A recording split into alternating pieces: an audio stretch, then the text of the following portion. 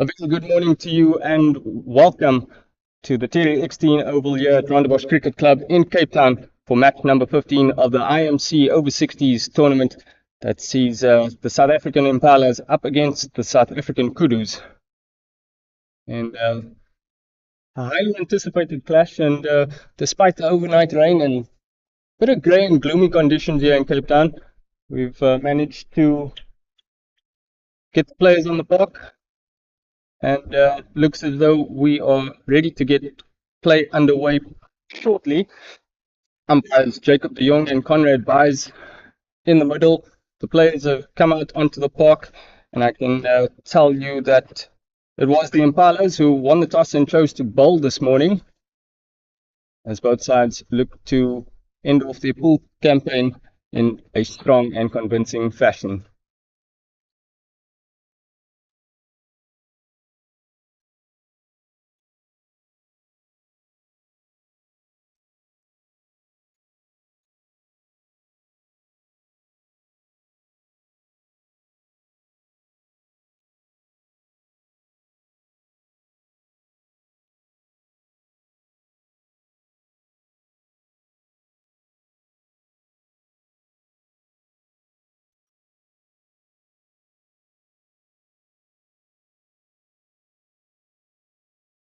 And just a quick run through the teams as we make our way to the halfway stage of this first over. Lining up for the South African Kudus, it's Andy Lund, Carl Mellers, Donovan Twinham, Irshad ul Haq. That will be cut away, and it looks like it'll be the first boundary of the day. 4 runs to Rudy Birkenstock. And just to look at that, Kudus playing 11 again once more. It's Andy Lund, Carl Mellers, Donovan Twinham, Irshad ul Haq, Mark Tessendorf, Mark Trout, Muzaffar Okay, Nick Rhodes, Paul Goge, Rudy Birkenstock, Shane Love, and Trevor Poole, the 12th man. Get through the opposing side in just a second after this delivery.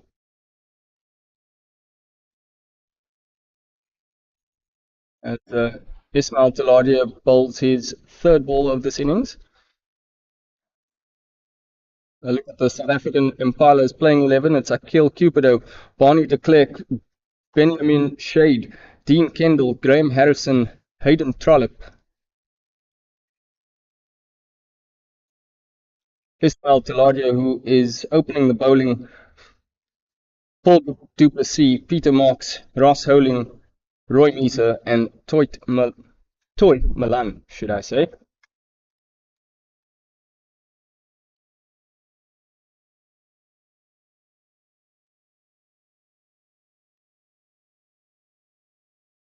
As we see Nick Rhodes taking a strike for the first time today. Umpire de Jong just helping him out, giving him guard as he lumbers up, shaking off a little bit of the cobwebs.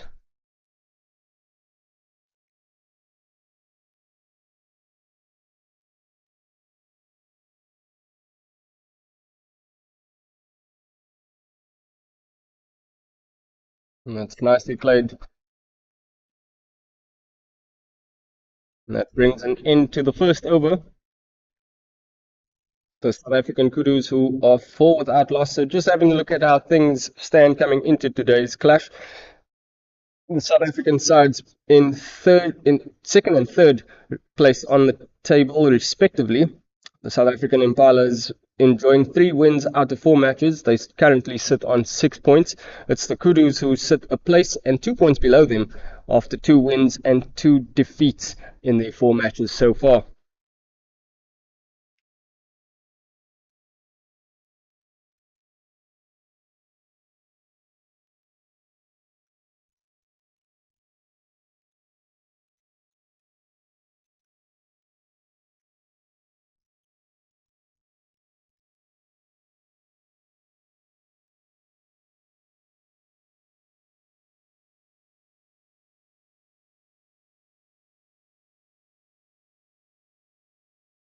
Just looking at the overhead conditions, there is a bit of rain expected this Sunday afternoon.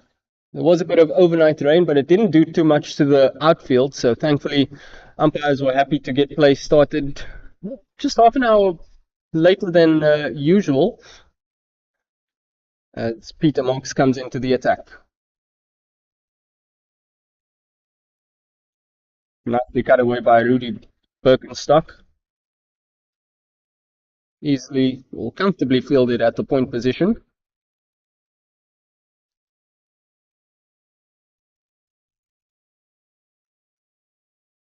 Marks starting his first over with two fairly loose-ish deliveries just outside that off stump.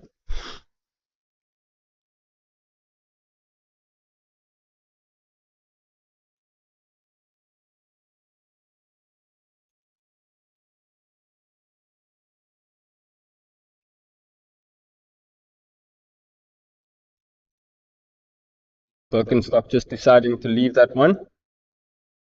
It's only the second over, lots of time to play yourself in. Oh, that's nicely cut away behind square. Birkenstock thinks about the second, but decides against it. Nicely fielded there by, can't exactly make out who that is in jersey number 1.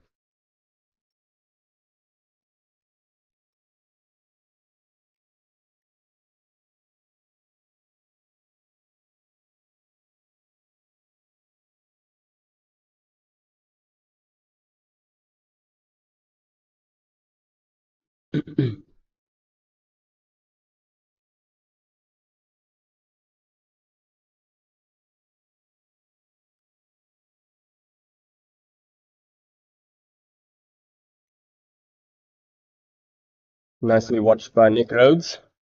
Doesn't offer a shot. Just happy to watch the ball go by, try and get a feel for what the pitch is doing.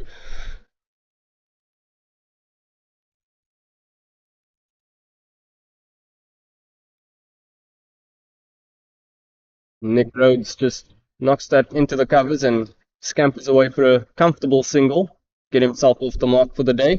And that brings us close to the end of the second over as the South African Kudus now 7 without loss.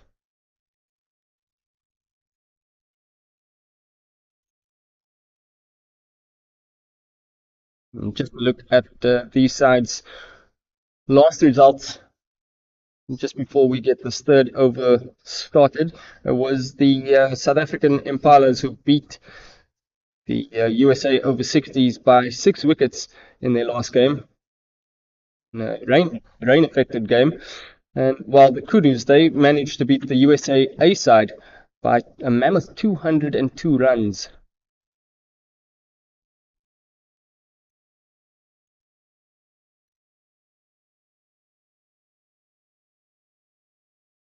A bit of width on offer for Nick Rhodes, and he just plays that down to the extra cover boundary, picks up a single.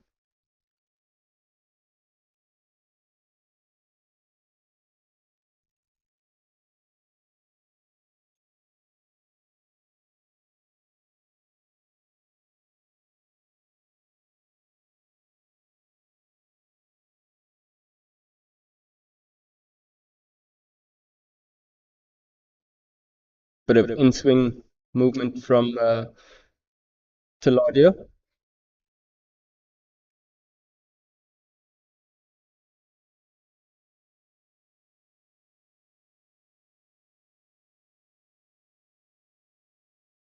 Oh, played around that one, did Birkenstock this time. Got a bit of a leading edge, but falls to safety. No real danger there.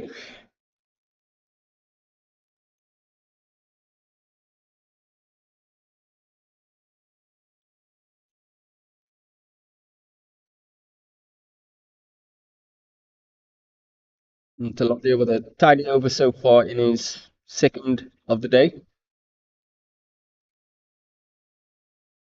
That's worked onto the leg side by Rudy Birkenstock. Will it make its way to the boundary? Stops just shy. And they managed to pick up a couple.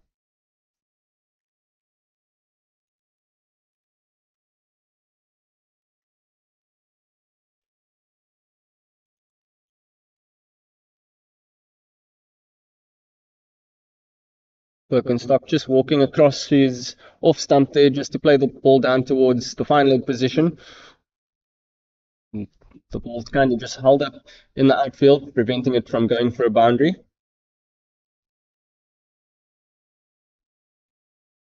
And that last delivery from Tailenders strays down the leg side.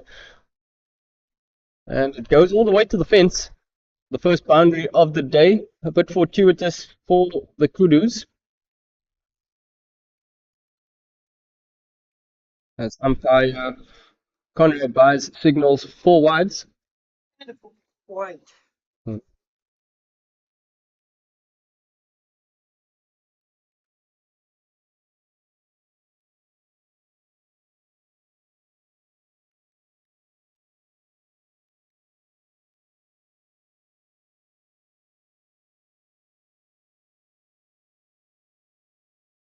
Now Ismail Tailenders just struggling with his line a little bit. Brings it back to outside that off stump, but a little bit too wide this time. So umpire buys signals another wide.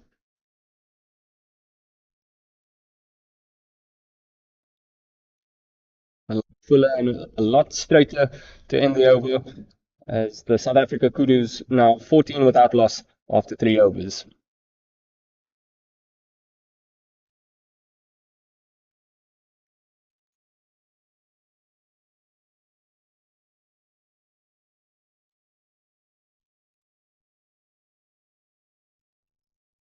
Still quite a bit to play for both of these sides. As I mentioned earlier in the broadcast, it's second up against third. And that's the Zimbabwe Over-60s, who currently lead the way after winning 4 matches from their 4 fixtures. They sit on 8 points. It's the Impalas who are on 6 points in second place, and the Kudus sit in third on 4 points.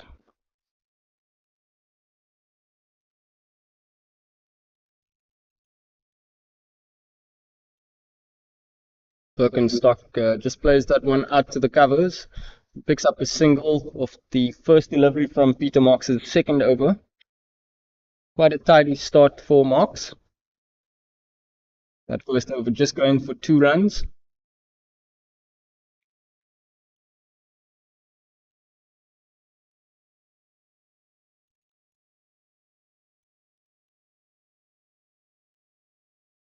A bit of width on offer, cut away, and nicely fielded at point. Just a word on the conditions. There's a bit of blue patches in a very much grey sky. And that one strays wide.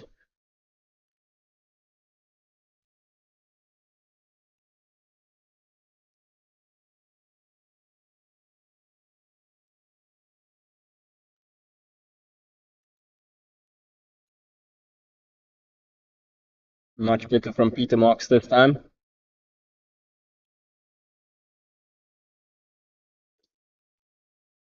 So steady breeze blowing from left to right. Nicely played again, but straight to the fielder. It's actually a little bit difficult to figure out where or how this breeze is blowing, but it's clipped way down to the leg side. Rose picks up a single.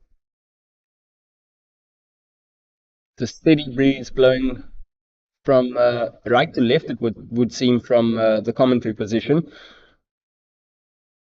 So maybe a little bit of assistance on offer for the bowlers early on. And Peter Marks tosses that one up, and Birkenstock not taking the bait this time. Plays it back safely as we come to the end of the 4th over. The Kudus now 17 without loss.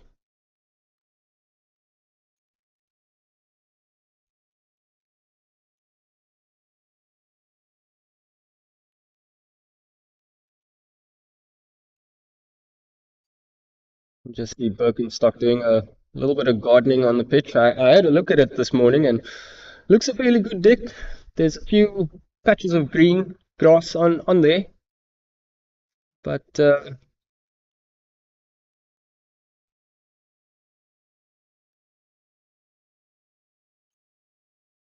Shouldn't do too many tricky things. I had a word with the groundsman as well.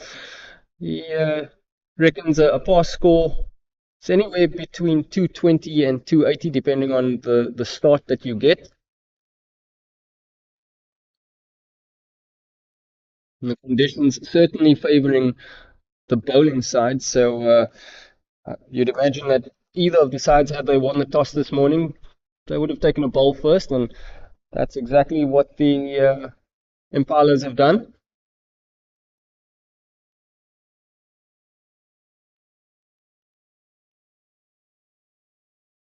The short and outside that off stump, comfortably cut away by Rudy Birkenstock.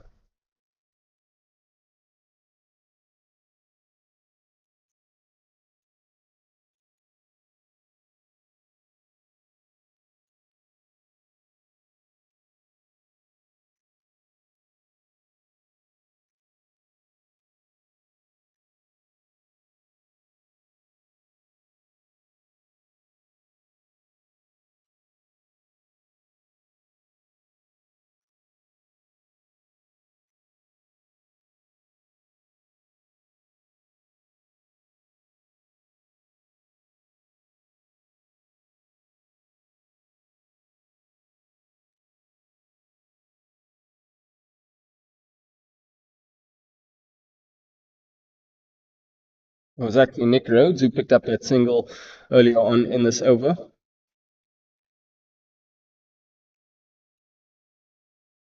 He's back on strike now to see out this last delivery. That one kept a bit low. Rhodes got some bat on it, but bounced just before it got into the keeper's hands. As we come to the end of the fifth over, it's the South African Kudus now 19 without loss.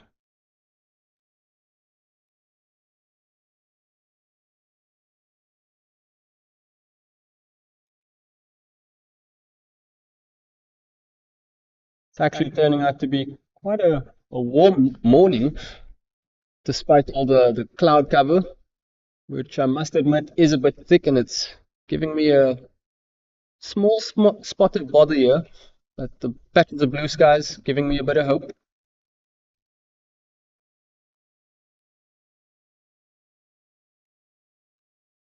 Bit of a fumble there off the first ball of Marx's delivery of his third over. First delivery of his third over.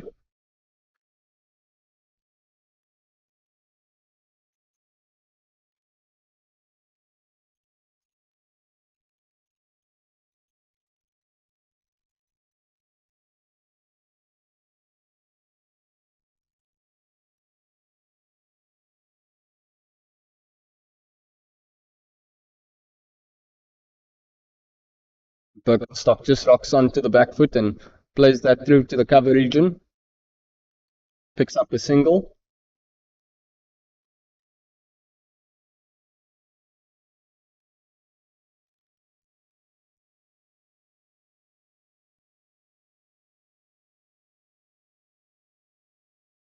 Oh, that's nicely fielded.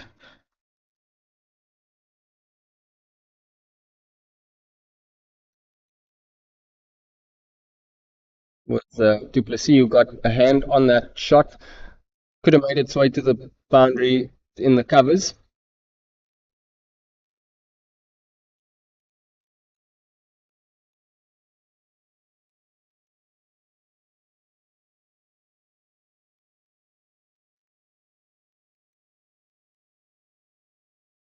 And this time it was Trollope doing the fielding.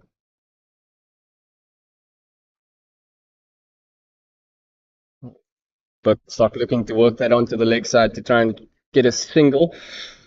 As we come to the end of the sixth over now, 21 without loss the score here at the Tailenders Oval at Rondebosch Cricket Club for match number 15 of this over-60s clash between the South African Kudus and the South African Impalas.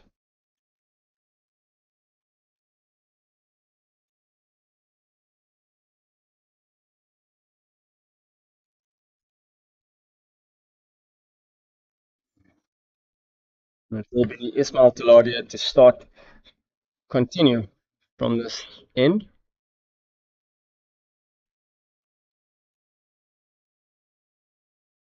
Thought about the run there, did Nick Rhodes. Sent back by his partner Birkenstock at the other end.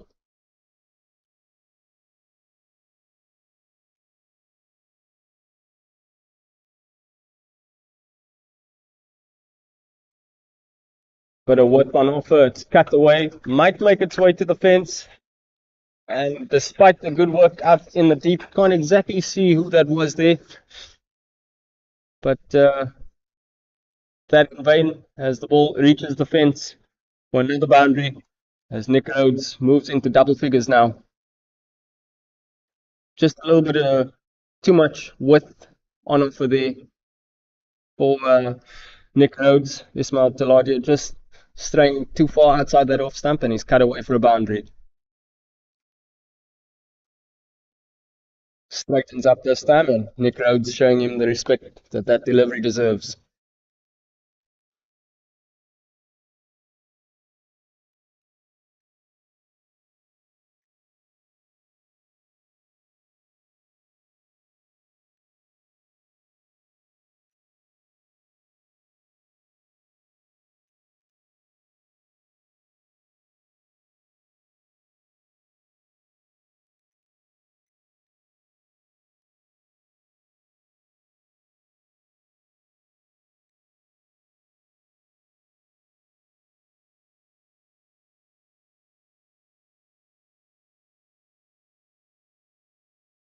That one strays a little bit too far outside that off stump for umpire Byes' liking as he signals wide.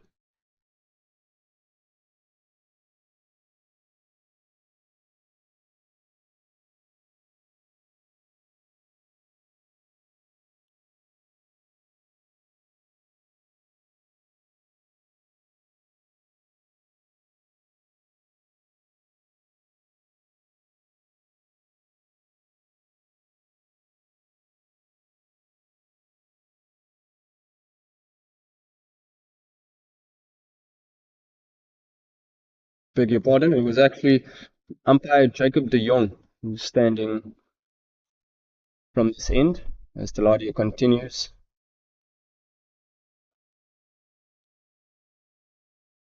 Got Barry. Oh, bit of a collision there. Both players seem to be okay.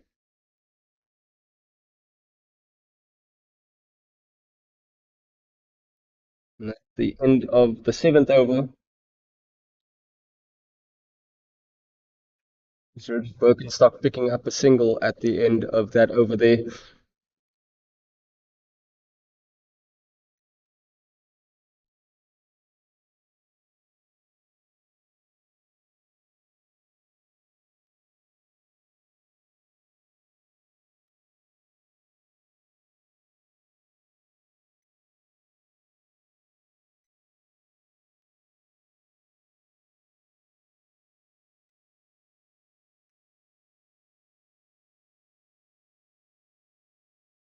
But a bit on offer again for Birkenstock to work with, and he just comfortably plays that out to extra cover, and they'll pick up a single.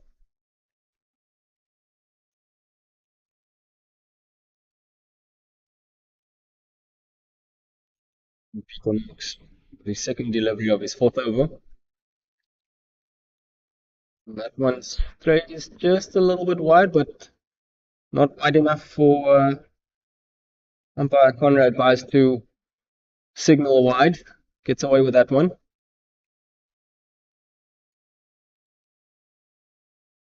Red bowling to his field so far is Peter Marks.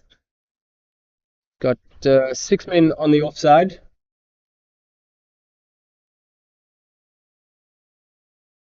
Oh, that one looks to be in front.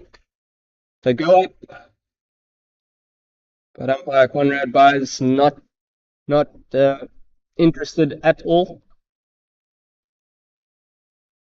That last delivery from Peter Marks just a little bit fuller and straighter. Nick Rhodes maybe not picking up the flight of that last delivery.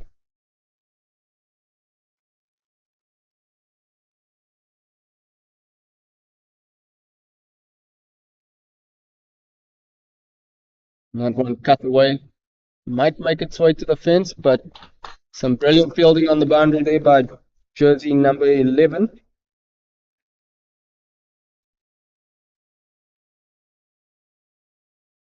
To see doing the workout in the deep there.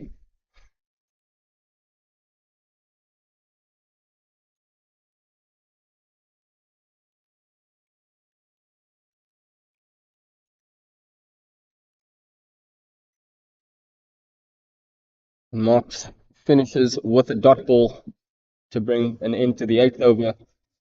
It's the Kudus now 31 without loss.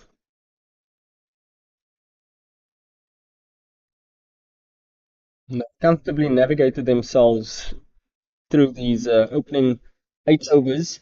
And I'm sure they'd want to make it through to at least the 15th over with the scoreboard just comfortably ticking away at a run rate of just under 4 runs and over. So the Kudus looking to set up a nice platform here.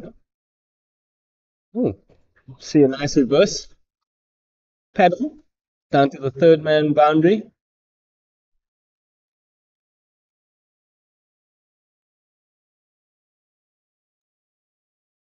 Nicely executed by Birkenstock. Got into position pretty early and just used the pace of the ball to help its way down to the boundary. And they'll pick up a single.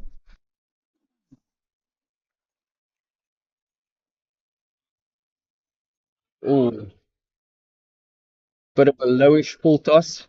And again, Nick Rhodes not picking up the flight of that one. Maybe going through his shot a touch too early.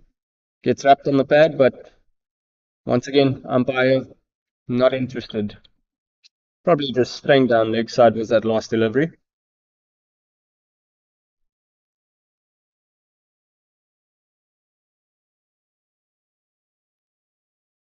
Just whipped off the legs down to the square leg boundary. Rhodes was looking for a second. He ran that first one pretty hard. Or Birkenstock rather.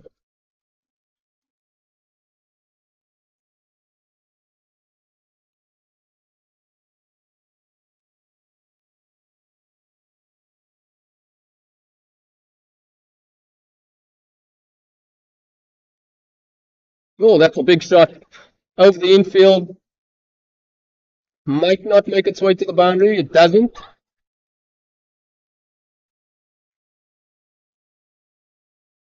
So a good sign of intent from the Kudus. It's the first time we've seen a bit of an aerial shot from the batting side.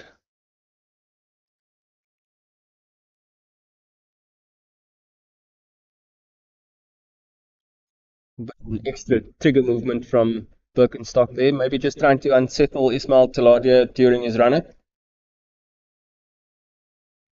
It was Harrison who did the fielding of that last big shot. That only produced 2 runs.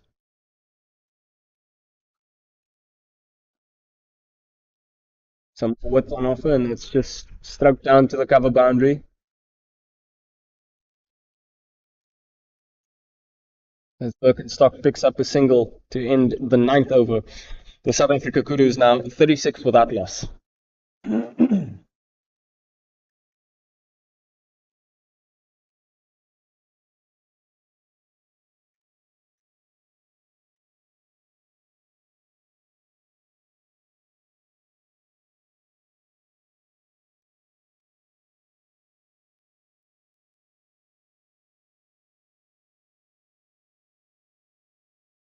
Very steady start for the South Africa Kudus so far. Rudy Birkenstock and Nick Rhodes looking to set a nice platform.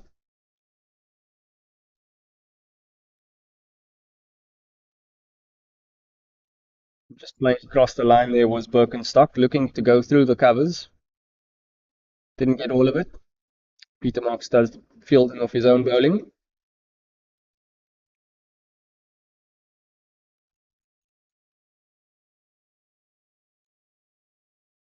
Really bowling to his field is Peter Marks.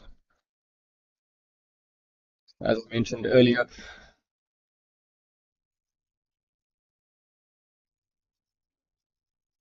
That one just beats the outside edge. As I mentioned earlier, Peter Marks has has 6 men on the offside, 3 on the leg side, 2 catches down at one at long off and long on.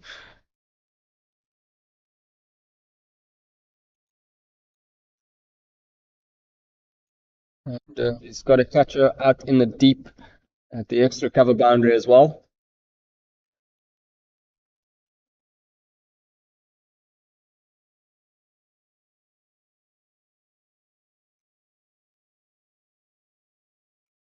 Gives that one a bit of extra air, and Birkenstock plays through across the line. Doesn't make any contact, and you'd imagine had he gotten hold of that one, lots of runs available on the leg side.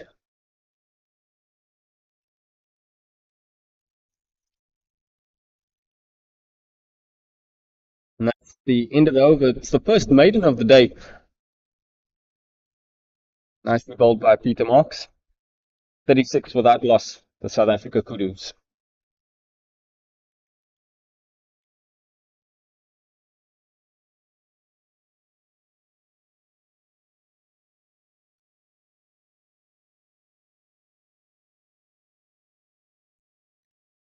It will be Ismail Taladia to continue closest to our commentary box position.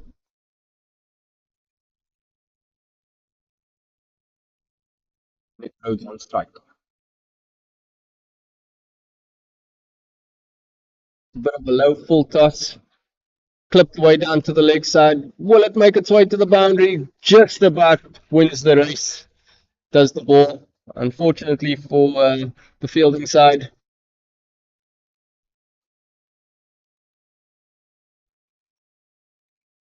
just couldn't get close enough to that one.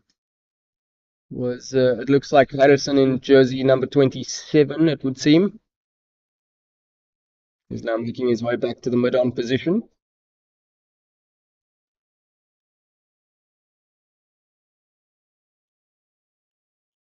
It was indeed Harrison who chased that last delivery before it made its way to the boundary. Bit of an agonizing chase, a teaser, if you will.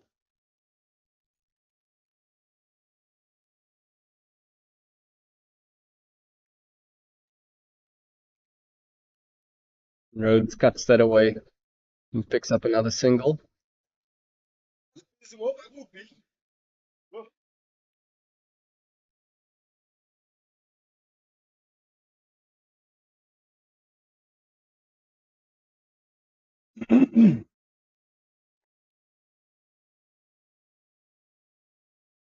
Birkenstock and strike. That's a bit uppish. It's a chance. And it's taken. Lovely catch by Harrison at mid-on. And Nick Rhodes just trying to up the ante a little bit, trying to play a bit more aggressively. Plays a little bit of a cross-bat shot, doesn't catch all of it.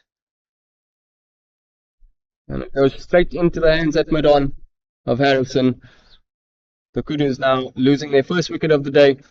Ismail Taladia, he picks up his first wicket of the day. Takes the score to 41 without 41 for the loss of 1 wicket.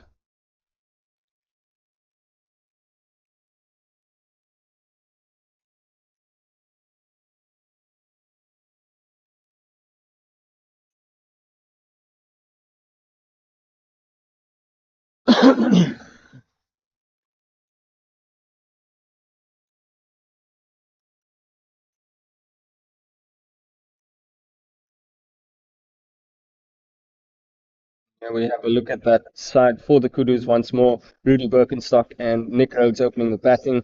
Carl Miller's coming to the crease next. It's Andy Lund, Donovan Tunham, Irshad Ulhaq, Mark Tessendorf, Mark Trout, Muzaffar Okay, Paul Gouge, and Trevor Poole.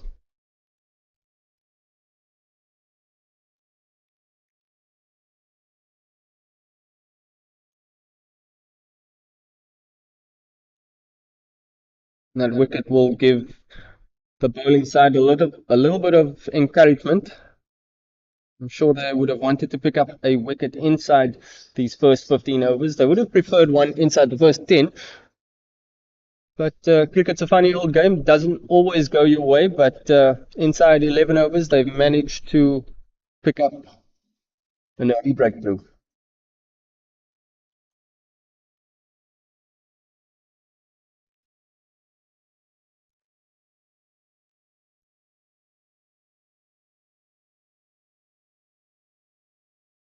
Carl Miller's just watching that one go past the outside of stump.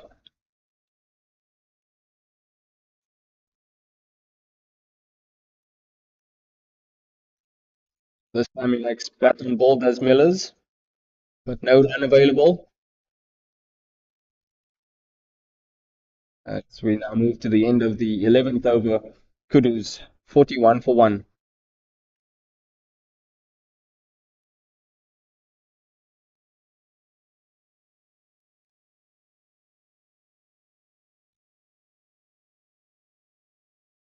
Carl Mellors, who's just come to the crease, he's been one of the top performers so far in this campaign. He's picked up 237 runs so far, and that puts him third in the top run scorers list.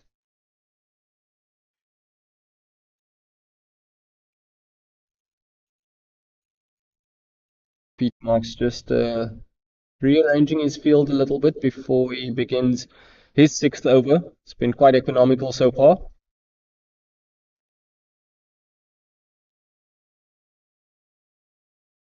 Nick Rhodes picks up a single to start the 12th over. Brings Millers on strike.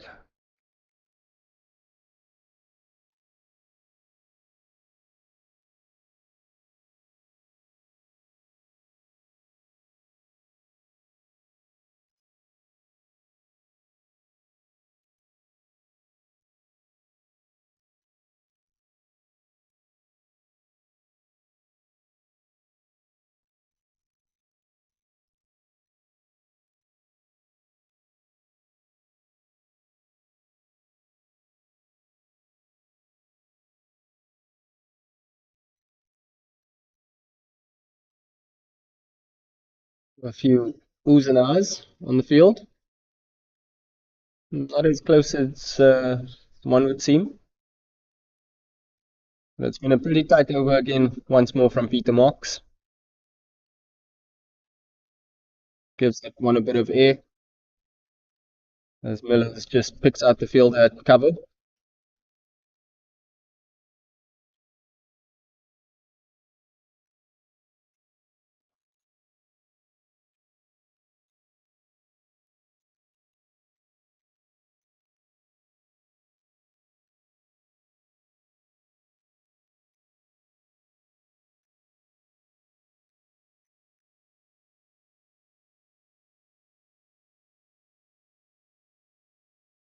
And that one just throwing a little bit wide as the umpire signals for a wide.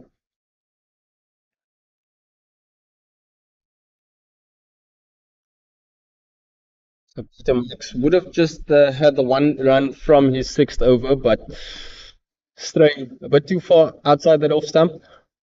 So have an extra crack.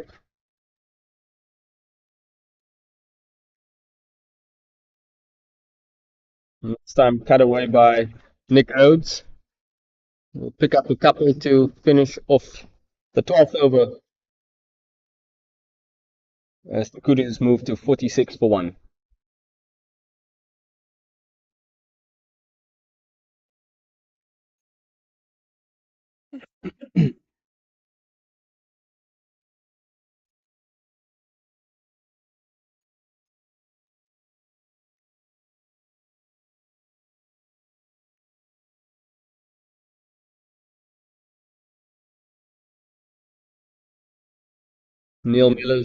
Carl Millers, should I say, on strike, still yet to get off the mark as Tailenders begins his 7th over.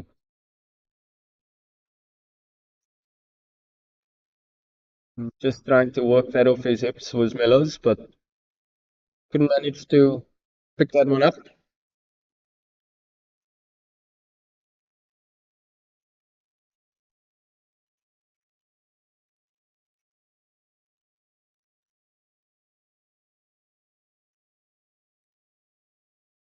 Last delivery, maybe just hitting something in the pitch. Spiked up towards Miller's. Dealt with it quite comfortably in the end.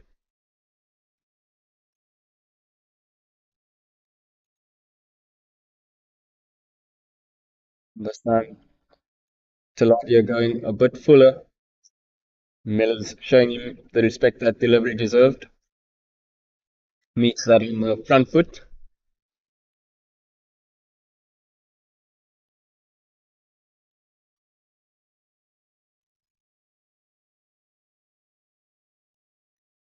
Miller's made his mind up pretty quickly on that one. Rocks onto the front foot and steps into the covers, into the offside, and just picks up a single to get himself off the mark and bring Nick Rhodes on strike to see out the rest of this over.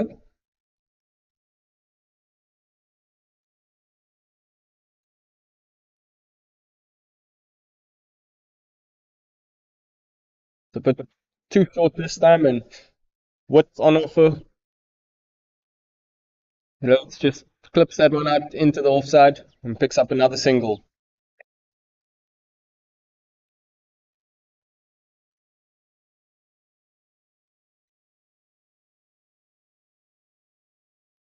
And again, this one just dropped short by Nick Mellors, nudged onto the offside, picks up a single to end off the over.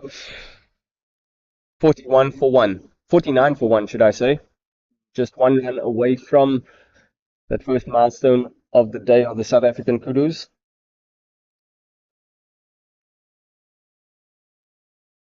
Well, happy with their start, but despite losing that early wicket of Birkenstock this morning, going along quite comfortably. Not too many hairy moments so far. Peter Marks has been pretty solid this morning, just going for the 15 runs in his 6 overs, about to begin his 7th.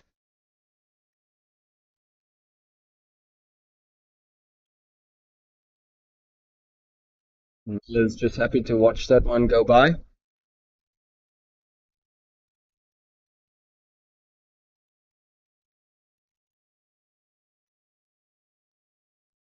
Ooh, could have been a chance. A bit uppish, but bounces just before it gets back to Peter Marks, who does the fielding of his own bowling.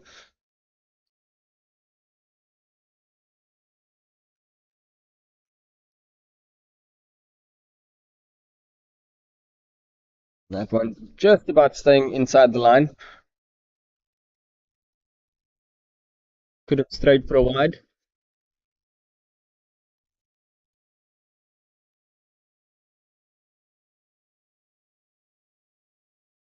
It's really finding his groove, or in his groove, should I say, is Peter Marks.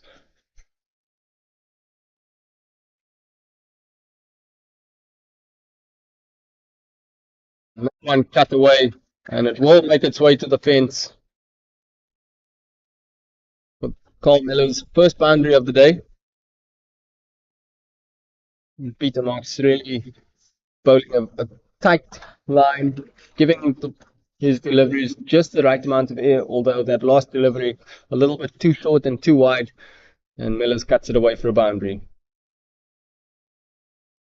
And again, this time a bit of width. Oh, and that one slips through Harrison. And I'll come back for 2. It's good running from Carl Millers.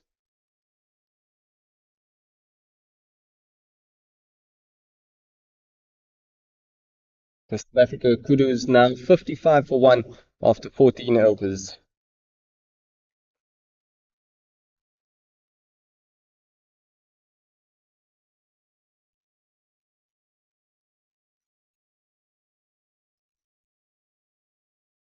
Was Carl Millers who just nicely clipped that last delivery away behind square, and third man is up in the bound inside the inner ring. And unfortunately, Graham Harrison couldn't get down quick enough to do the fielding there. As we'll see a change in the bowling. Bonnie de Klerk coming into the attack now.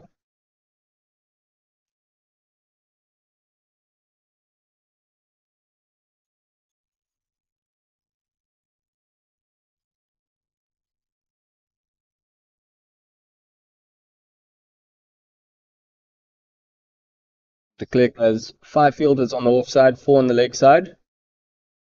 He begins his first over. And Nick Rhodes just nudges that into the offside and picks up a single. Just out of your view, it was Bonnie de Klerk making a bit of fielding alterations after his first delivery. Man of the plan is de Klerk. He's just brought point a little bit closer to the square. Dead ball signaled by umpire.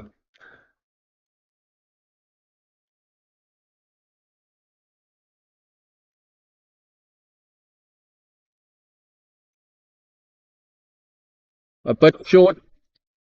And that is the first maximum of the day. What a shot. Way too short on this occasion from Barney de Klerk. And Carl Millers puts that one away for the first maximum of the day.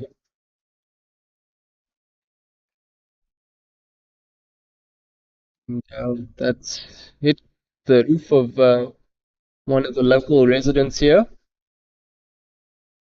It seems as though we'll have a brief break to relocate that ball. Or locate that ball.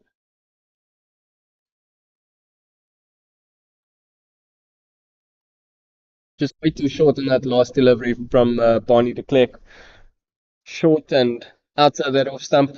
Allowed Carl Millers to rock onto the back foot. He recognized the length of that delivery pretty early on. Used the pace as well and just pulled that away behind the square leg boundary for 6.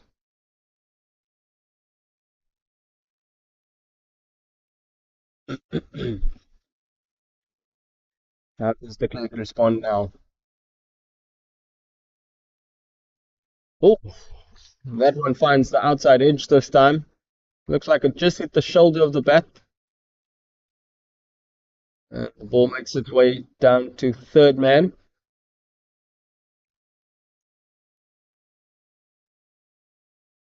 A little bit of a mixed bag for Barney de Klerk so far in his first over.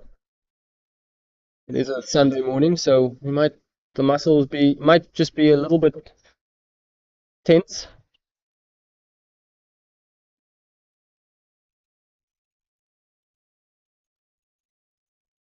Bangs it in, does Barney de Klerk. This time, a bit of width on offer outside that off stump and clips it away to the point boundary.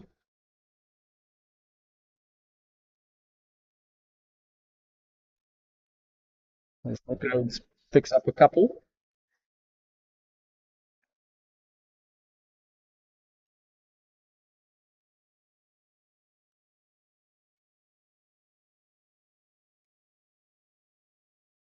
And that one kept low, but some brilliant fielding in the cover region.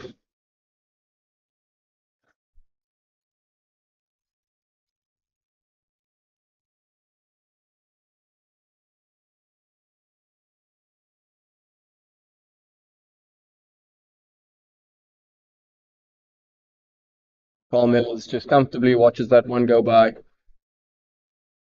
Seems to be a little bit confused by what the pitch is doing. Just watching that last delivery. And brings us to a brief drinks break. The South Africa Kudus 66 for 1 after 15 overs. As the players get a bit of a refreshment and the umpires just come together to have a chat.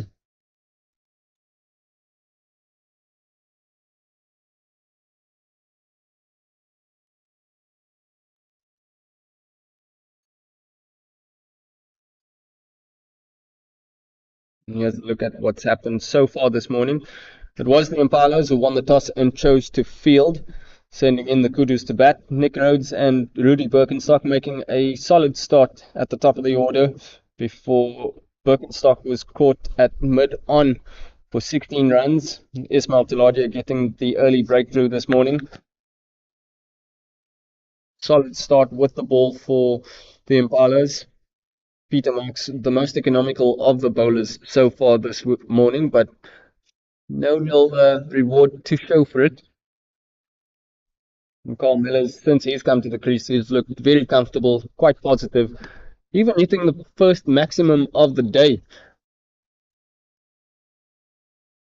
So it's perfectly poised here at the Tailenders Oval for match number 15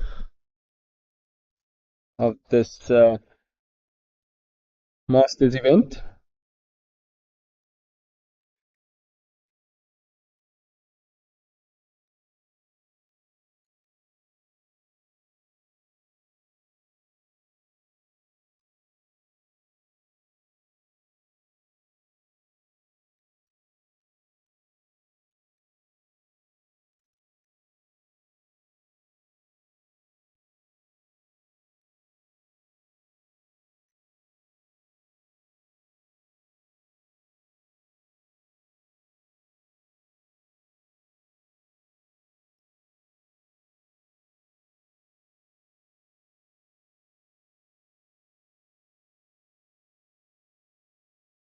So 1/3 through the way of this first innings here at Rondebosch Cricket Club, where the South African Kudus are 66 for 1 after being sent into bat by the South Africa Impalas. A reminder, this is a clash that sees second up against third, with both South African sides coming into this clash on the back of wins in their last outings. We'll see change in the bowling.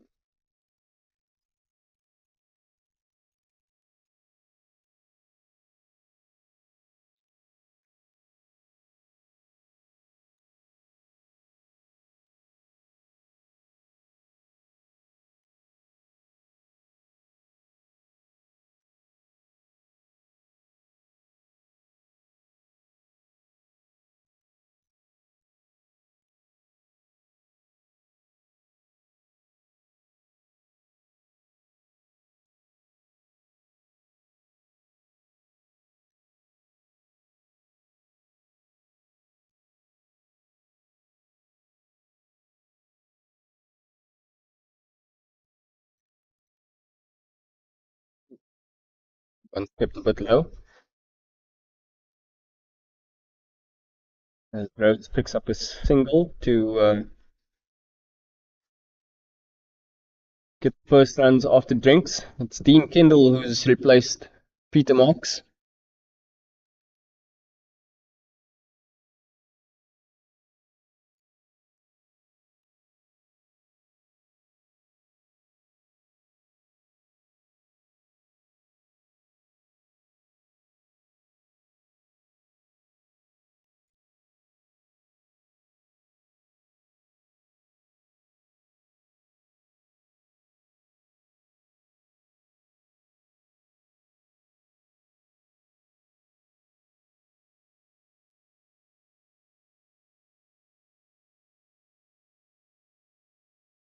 It's cut away and nicely fielded at point.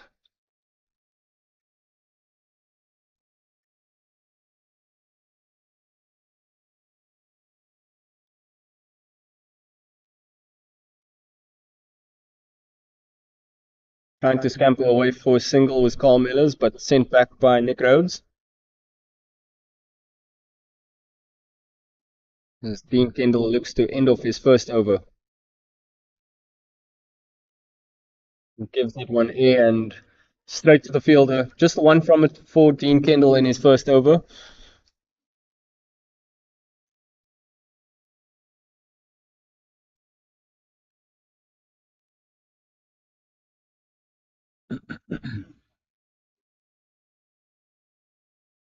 It looks like there'll be another change in the bowling.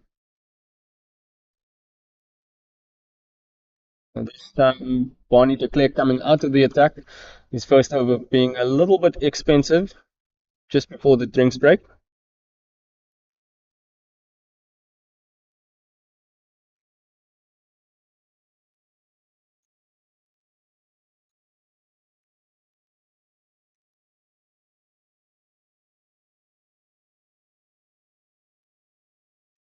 And we'll see Paul Duplessis coming into the attack.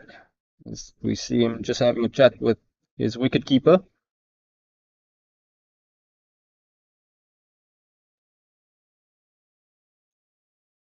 Roy Neeson now heading back towards the striker's end to take his position behind the stumps.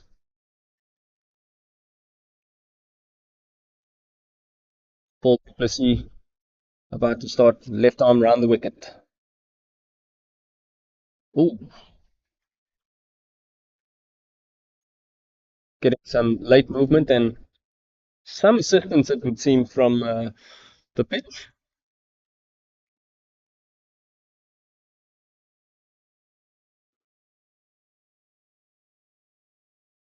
As Nick Rhodes just trying to feel him out, comes down the track, has a look at the pitch. A tricky customer, Paul Duplessis looks like.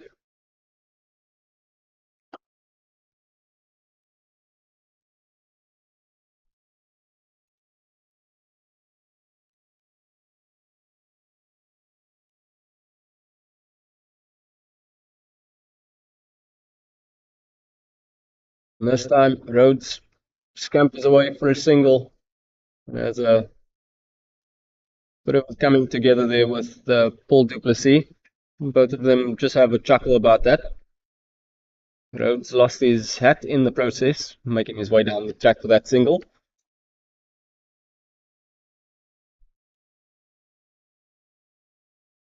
He's trying to retrieve it and making his way back across your screen as you see now.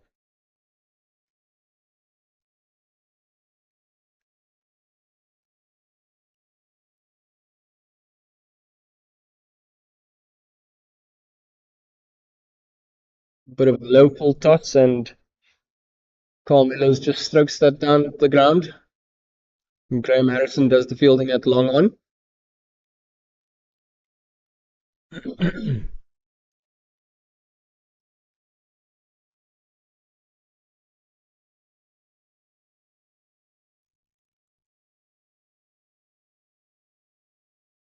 Paul Duplessis finishes his first over with a dot ball.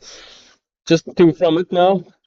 Kudus on 69 for 1 after 17 overs.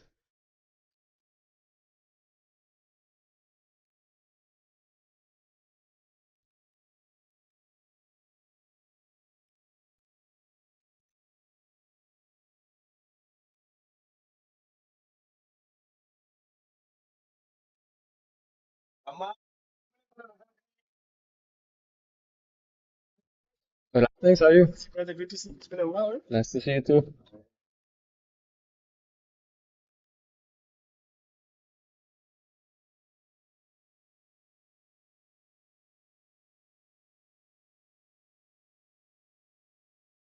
Ooh, that one just sprang down the leg side and could clearly hear bowler not happy with the start to his second over.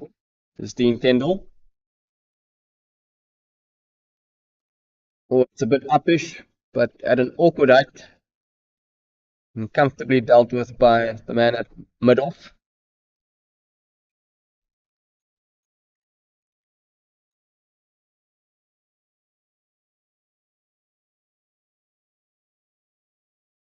And Kendall tightening things up after a bit of a loose start to his second over.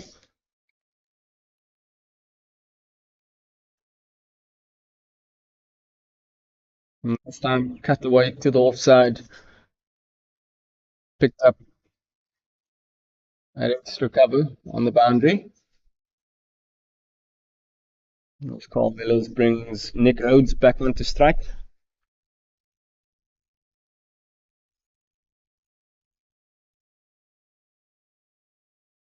Nick Rhodes just works that off his legs, picks up another single.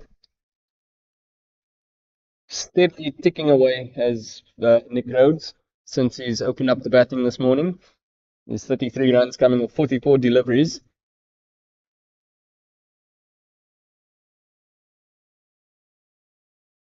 Oh, it's a bit uppish. Oh, and Harrison can't get down quick enough, but The ball will hold up in the outfield. And that's some very good running by Carl Millers, who showed some real impressive pace to pick up 2 runs over there.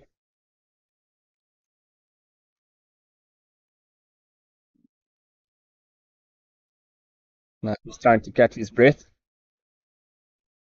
as he looks to navigate the end of this 18th over. 2 more deliveries to come. Oh, wrapped on the pad. Oh, I beg your pardon, it was just the one to come. And that brings the end of the 18th over. The Kudus 74 for 1.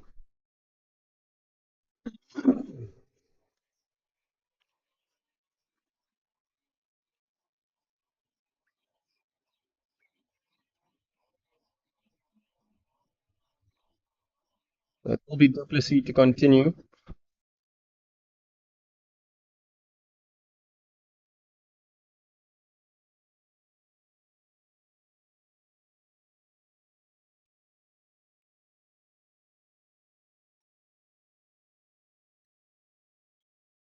They've had a solid start this morning, have the Kudus,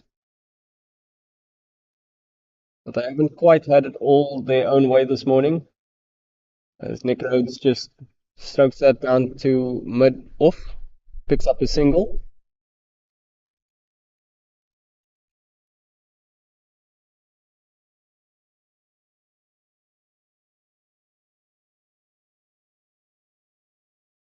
And this time it's Carl Millers who flicks it off his hips. That moves him to 20 now. It's looked really positive so far this morning since coming to the crease with Carl Millers. A real lively customer in between the crease.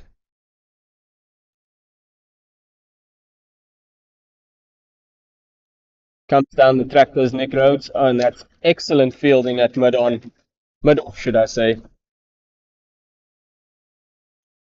Had to get down in a hurry, did Trollope, and he did just that. Certainly prevented a boundary over there.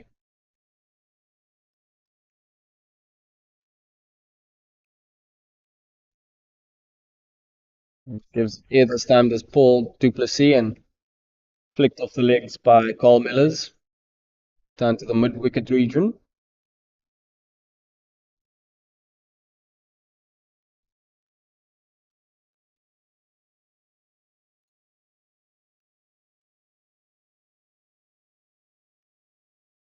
Oh, uppish and just a little bit wide of Paul Duplessis' left hand. Would have been a brilliant catch off his own bowling. But that will be an encouraging sign for the Impalas as we come to the end of this 19th over. Duplessis gives that one some air, and Millers tries to work it through the offside, but doesn't catch all of it. Sees a dot ball, and the Kudus now 79 for 1.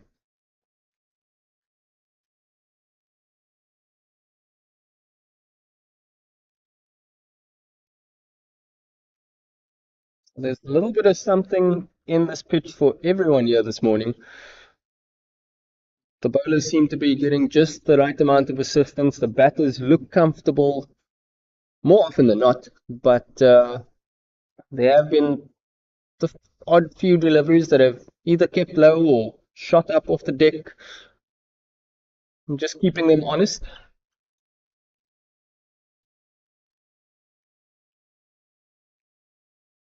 That run rate for the Kudus now slowing down to 4.2 and over.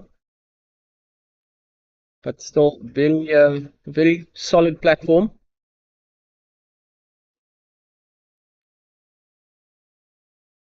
As Dean Kendall begins his 3rd over, starts with a dot ball.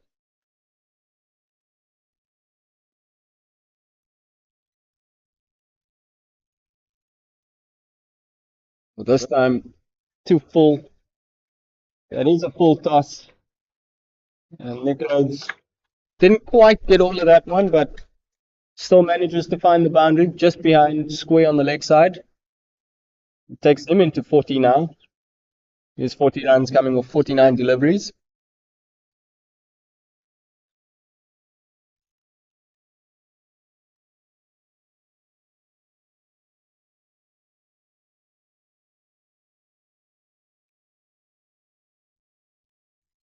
Just worked off the legs. It may have wrapped Rhodes on the pad. As we see the umpire signaling for a leg by now.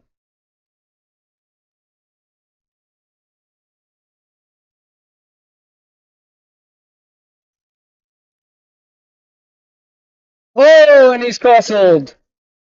Lovely delivery by Dean Kendall. Carl Miller's playing all around that one. So his comfortable stay at the crease comes to an end. After 34 deliveries, he's gone for 21 runs. And a much needed breakthrough for the Impalas, who pick up their second wicket of the day. Dean Kendall getting his first of the day in his third over.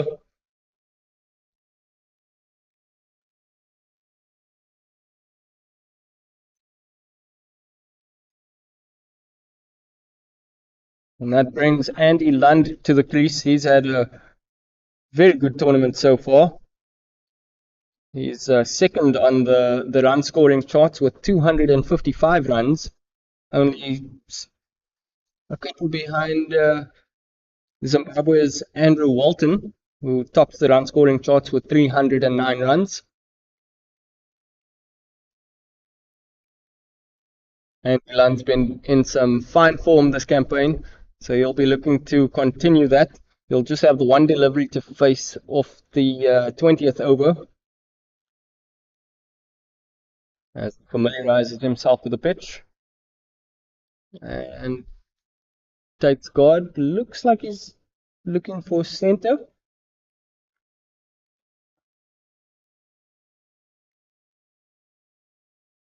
He's got that from umpire Conrad Baez and is ready to face his first delivery. Dean Kendall looking to finish off his third with a wicket.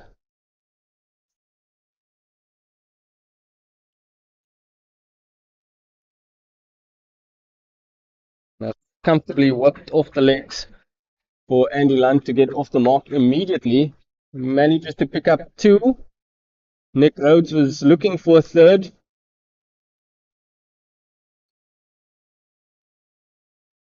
So Andy Lund gets himself off the mark with his first delivery, as Dean Kendall looks to end off strong. Making a little bit too full and straight, worked off the legs again. And Lund picks up another 2 runs to finish off the 20th over. South Africa Kudus now 88 for 2.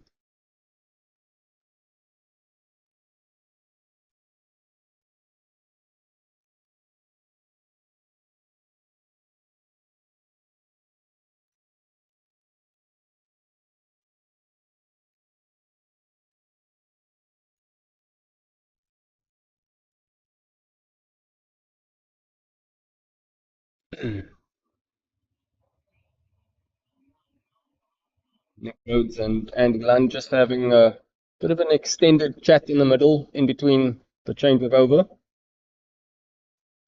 Nick Rhodes on 40 has been at the crease from the start.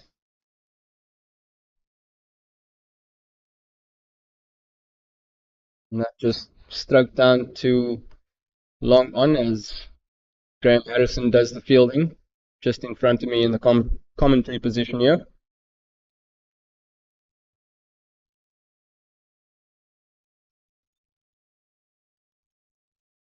That brings Lund onto strike. Umpire Jacob de Jong just helping him with the taking his guard.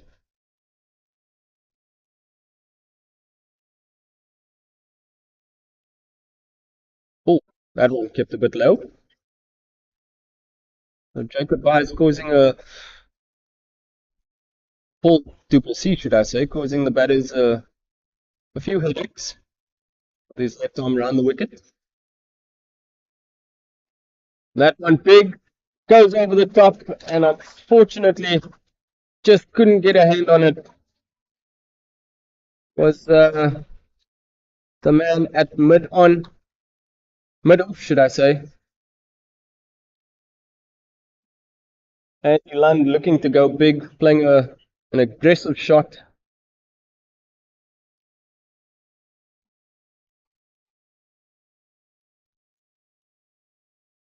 Trump, who's been quite a live wire in the field, just couldn't get his hand on that one. Tell you what, it would have been some catch had he managed to hang on to that, but the ball just evading his fingertips before reaching the boundary. Oh, and that one sneaks through as Andy Lund comes through for a single.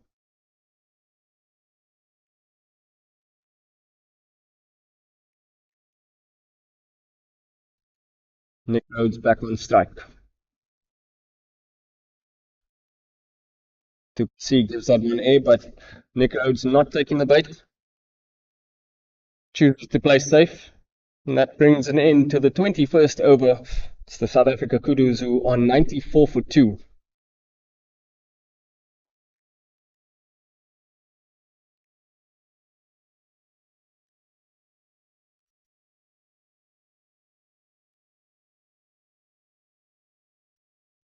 Been a positive start so far this morning for Nick Rhodes, who's on 41 of 52 deliveries. He's been there right from the beginning. So you'll know quite a bit about this pitch and how it's playing. Just having a chat with Andy Lund.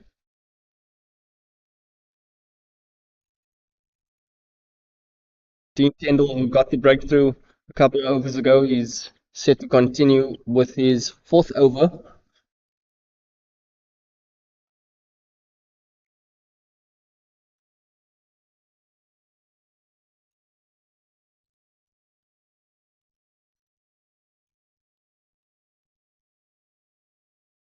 Ooh, that one just strays down the leg side, and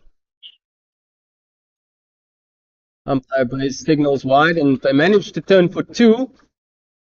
And that's some really good running by the South African Kudus.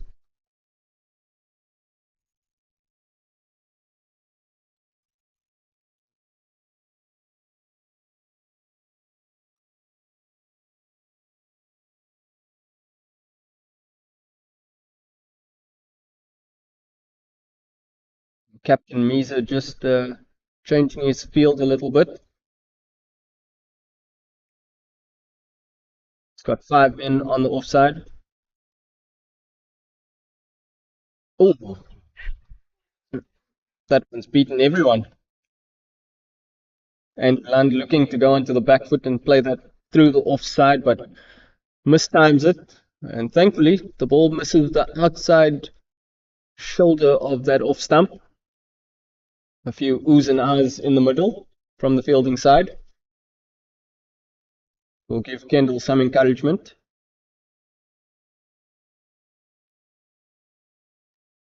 Kendall opting to give Nick Rhodes a little bit of width, but the Kudus opener misses out on this occasion. And cuts that behind square. Look to come back for 2, and Du Plessis doing some very good fielding just in front of me.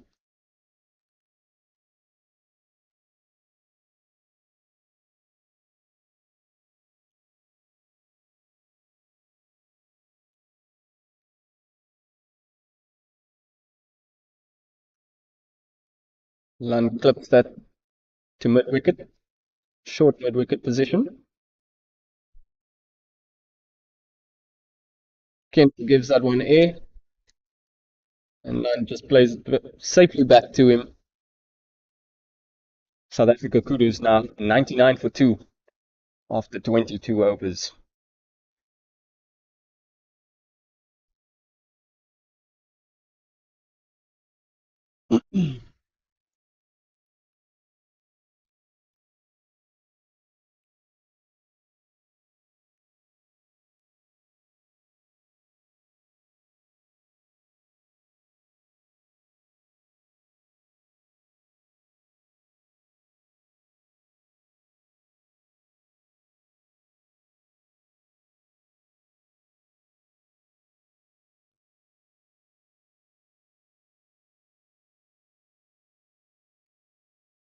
Oh, it's some brilliant fielding again by Du Plessis.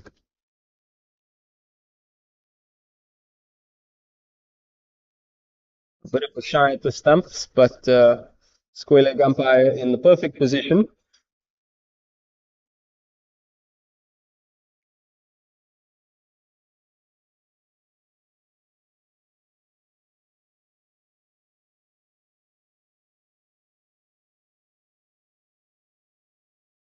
Oh, Paul Plessis wraps Nick Rhodes on the pads, but no appeal. That one definitely straying down leg side.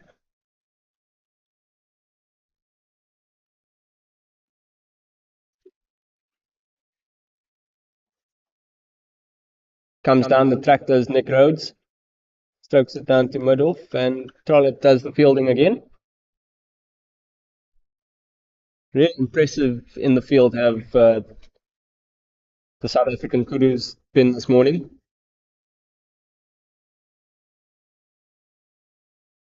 Short and wide outside that off stump, and Lund cuts that away to the extra cover boundary and just picks up a single this time.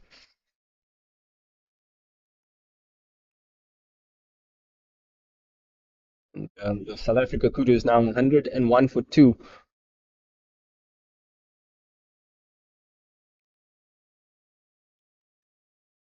Stroked down the ground and nicely fielded again by Trollope.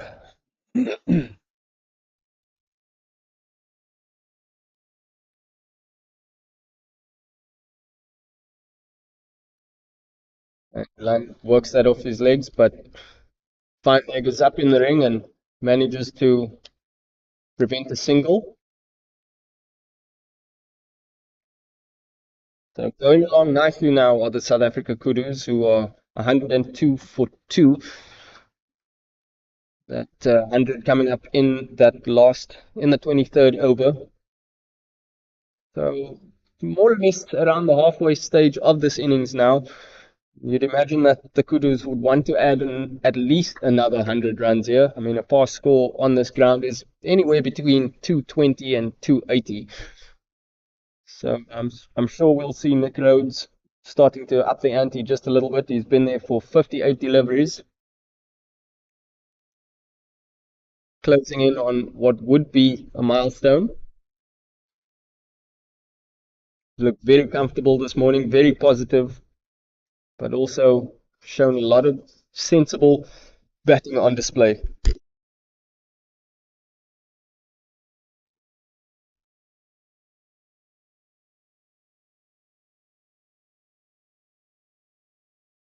And Dean Kendall now into his 5th over. Got 1 wicket and 18 runs to show for it so far. And Rhodes just clips that down to mid-on. And picks up another single.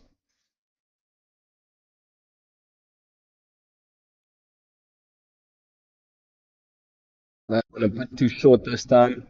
And Lund goes onto the back foot and kind of flat backs that one down to mid-off for a single. A little bit too straight to try and cut further onto the offside, but manages to make bat on ball and get a single. A lot of width on offer. That delivery kept low as well. Cut away just behind backward point. And Du Plessis doing the fielding. Supposed to be getting a rest in between overs, but has been quite busy in the last 2 overs fielding in that backward point region.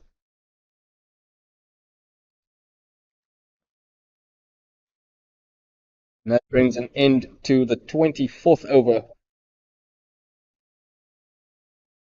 As the South Africa Kudu is now 105 for 2 with a steady run rate of 4.5 and over. And they'll be pretty happy with that score so far. And they'll know there's a lot more runs on offer here. There's the little bits of blue skies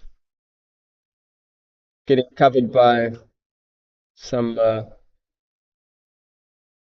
dark looking clouds. Hopefully it manages to keep the rain away.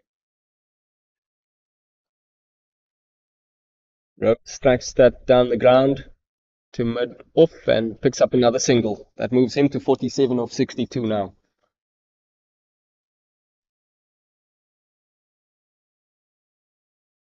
Oh, and Lund looks to go big. No real danger in that shot. He smashes it to the cover boundary for a single. Now just going through his repertoire of shots at the non-striker's end.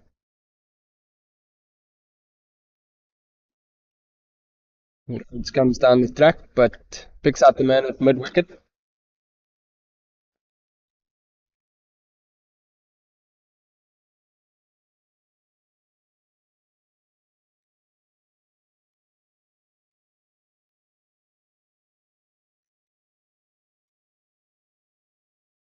Rhodes just works that off his legs. Picked up the flight of that delivery pretty early on and was able to work that just behind square for another single as he edges ever closer to 50 runs. Just 2 runs away now.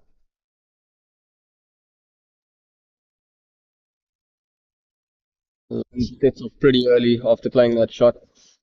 Picks up his single. He's also just moved into double figures recently. His 12 runs coming off 15 deliveries. Look very positive since coming to the crease.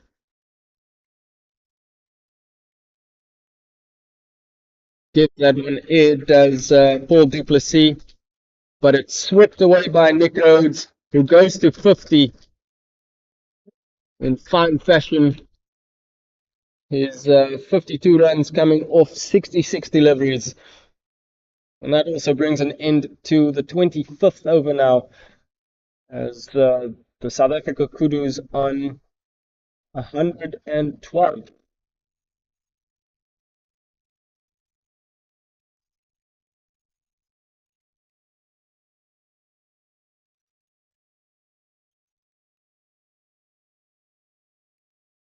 So we wait for this scoreboard to just update, make that 132.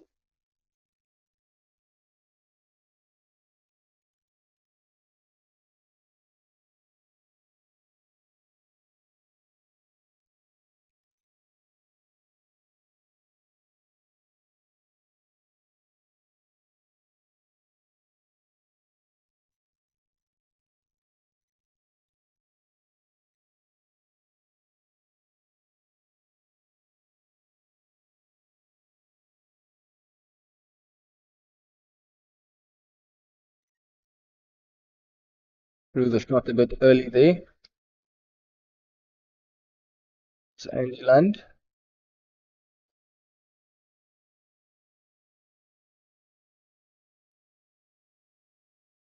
Cut away, but nicely fielded by du Plessis at point.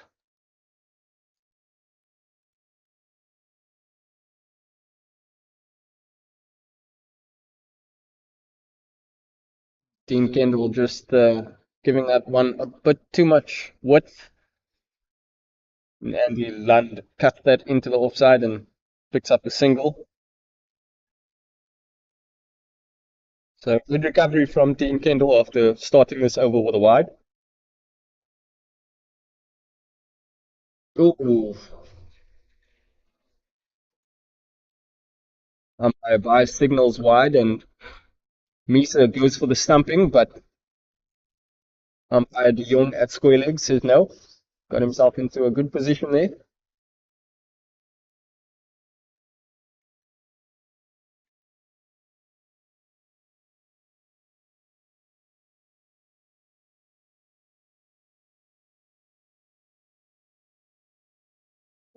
Cut away behind square, but Nick Rhodes looked to be on his way, but was sent back by Andy Lund at the non-striker's end.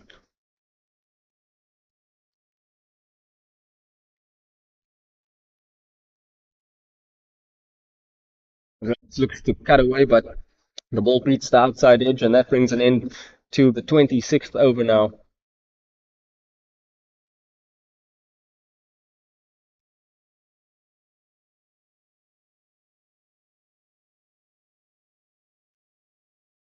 Just waiting for my scoreboard to update, or the scoreboard to update. But here at the ground, it's the South Africa Kudus who are 116 for 2 after 26 overs. I mentioned a little bit earlier, it's been a very positive start for the Kudus at the crease after they were sent into bat, losing the toss. And that run rate has been steadily staying at 4 or just over 4.5 and over. I'm sure we'll see a bit of an acceleration over the next 10 to 15 overs. I want to try and get that run rate up to around 6, maybe even 7 and over. Lots of runs on offer, but they need to be watchful. And there's a catch. Du Plessis not too happy with that delivery, a little bit too full and straight. But and Lance flicked that off his legs straight into the hands of mid-wicket for a comfortable catch, and that's the 3rd wicket of the day. The Kudus now 116 for 3. Most importantly, it's Nick Rhodes who's opened the batting. He's still out in the middle, and he'll be crucial to any big score that they can post in their innings. Dean Kendall picking up his 2nd wicket of the game.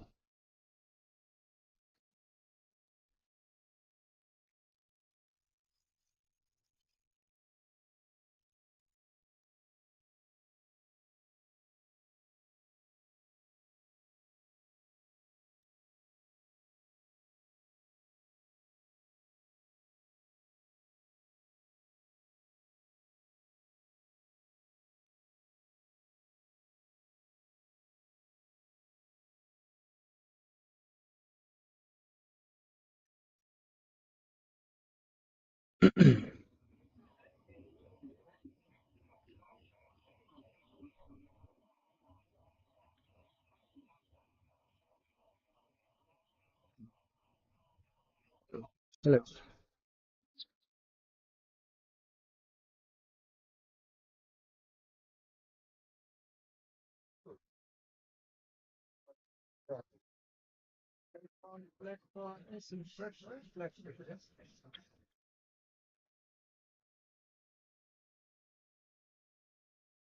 Paul Du Plessis picking up a wicket.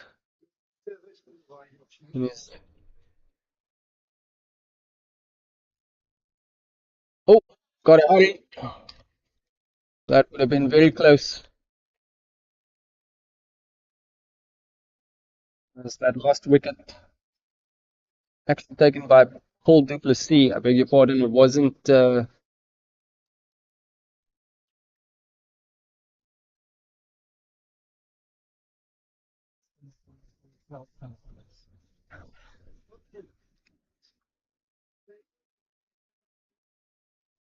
Trevor Poole, the new man at the crease now.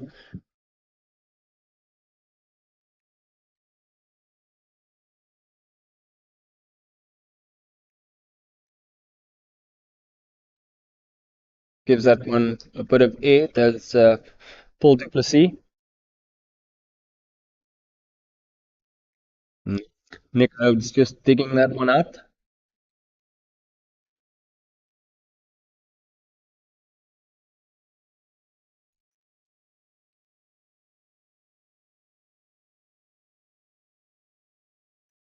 Comes down the track again, does Rhodes. Same result as the previous delivery.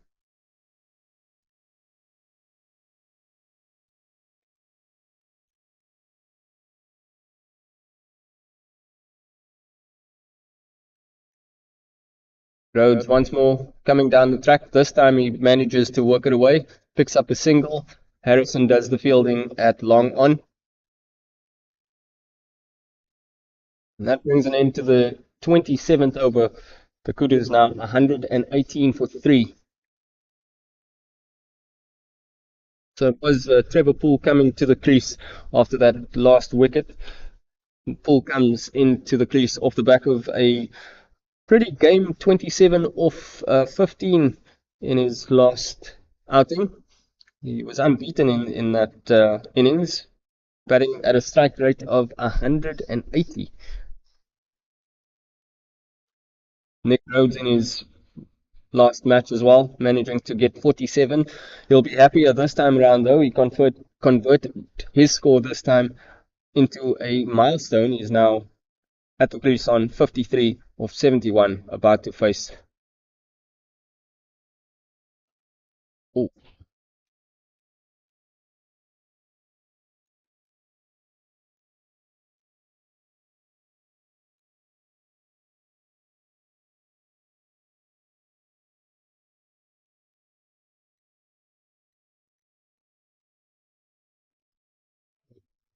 cuts that away. Oh, was close, and the square leg umpire has given him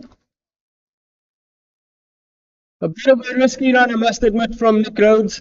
We put Trevor Poole in all sorts of trouble. Duplessis doing the fielding at short third man, and some brilliant work behind the stumps by Misa.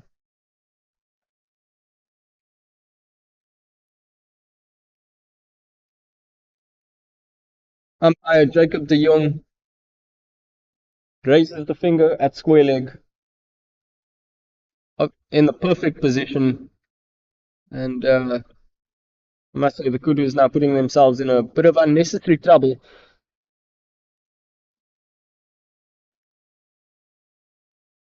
But still only 4 wickets down.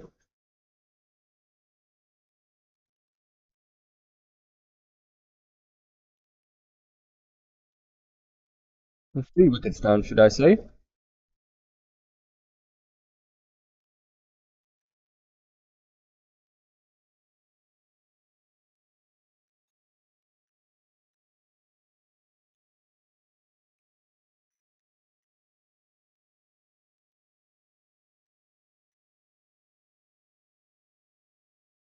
And that last wicket brings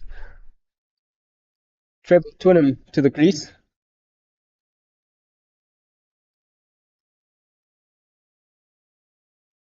Donovan Twynham, should I say. It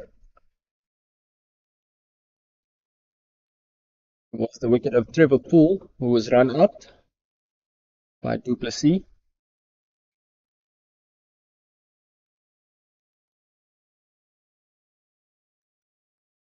Nicely fielded at short cover.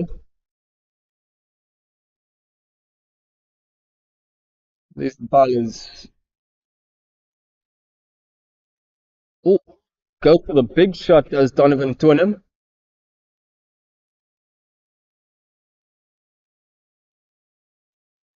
And the Impalas having a bit of an appeal.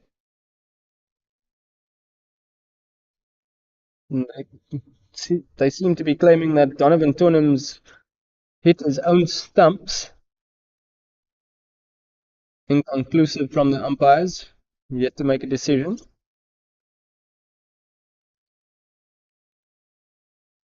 And it's given. Hit wicket. So a bit of a wild wielding of the willow from Donovan Twynham, and he's ended up knocking over his own stumps.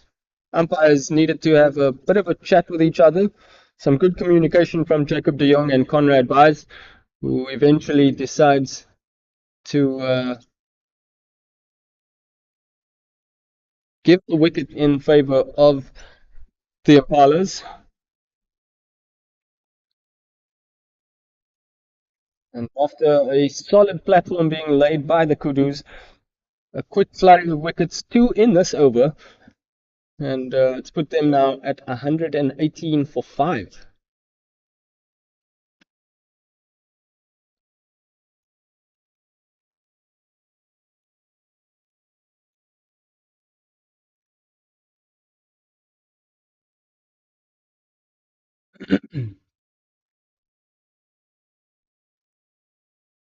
And wicket now brings Mark Tessendorf to the crease.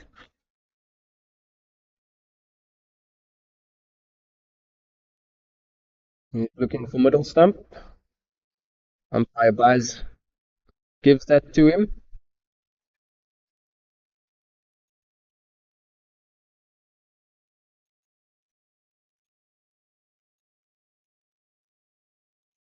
Tailenders has 2 deliveries to navigate.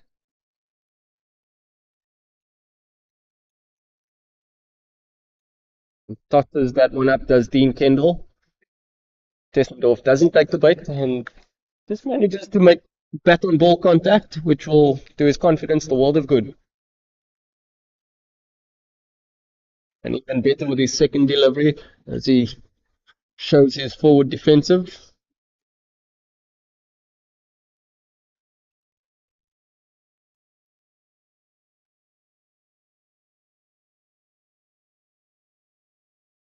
So 118 for 5 are the Kudus now after they had a very good start. A nice platform being laid by Nick Rhodes, but unfortunately along the way, within the last 5 overs, he's lost partners left, right, and center. So any big score kind of hinges on Rhodes staying there until very late, or at least for the next 10 overs. But the Impalas have their tails up after a quick flurry of wickets as Du Plessis looks to continue. Packing the offside with fielders, just 2 on the leg side.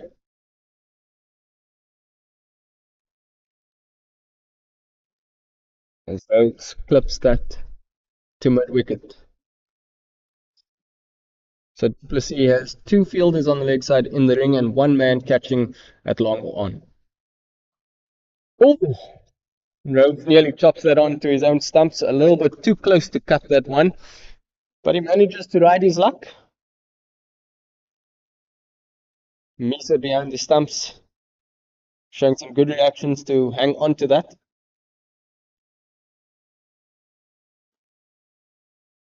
Rhodes comes down the track, manufactures himself a little bit of a half volley and comes down the ground for a single.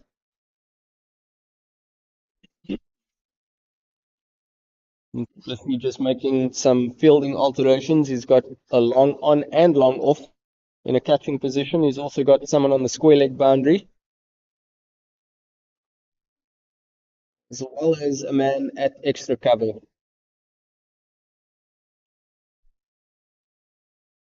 Two fielders inside the ring on the leg side, 3 on the offside.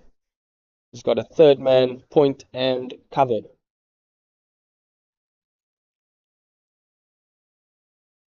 Paul Du Plessis just a little bit quicker on that last delivery, but nicely watched by Tailenders.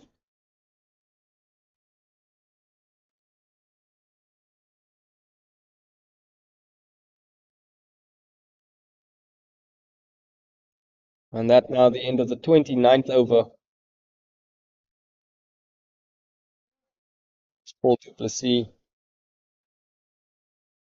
makes his way back to his fielding position.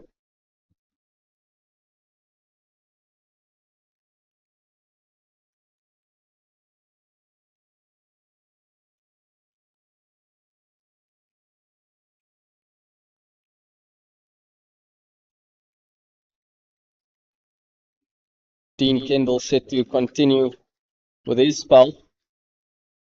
And what the Impalas have managed to do is stop the stem of runs at this stage, dropping that run rate down to 4.1 and over. But they've also managed to keep Nick Rhodes off strike as he faces off the first delivery of the 30th over and manages to get a single.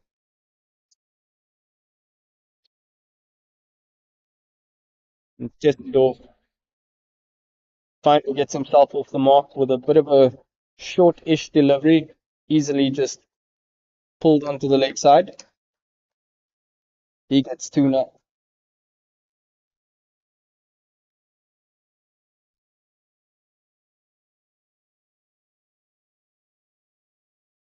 That one a bit too full and a bit too wide for umpire Bice's liking.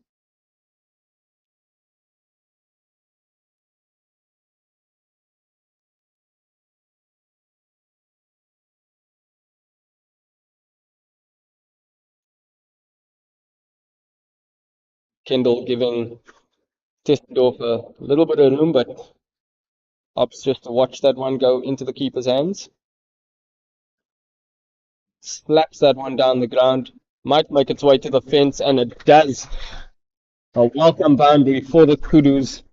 Somewhat of a pressure reliever that will just spike the run rate a little bit. And it's been a while since they've managed to find the fence. So Tessendorf will also be a little bit more comfortable and confident at the crease. Managed to middle that one pretty nicely. Timed it as well.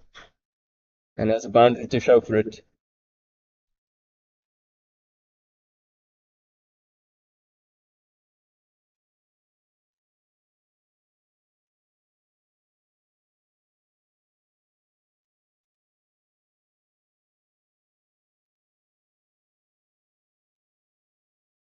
Oh, plays across the line this time, does Tessendorf. Wraps him on the pad, but no real appeal. As we come to the 30th over, it's the Kudus who are 127 for 5. And we'll have a bit of a drinks break.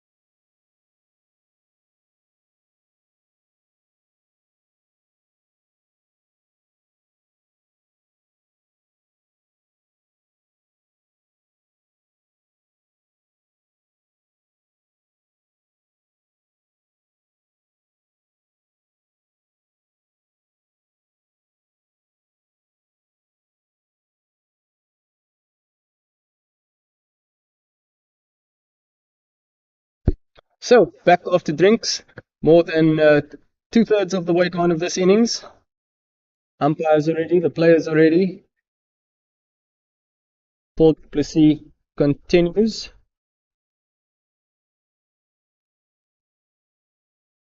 As Nick Rhodes just strokes that down the ground for a single, brings Mark Tessendorf back on strike.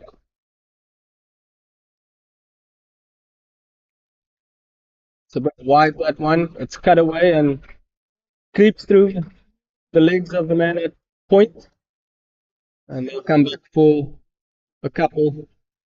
Tessendorf adds 2 more runs to his name.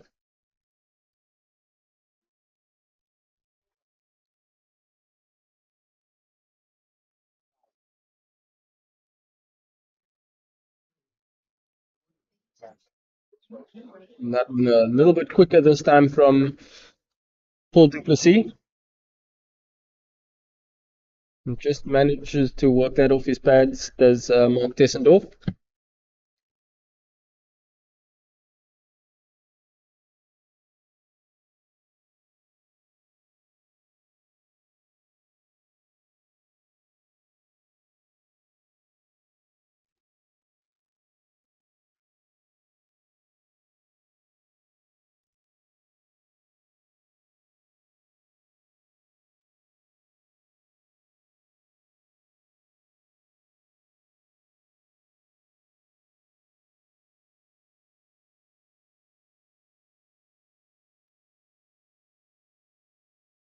Nick Rhodes with a bit of a nimble stroke there, just cuts that one behind square, picked up a short third man. And we see Rhodes just going through his strokes again at the non-striker's end. Mark Tessendorf back on strike.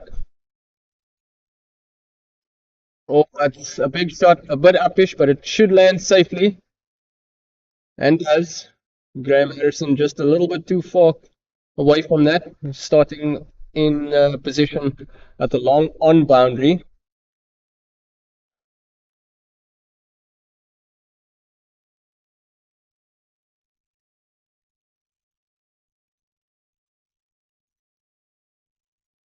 See Harrison just walking across your screen now, doing some limbering up.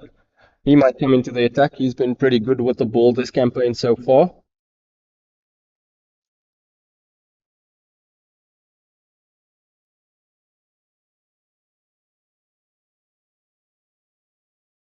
Graham Harrison is at the top of the bowling rankings in terms of wickets. He's got the most so far with 9. But surprisingly, we haven't seen him with ball in hand at all today. And we'll see a change in the bowling as Akil Cupido comes in to the attack with the score on 153 for 5 after 31 overs. Nick Rhodes and Mark Tessendorf at the crease.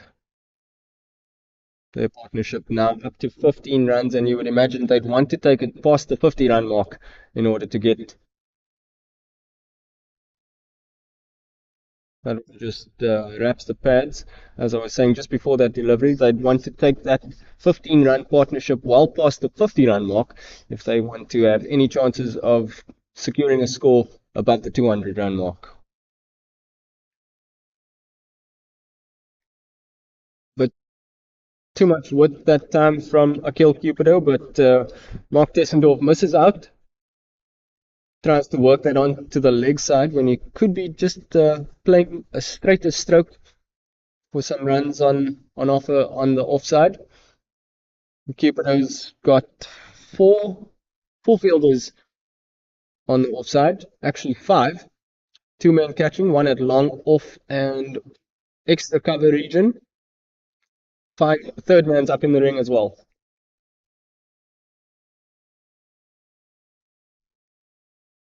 Gives that one air does Cupido, and it's nicely cut away by Tessendorf. Looks to come back for the second, but Rhodes sends him back.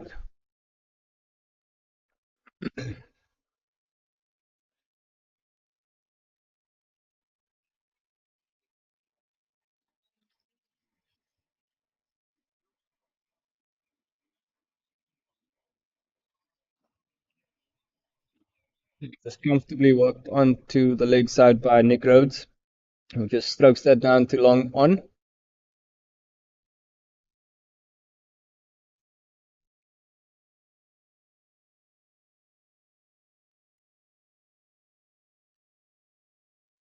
Cupido tosses that one up. It wraps him on the pad. Umpire says yes. And Mark Tessendorf is gone for 11. It looked a good shot. Akil Cupido strikes in his first over. And that's the 6th wicket down now for the Kudus.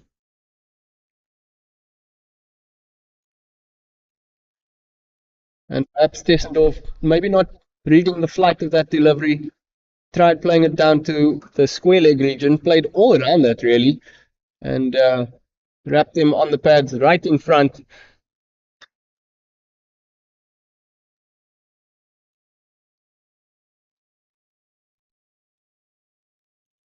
And then we just have a look at the scorecard. Good starts from the openers, and then 3 and 4 getting starts, but then it was the middle order where we seem to have experienced a bit of a collapse from the Kudus. A bit of indifferent shot selection, a bit of a mistake running in between the wicket. But I guess some scoreboard pressure will do that to you. And the Impalas making inroads into the middle order now. They'll be looking to attack the last couple batters and hopefully get into the tail and try and restrict the Kudus to under 200 runs, which looks possible. The Kudus, on the other hand, they'll need to hope that Nick Rhodes remains there probably until the very end if they have any chances of getting a score anywhere near or over the 200 run mark.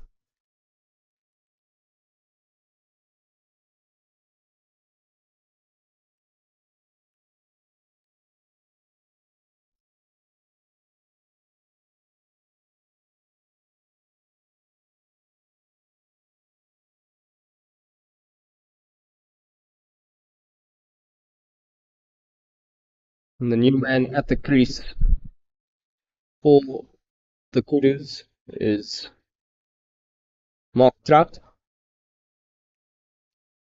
who's also the wicketkeeper. So he'll also be able to get a look at what the pitch is doing. And I'm sure he'll be able to inform his bowlers during the change of innings. But he's got quite an important job on his hands now to try and stay here with Nick Rhodes. Just the 13 overs left in this innings. Kudus still just managing to keep that run rate over the 4-run mark. Duplessis continues, starts with a full toss. A bit of confusion between the batters. Bit of yes-no action from the striker and non-striker's end. But there was a bit of a fumble from Cupido at mid-wicket, creating a bit of confusion, but just a dot ball. Duplessis tosses that one up. Rhodes comes down the track just a little bit, but opts to play a forward defensive. And this time he sweeps, and this could make its way to the boundary and does. A much needed boundary for the Kudus.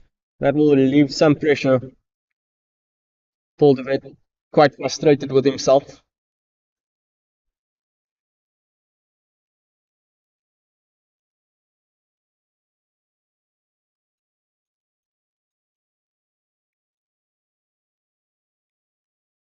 That last delivery from Duplessis just straying down the leg side.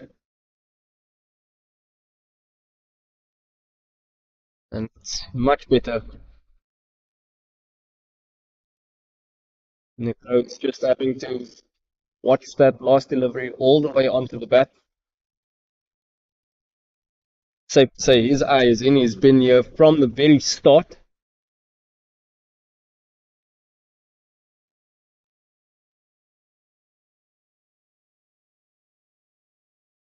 Rhodes just works that to the man at short cover for a single. Gets marked out on strike.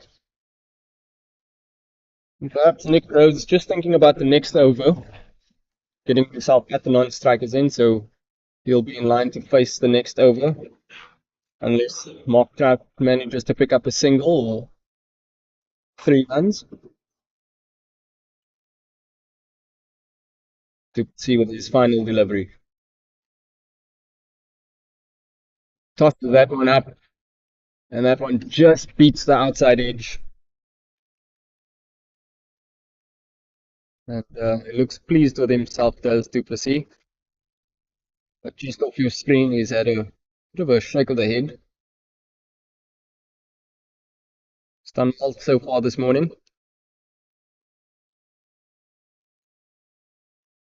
Let's look at the bowling figures so far. Paul Duplessis picking up 1 wicket for 38 runs. Very decent return. Akil Cupido coming back into the attack, or about to continue with his spell. It's his second over of the morning.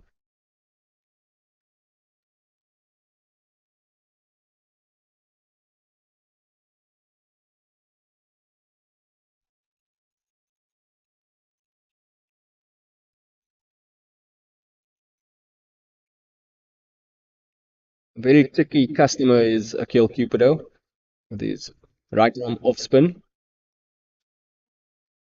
But he's got a tough nut to crack in Nick Rhodes. Gives that one some air, and Rhodes just comfortably strokes that down the ground. He'll pick up another single. That moves him to 64. His 64 runs coming off 88 deliveries. Mark Trout back on strike. He's only faced 2 balls so far, looking to get himself off the mark. And you'd imagine he'll just want to hold up an end and rotate the strike where he can. Oh! That would have been a wonderful catch. Mark Trout just trying to play that one behind square. Played a bit of a late cut, but getting too much bat that time, and the ball's hit the edge of his bat, popped up, and unfortunately Misa needed to come a bit closer, falling over, and just couldn't manage to hang on to that catch. This time Trout pulls it away to the leg side and picks up a single. Wanted to turn for the second, a bit of confusion, but eventually Cupido and Rhodes working things out. A nice smile from Nick Rhodes. Him, Trout just having a bit of a chuckle about that.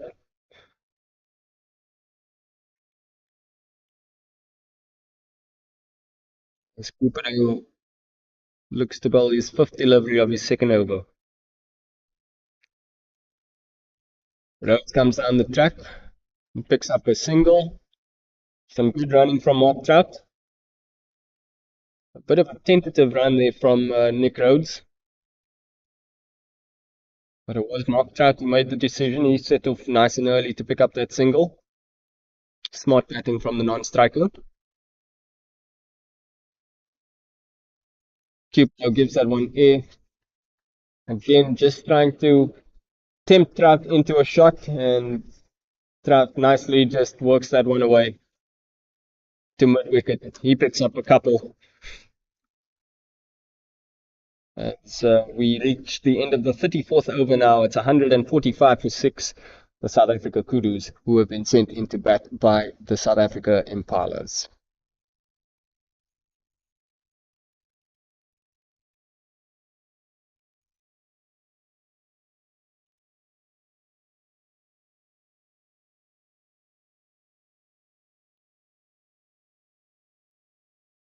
And we'll see a change in the bowling.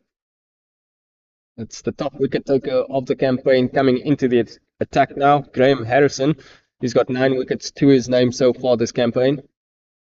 He leads the way by 2 wickets, so he'll be looking to extend his run at the top of the wicket-taking charts, should I say.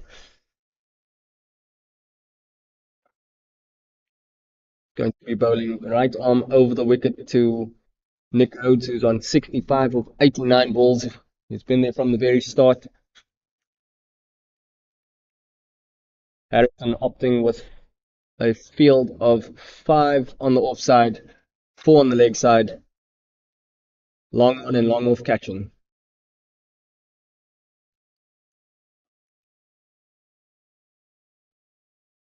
Starts with a single, does Harrison. And then we see Misa behind the stumps, just directing traffic to his fielders.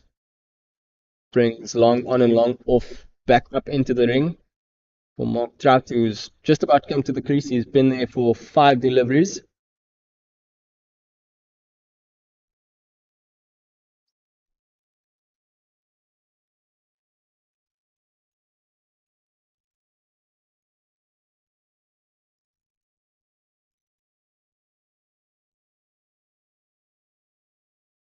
That run rate still steadily above the 4-run mark. Now on 4.3 and over.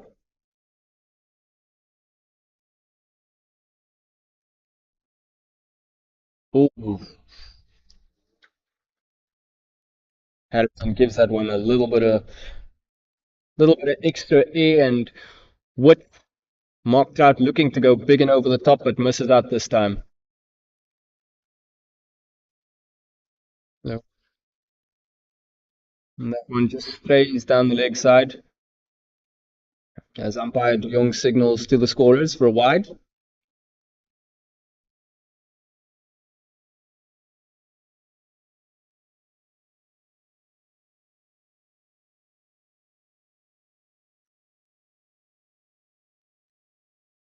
Trout comfortably works that down to the leg side and picks up a single. And brings Nick Rhodes back onto strike. So mid on and mid off go back to the boundary. Tells me I might not be in a safe position.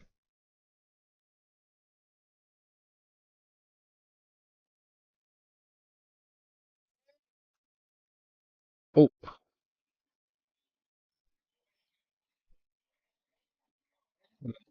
Scamper away for a single.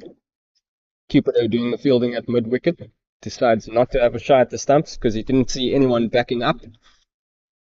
Trout back on strike and the field comes in.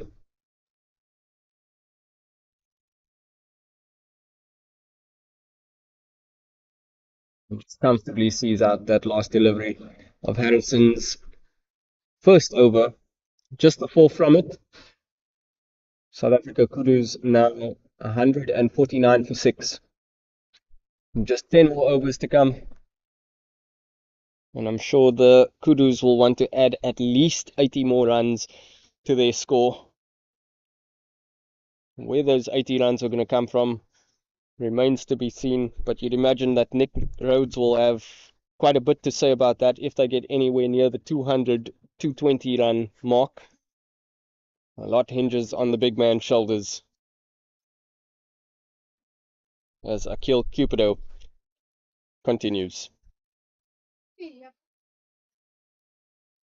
Not sure if that one's wrapped Rhodes on the pad.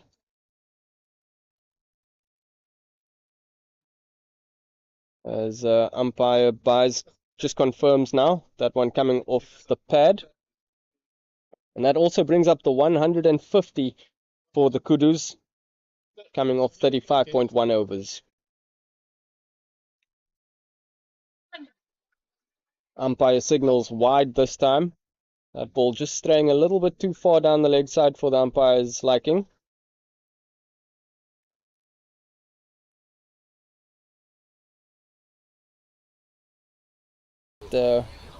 Inadvertently knocks over the stumps, trying to throw the ball back into the keeper, but back to restart again. Cupido giving Rhodes a bit too much width this time. It's cut away behind square, won't make its way to the boundary, and Rhodes comes back for 2 runs.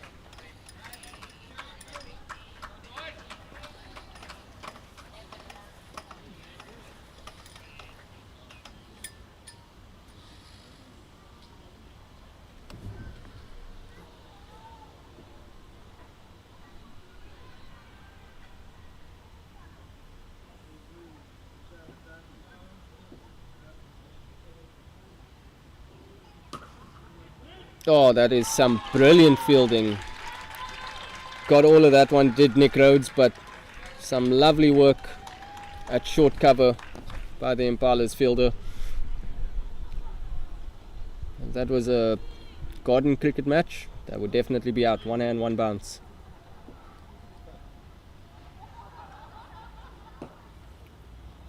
And that one's just held up in the pitch and worked down to mid-on for another Rhodes single. That moves him to 70 runs now.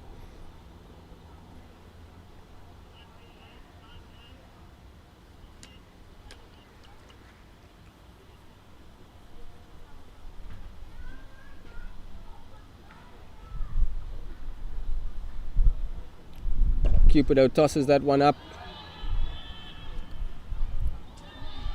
Trout manages to work that one away, but it's a bit of a misfield. So he manages to come back for two, does Mark Trout. That moves him to 6 runs. And it takes the Kudus to 157 now. Just the one delivery to come off Cupido's third over.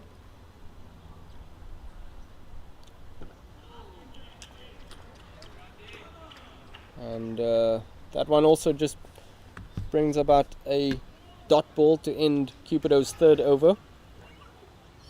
The Kudu is now 157 for 6.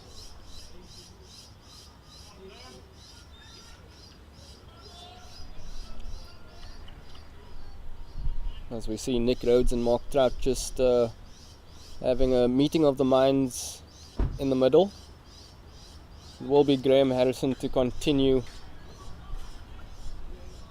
having just come into the attack.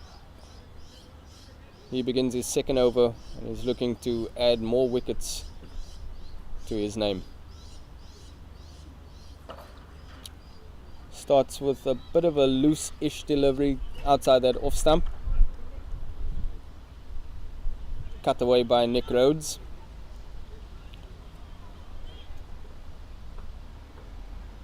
You just wonder when Nick Rhodes will start to open up with just under 9 overs to go. It's cut away behind square by Mark Trout, but Barney de Klerk doing the fielding at short third man.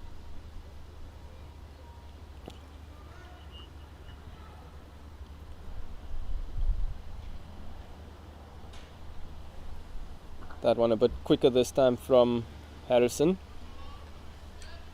Trout cutting away but fielded at point.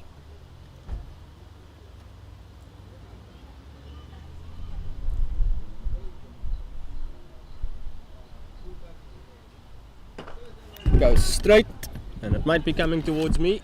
No, it should be fielded. And that's fielded by Ismail Taladio.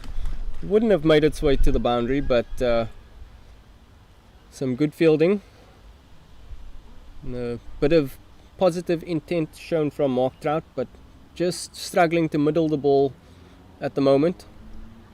He's managing to keep the scoreboard ticking over, which is the important thing. And this time worked off his legs as he picks up a single.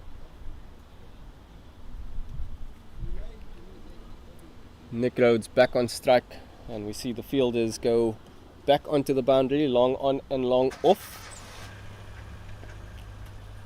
There's a man at deep square leg as well as extra cover. Oh, he's come down the track as Nick Rhodes. Could have been a chance for a stumping, but I'm sure the umpire will signal a wide. That ball did stray down the leg side. No. It seems as though he's managed to get some bat on that. So Nick Rhodes picks up a single to end the 37th over. That means he'll keep strike for Cupido's next over. The Kudus now 162 for 6. Rhodes on 72 of 97 balls. Mark Trout there with him at the crease on 9 of 15. Akil Cupido about to begin what would be his 4th over, if I'm not mistaken.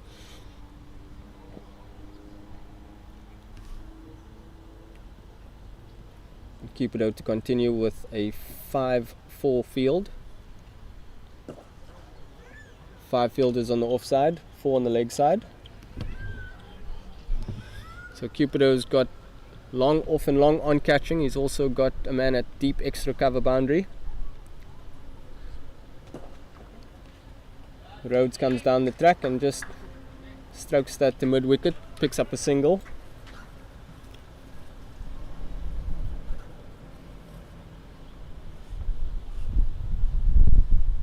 So the Impalas at the moment very happy to give away the singles, but identifying square leg and mid wicket as potential boundary threats.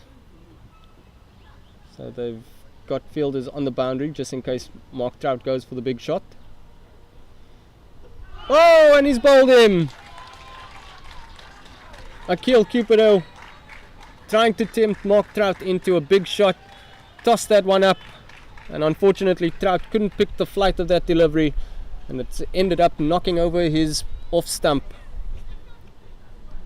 And the Kudus now 7 wickets down, 163 for 7, halfway through the 38th over. And it's all going to be on the shoulders of Nick Rhodes to try and get his side close to the 200 run mark. Shane Love, the new man at the crease. And the Impalas will certainly feel they are in the driving seat at the moment, hoping they can restrict their opponents to under 190 runs, which looks possible at this stage. 46 more balls to come. And that run rate's still just below the 5 run mark.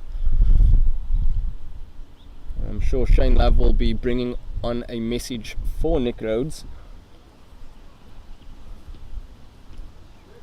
Maybe just to up the ante a little bit.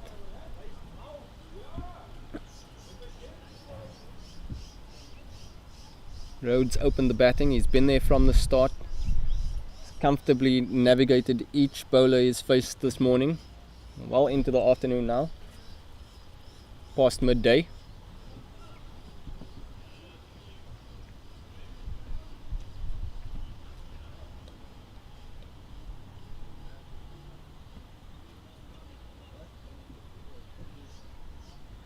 So Shane Love coming to the crease. Left-hander, which could just cause a few disruptions for the Impalas. Generally left and right hand combinations at the crease tend to mess with the bowlers' lines. Can also tire the fielders out a little bit because you obviously have to change things around. But Cupido opting for 4 fielders on the leg side and plugging up that offside. He comes round the wicket now.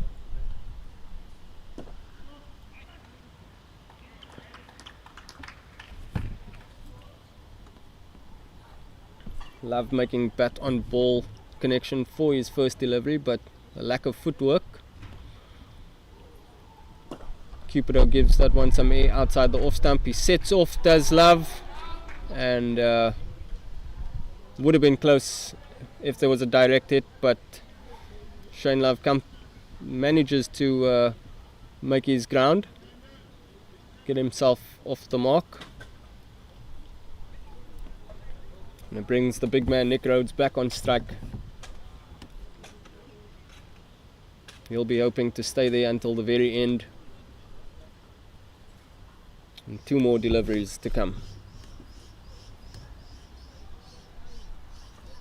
And Cupido's got another, his 3rd of the match. Nick Rhodes perplexed.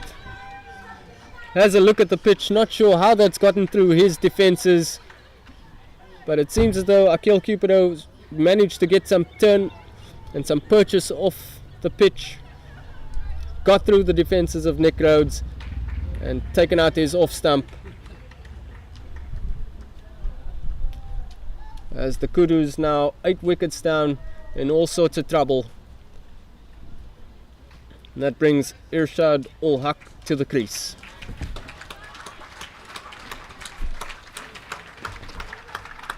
As we Nick Rhodes getting his applause, much deserved applause He batted really well today, did Nick Rhodes.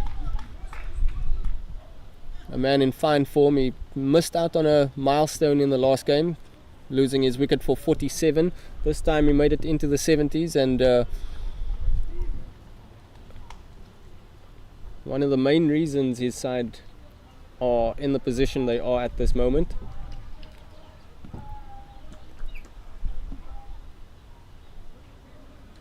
But it's up to the Tailenders for the Kudus now to try and get themselves to a defendable score, which based on the conditions and how this pitch is playing, a score anywhere between 180 and even 220, which looks unlikely at this stage, could be defendable.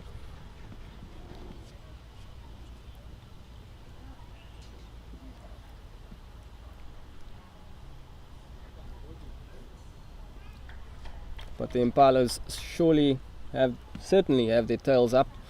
They know two good balls will be the end of the innings.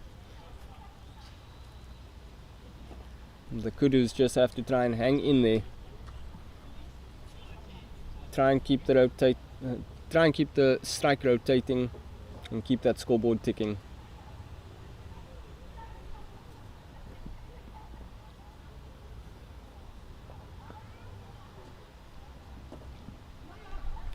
And that's worked onto the leg side by Love, who picks up another single.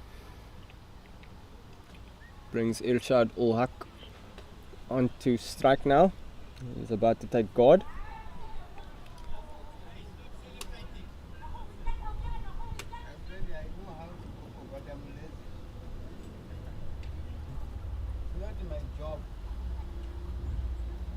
And he takes guard now, does ul Haq. About to face his first delivery. Graham Harrison with 2 balls gone in this over. Yet to pick up a wicket today. The leading wicket taker in this campaign so far. He's got 9. He's hoping to move himself into double figures.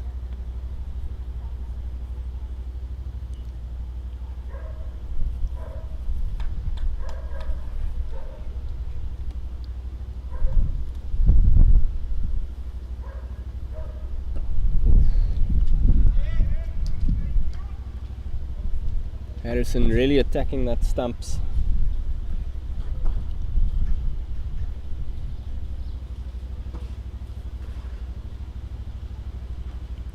Tosses that one up, and some really good fielding at short cover there. Managed to make a good connection, did ul Haq, but unfortunately found the fielder for a dot ball.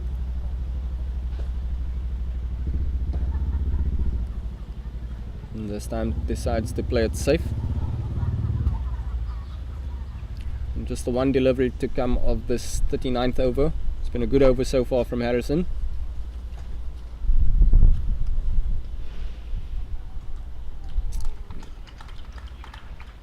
And sees another dot ball, so just the one from Harrison's 3rd over. It's the Kudus, who are 165 for 8 now. And that run rate still just above the 4-run mark, but it was around 4.5, 4.7 a few overs ago. It's now dropped to 4.2 runs an over. And although there are tailenders at the crease, they'll need to make sure that it doesn't drop below the 4-run mark. Otherwise, they might be looking at defending a score of well under 180. So 6 overs to go, 36 balls for the Kudus to try and push themselves near to 190 runs. Cupido starts with a dot ball. He's been brilliant since coming into the attack today. 3 wickets for 16 runs.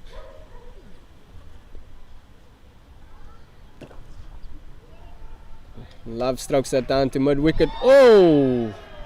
Another run out chance, but getting back just in time was ul Haq. A lack of communication from the batters there, creating that chance.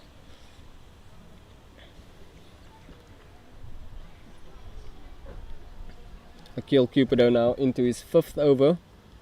You can smell blood in the water. And that's nicely cut away by Love, who picks up a single. Just cut that away to point, did Shane Love. He moves to 3 runs now. Irshad ul Haq back on strike.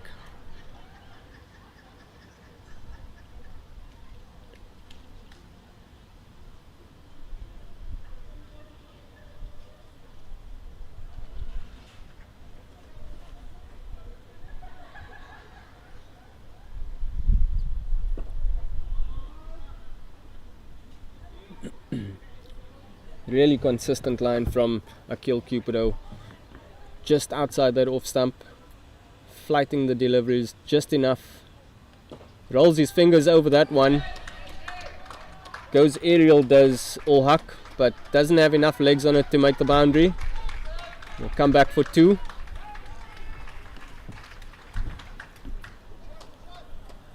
So a bit of positivity shown from the Kudus Tailenders now. There's no time to hang around anymore. And caught and bowled. Easy catch for Akil Cupido, who picks up his 4th of the game.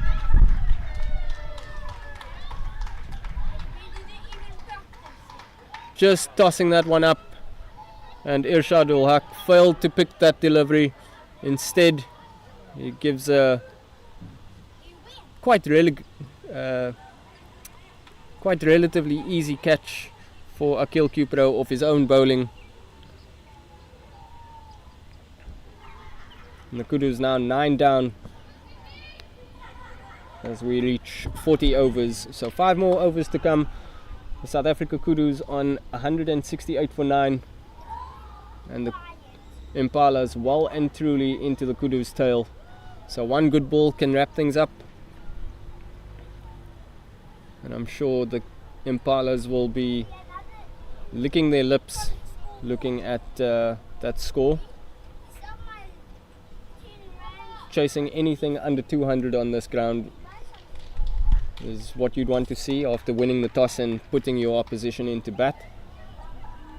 And the Impalas have done just that this morning. They've been on the money in the field. The bowling's been superb. Just looked the more lively side, but their job is far from over.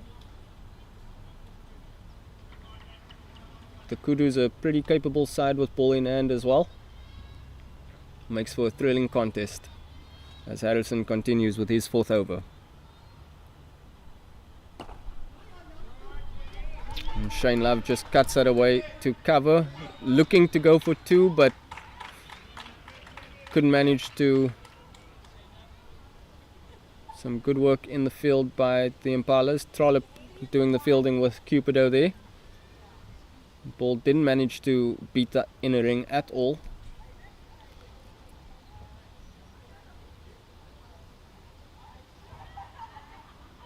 That brings Paul Gouge on strike.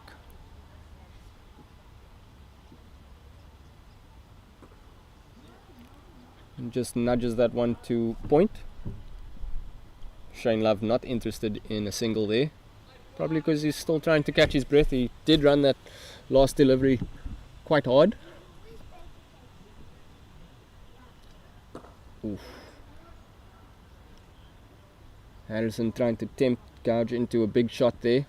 Doesn't take the bait, just works it onto the leg side.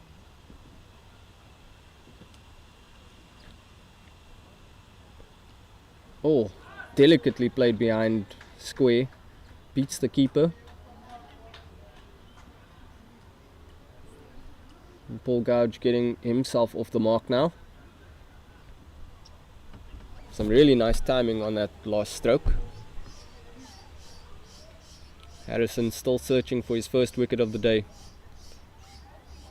2 balls to come. Shane Love on strike. Oh, they go for a single. and the fielding isn't good enough.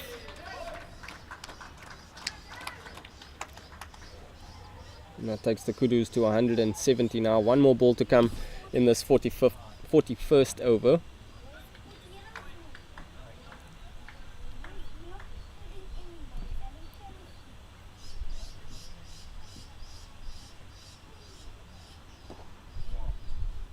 A bit of a quicker delivery from Harrison, but it's a bit too short, and Paul Gouge just opts to play it safe as we come to the end of the 41st over. So 4 more overs to come.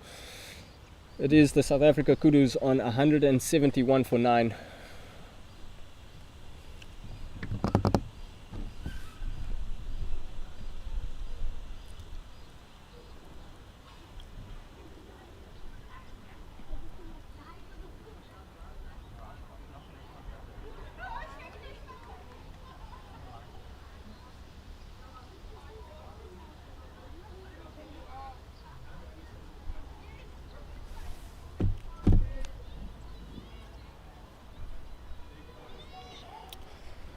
Akil Cupido to begin his 6th over.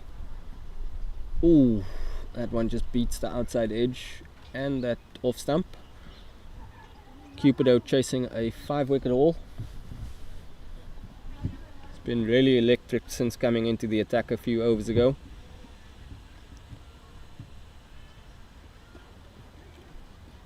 A bit straight, but Shane Love manages to cut that one away just behind backward point.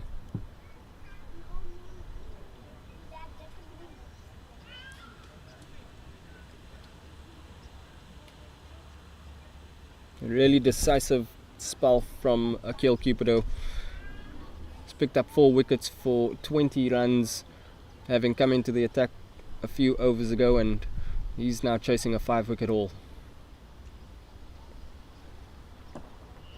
Tosses that one up, and Paul Gouge just gently strokes that one back to him.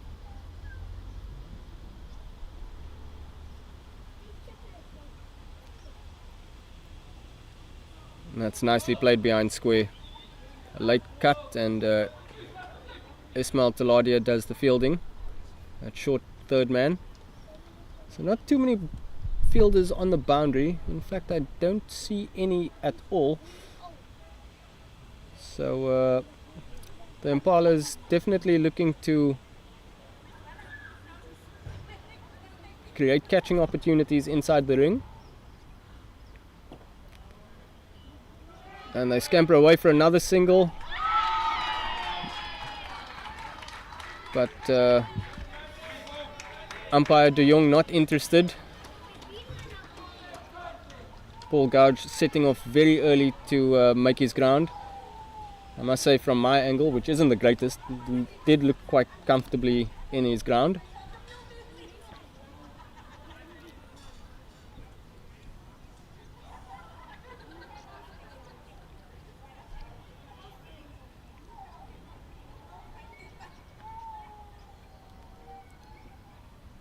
Cupido just straying onto the legs of Paul Gouge.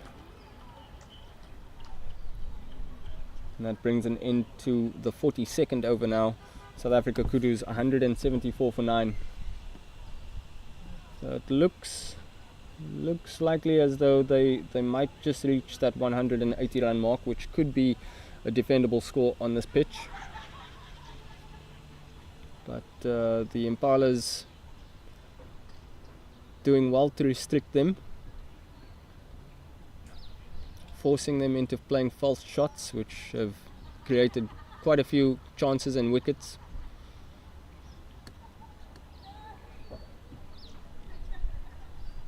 And that one just wraps the pad.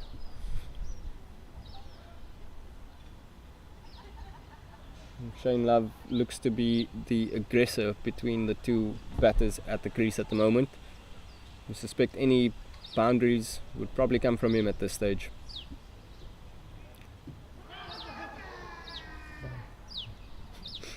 Graham Harrison going for an appeal, but somewhat tongue-in-cheek. Ball did look to pitch outside the leg stump, so umpire De Jong not interested at all.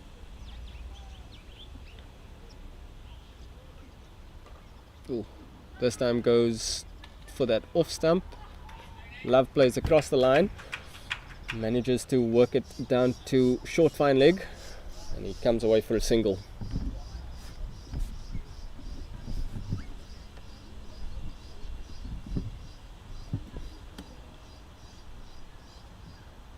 Ooh.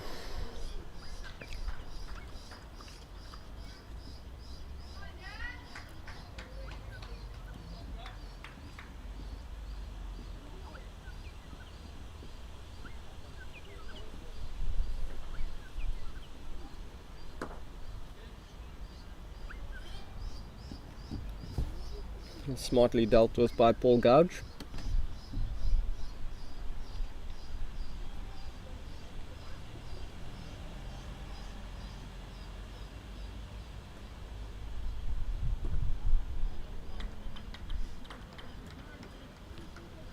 And that brings an end to the 43rd over. So Harrison, no wickets to show for his 5 overs, just the 14 runs from it.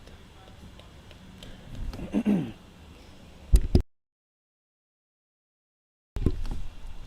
we'll see Akil Cupido continuing his spell, about to begin his 7th over. Shane Love at the striker's end, just having a look at where there might be gaps, where there might be runs available. His side could certainly do with a few boundaries at this stage. So 11 balls to come in this innings.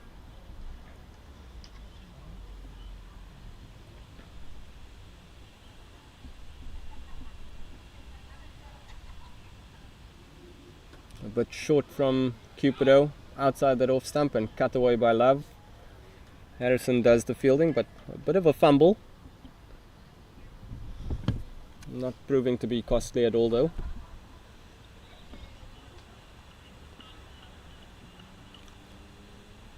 Gouge back on strike.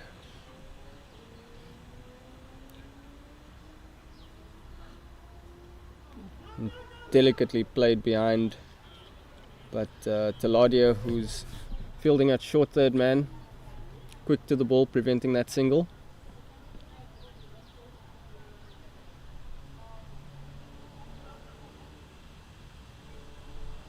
Oh, a bit of a quicker one from Cupido.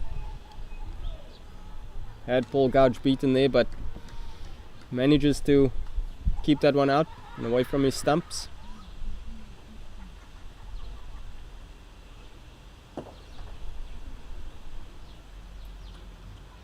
Decides to go with a flighted delivery, but Paul Gouge just playing it safe.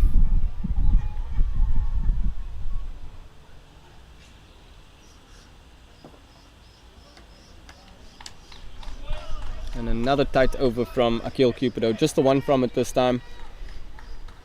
As we enter the last over, and you'd imagine that Shane Love would probably want to keep strike here and try and play some big shots, as his side just below that 180 run mark now.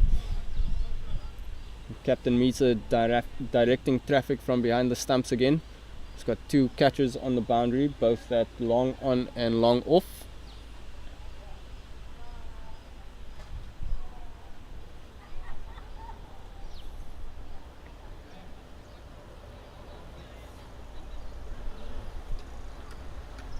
Graham Harrison to continue. His Love works that onto the leg side, picks up a single.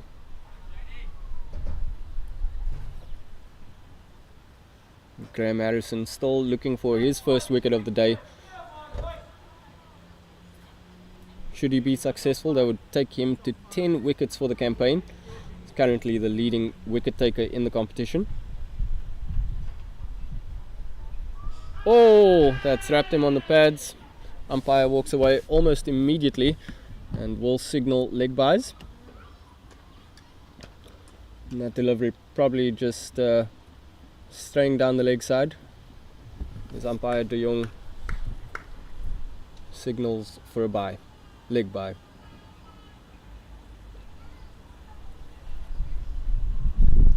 Love goes for the big shot. He manages to get some of it. Will it have enough to go to the boundary? And it does. So a much welcome boundary for the Kudus, which takes them to 182 now. At this stage, they all count.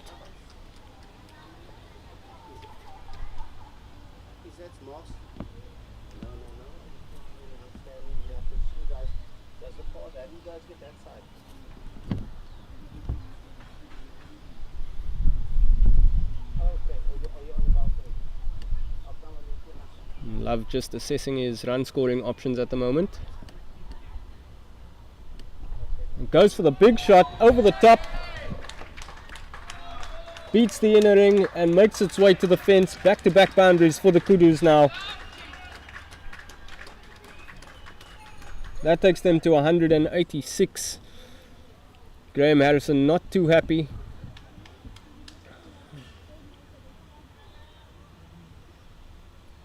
Harrison and his wicketkeeper / captain Misa now just directing traffic a bit more, pulling some fielders out,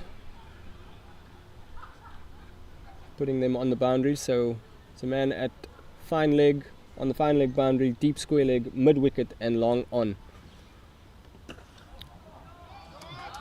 Love flat blacks that one across to mid wicket, and this time fielded on the boundary, so he'll only just pick up a single. And it will be Paul Gouge to face the last delivery. It's got nothing to lose here, so he might as well go for the big shot, looking for a boundary.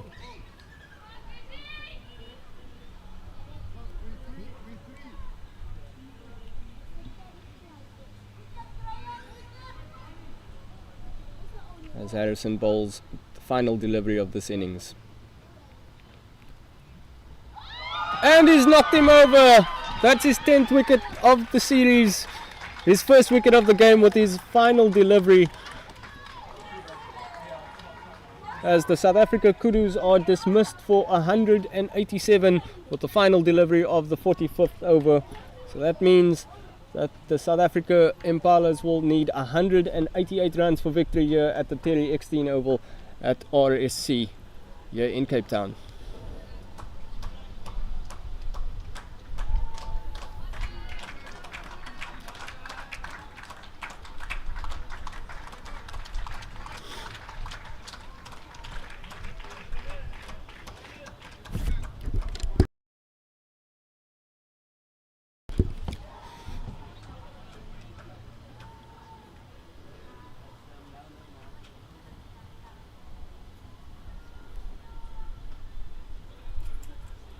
So the Impalas will be pretty pleased with themselves, having won the toss this morning and sent the Kudus into bat, restricting them to under 200 runs. A par score on this wicket would have been 220 plus. And the Impalas getting the rub of the green today, winning the toss, managing to dismiss their opponents for 187 runs. They also just managed to keep the run rate below 5 runs through the entire innings. Really just was the one batter for the Kudus that put up some resistance, and that was Nick Rhodes, who scored 70 plus. And the Impalas now have the chance to chase 188 runs for victory, as we're about to take a bit of a brief break at Rondebosch Cricket Club, and we'll see you soon.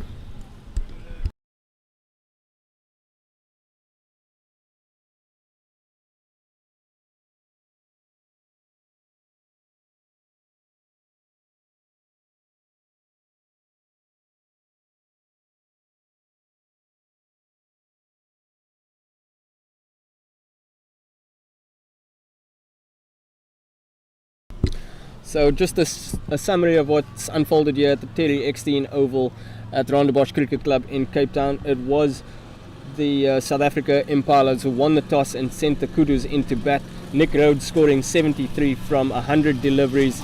It was Carl Mellows who put up some resistance at the top of the order there, with 21 from 35. Shane Love finished unbeaten on 19 of 21 deliveries. Rudy Birkenstock had a start at the top of the order with 16 before he was dismissed.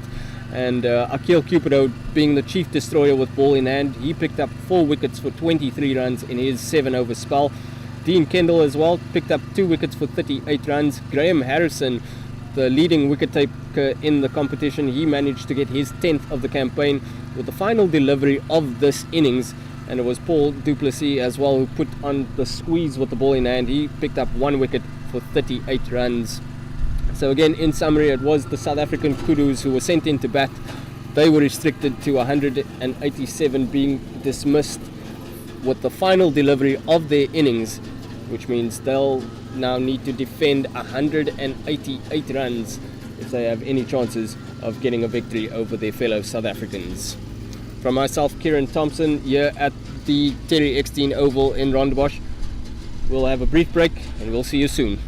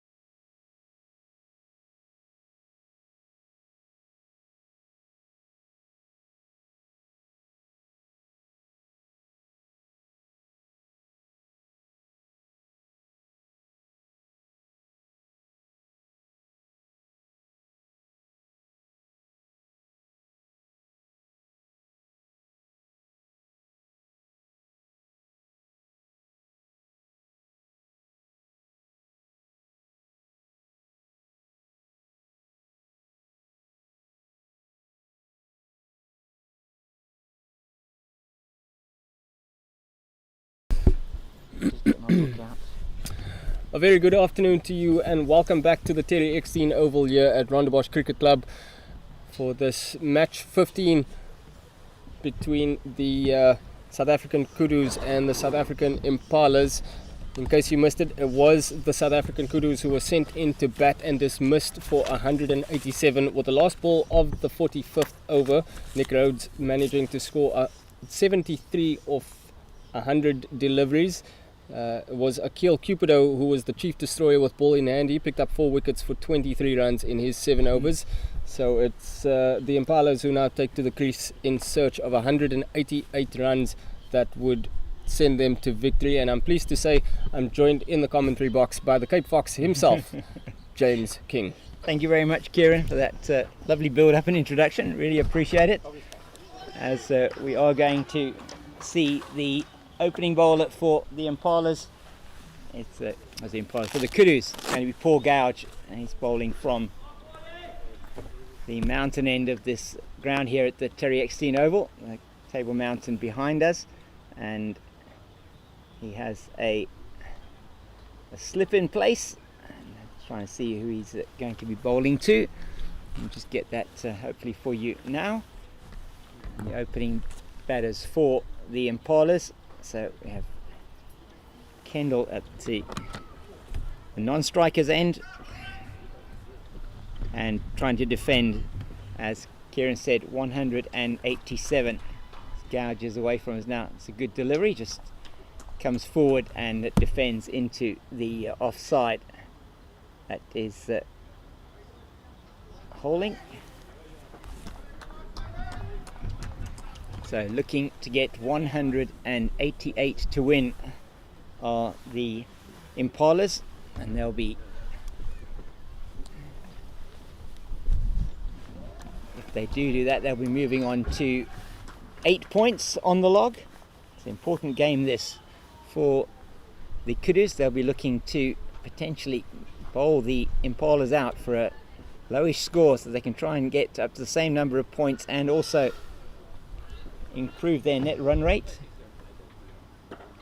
Falling forward again to Gouge and just pays it back to the bowler. Umpires Conrad Bass and Jacob de Jong. And, his nickname's Slow Poison, Jacob Slow Poison de Jong. Ooh, I can imagine why. Probably that left or right arm. Yeah, I can't remember which one it is, but it comes up very slowly. I think I may have seen it this afternoon. You might have done, yeah. So off the mark is Holding. What's it? It's Ross Holding and Dean Kendall in the middle there for the men from the Impalas. So it's pretty much, as you would have been saying, I'm sure earlier on, Kieran, a north versus south derby here. Indeed, a bit of a derby. 2 points up for grabs. A little bit of bragging rights as well. But certainly the result will count towards either of their final positionings. Ooh. I think that the points aside, I think the bragging rights point that you made was very, very much on point, should we say? Because neither of these two teams want to give an inch, as this is a very important game for them. It's the game that they were all looking forward to from the beginning of the week. It's going to be the grudge match between the Impalas and the Kudus. Yeah, you say grudge match, but in theory it's more a battle of banter, should I say, because this game has been played in really good spirits. The first innings there were a few coming togethers, obviously off the ball, obviously not intended, but a few rice smiles and chuckles all around. So really what we want to see, the game of cricket being played in the proper spirit of the game, and two sides battling it out for bragging rights and 2 important points. Yeah, very much so. And if they can get a good win under their belt here, it will be the Kudus that will join the Impalas on 6 points, and then it's really down to net run rate to see who will progress and what position they're going to end. It's going to be Shane Love bowling from the southern end of the ground. That one gets quite a bit of turn straight away from Love. Yeah, there's been quite a bit of purchase from the south end of the ground this morning. Akil Cupido came into the attack pretty late on in the first innings. And he managed to pick up 4 wickets in the space of no time. Shane Love was also quite handy with the bat in the back end of that Kudus innings, managing an unbeaten 19 runs, if I'm not mistaken. It's very good. Not had a chance to bat in the tournament so far, Shane Love, so it would be a good opportunity for him to get out into the middle. Oh, it goes through to Mark Trout, the wicket keeper. Rudy Birkenstock at first slip, and Carl Mellors at backward point, the captain Trevor Poole at cover. Got a deep cover on the boundary. It's a bit wide and a bit lenient from the umpire, maybe just because it's the opening few overs. Yeah, they do seem to have been quite lenient throughout the tournament, especially on those offside wides. Neatly played. Mellors will field and rifles the throw in to Mark Trout. I'm telling the batters, try and test my arm, I dare you. Exactly. Now it looks like he's just trying to get some blood flow back in his fingertips.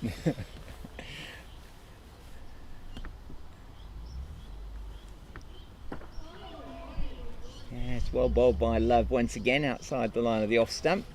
At the end of the over, that's 2 gone, 2 without loss.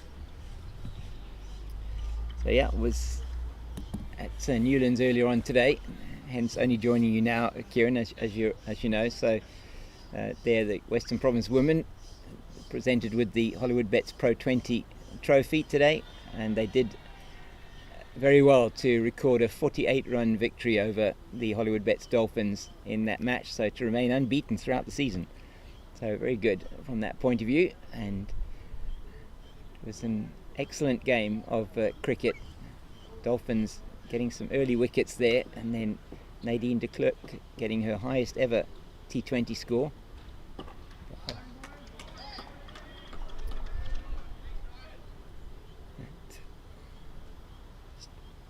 Really good to see the development of women's cricket. We had the team from Hollywood Bets were there and had a long chat on air with their Brandon development manager, commercial manager.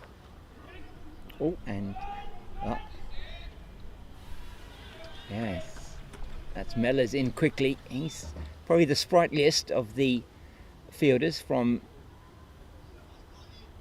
the Kudus, also the youngest member of the team. Only turned 60 on the 16th of March, so he just made it into the over-60s. Wow. That's well played, and there's Mutafa Kaya, who's around in fields. Gets around to that very quickly. Get the single. So yeah, a couple of youngsters. You mentioned Nick Rhodes, I think he's also one of the younger members of the team. Yeah, really important knock played by Nick Rhodes earlier today. Started that innings for the Kudus, nearly carried his bat all the way through before losing his wicket, but just too many wickets tumbling around him in that first innings.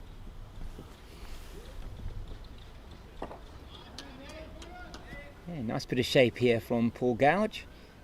Just into the right-hander. Yeah, and in the first innings I noticed there were a few deliveries from this end of the ground that on the right hand side of on our left hand side of the pitch now,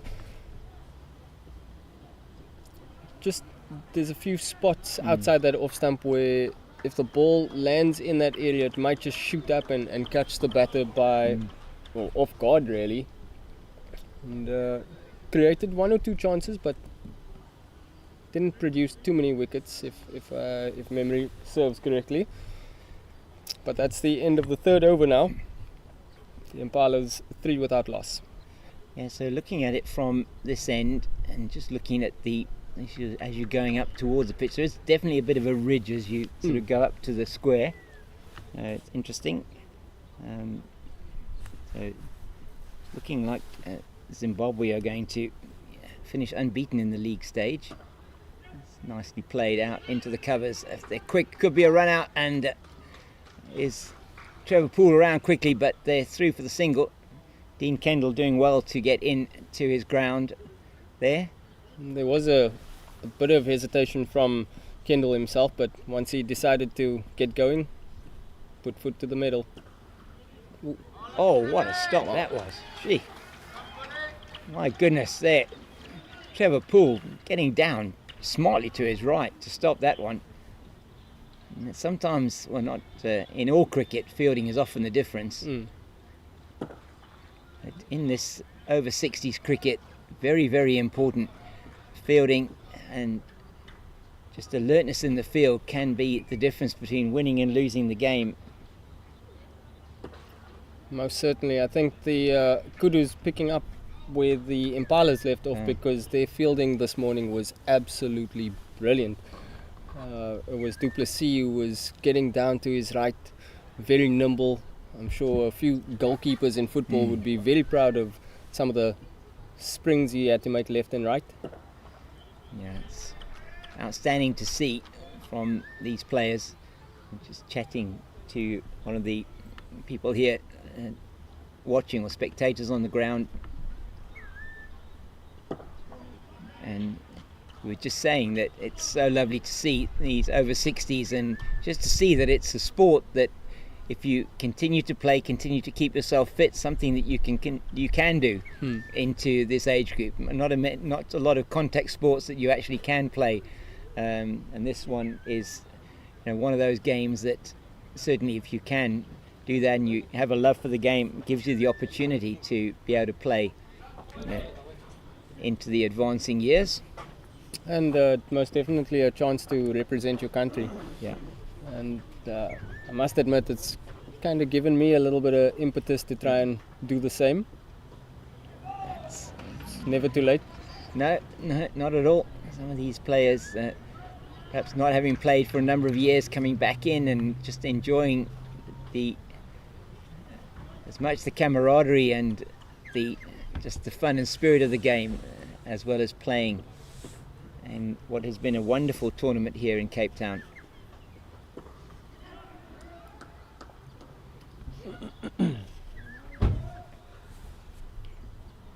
So quietish start for the men from the Impalas, most of them based here in the Cape.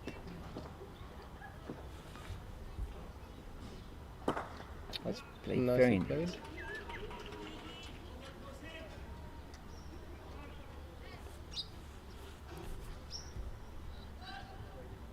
Yeah, compared to the start the Kudus had, it was a fairly steady start for them, where they managed to maintain a run rate of just over 4 runs and over.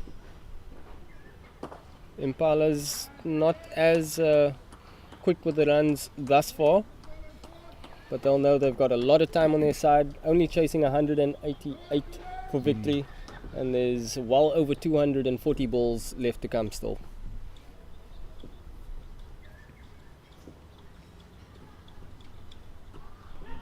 Bit of a loose delivery, and that one gets put away to the boundary.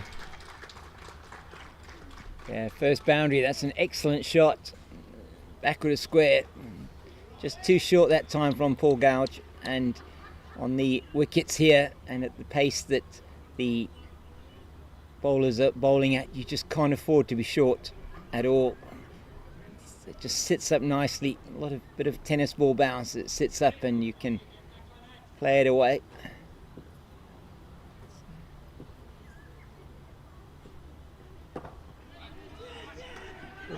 Oh, Dean Kendall wanted the single there, but Ross Howling not too interested. With a bit of yes, and then definitely no.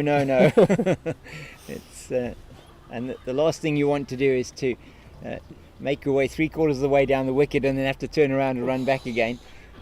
In any format, in any format. age group Yeah, of the absolutely game. right. Saw that a couple of times today in the ladies' game where a couple of run-outs, one opportunity that wasn't taken, but it is running such an important part of the game. Yeah, you won't see too many threes in this format, but and I think on this field as well, Kieran, which is not the largest oval, certainly is a beautiful setting though here for Rondebosch Cricket Club. absolutely wonderful set of facilities here at Rondebosch Cricket Club.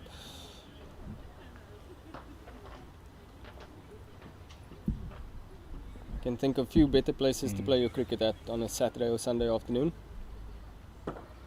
Yeah, can only agree with that. It is a lovely setting, fantastic clubhouse off to the right of where we are and to the right of your picture as you look at it.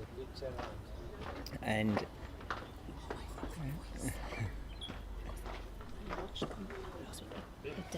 this is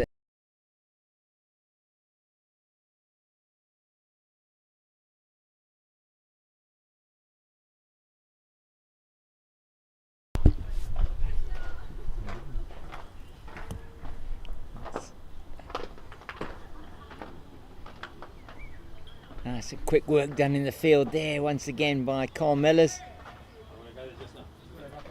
So it's been a reasonably quietish start, as you said, Kieran. It's 12 now towards the end of the 6th over, so batting at about 2 and over, but they won't worry about that at the moment. And that's a nice shot. And again, some good work out in the deep. Smartly down to his left. Can't quite make out who that is. That's Irshad ul Haq out there, who's made the stop. So might see him bowling a little bit later. Him and the man outside of him out at on the deep extra cover boundary is Muzaffar Ukaya. And it's the end of the Shane Love over, 13 without loss after 6, and it's going to be Paul Gouge to continue.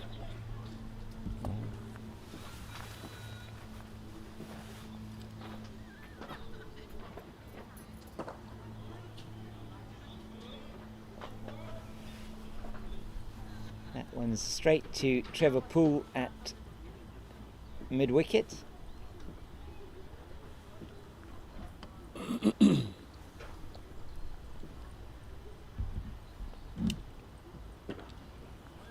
Still a nice bit of movement there from Paul Gouge. Yeah, that one swinging into the right-hander. But Dean Kendall was wise to it.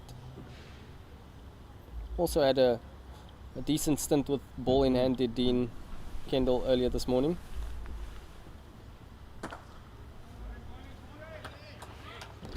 And Paul Gouge being economical, just that one boundary off his bowling so far into his 4th over.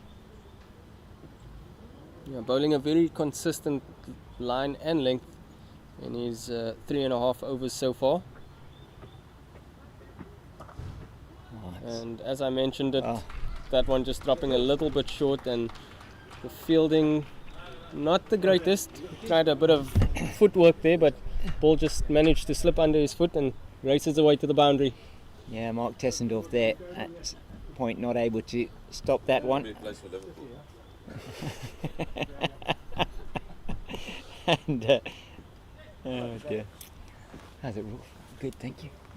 And it goes down for the second boundary of the innings. Oh, and big appeal from the man at fine leg. Not so much from the bowler and the wicket keeper. It's always a telltale sign if fine leg or third man is the loudest.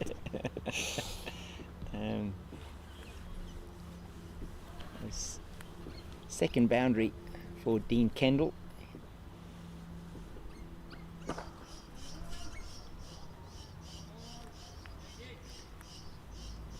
And the end of another Shane Love is to be Paul Gouge over. 17 without loss after 7.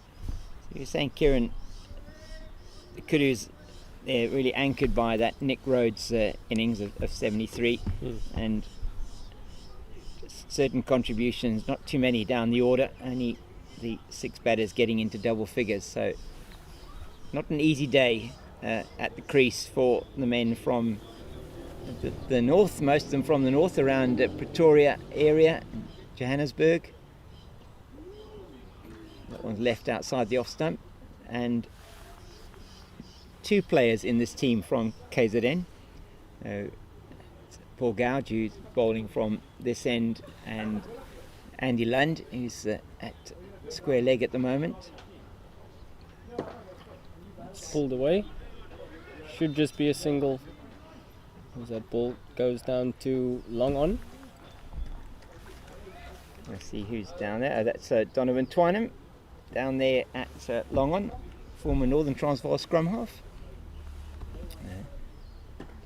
Played a number of times for Northern Transvaal in the 80s. Telling me the other day he was on the bench for the Springboks against what was then the New Zealand Cavaliers, that rebel team. It's beautifully played. Dean Kendall wanted a second but sent back by Ross Oling. Yeah, very wisely so. Mustafa Kaya on the boundary there, just coming in to prevent the 4. It was nicely played though. Make sure Bay doesn't get on. Brilliant, man. Now you can stay here. Rudy Birkenstock, the buffel, now coming out of slip. Birkenstock looked a real threat with the bat this morning. Yes. Before he kind of threw his wicket away. A nice base set at the top of the order with Nick Rhodes. They just about got the score to over 40, and inside that 11th over, tried taking the field on and unfortunately picked out one of the fielders. It could have been at mid wicket or mid on if I remember correctly, but they easily looked like they could have batted until the 20th over together, put on a nice opening stand, but the base was there. It was a good foundation for the Kudus, but just couldn't capitalize. And Birkenstock it was who scored the 2nd century of the tournament for the Kudus on Friday against the USA A team. And perhaps he was maybe just carrying a niggle from that game, because I think he had to retire hurt. If that he did, yes, he did retire hurt once he got to his 101 of 102 deliveries he got, and then did retire hurt. It was a big total they put on there. It's in the air for a while, and Muzaffar Kaya is after it. I think it's going to stop before it gets to the boundary, and Trevor Poole in fact does come around and get it, and the relay throw means they're not going to take 2. Not going to take 3, should I say? Yeah. Just a 2. No surprises, Dean Kendall was interested in a 3rd. Ross Oling, not so much. A real fierce competitor is Dean Kendall. Yeah. Oh. Yeah, lots of oohs and ahs there as that one came off the inside half of the bat down to Shane Love at short fine leg, sorry.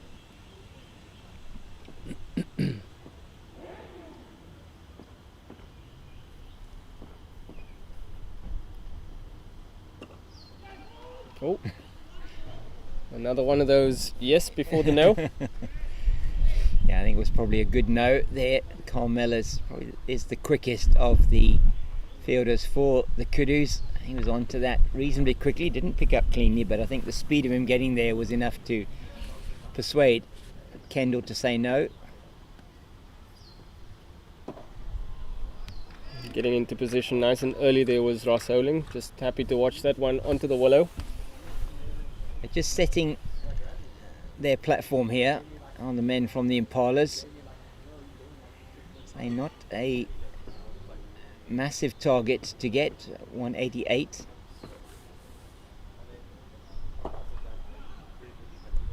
But if you do get bogged down a bit at the beginning, you want to make sure you've got wickets in hand to be able to launch, if you can, towards the end. And that's another good over from Paul Gouge, 22 without loss after 9, so batting at just under 2.5 to the over at the moment.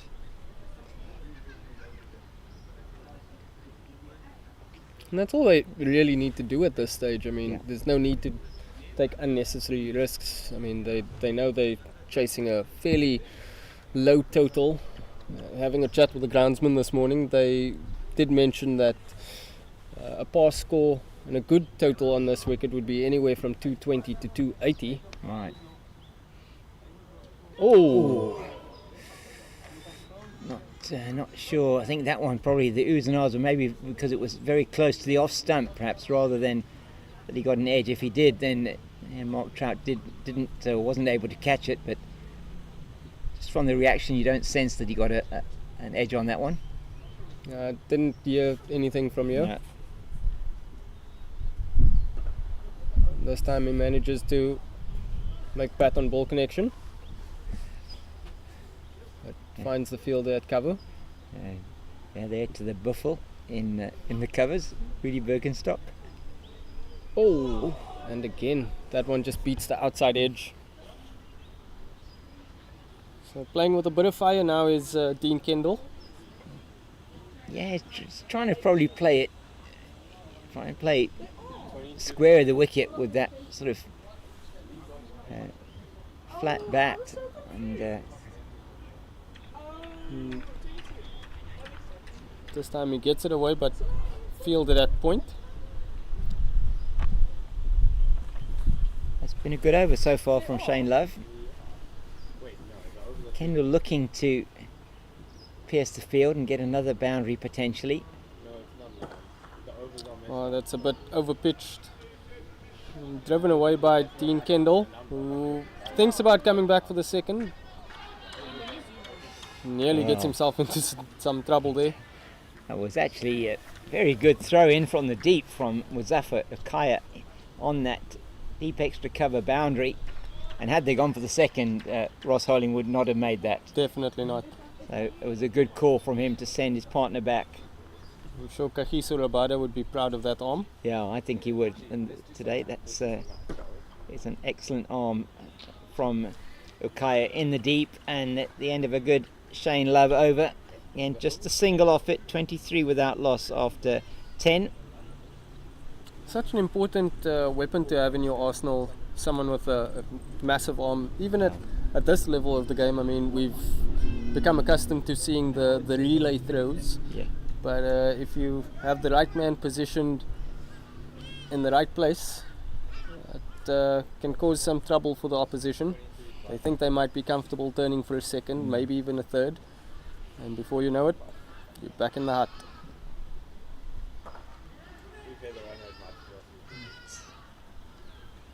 That's Mark Tessendorf on the cover boundary that comes in and feels that one. That's played square of the wicket again, just a little bit shortish and outside the off stump from Paul Gouge. So Kendall able to get through for the one.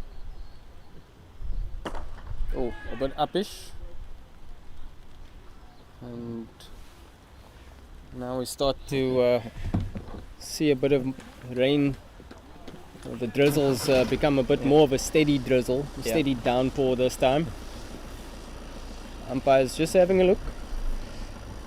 Yeah, played in rain in their last 2 games, have the Kudus.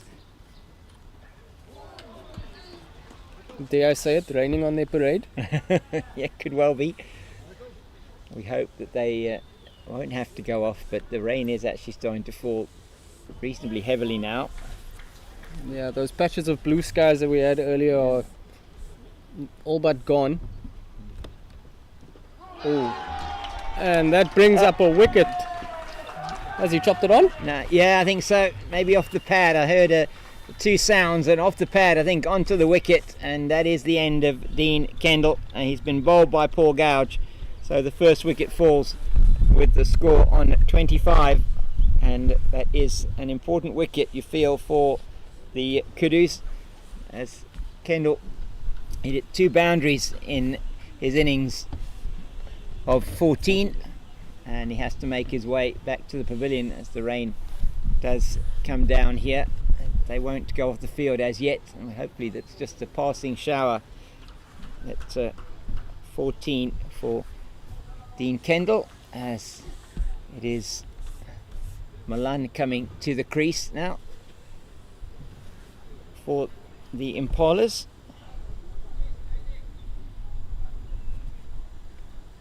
So that wicket falling off the 4th ball of the 11th over. Paul Gouge getting the wicket.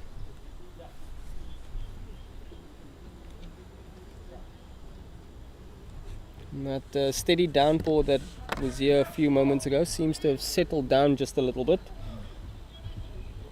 Much to our delight, and I'm sure the players as well. But let's not jinx it. No, let's hope we can continue to get play here. It's well bowled again from Paul Gouge. Really troubling the batsman with that line he's been bowling. And he was getting movement into the right-hander. Probably will disappear now if the ball is going to get a bit wetter. Oh. But what can also work in his favour is the fact that the ball will tend to skid on a bit more now. May even keep a bit low. He's pleased with himself, is Paul Gouge, as he walks off your screen there. So he should be the man from Mpangeni, up on the northern coast of KwaZulu-Natal, and very friendly gentleman who is,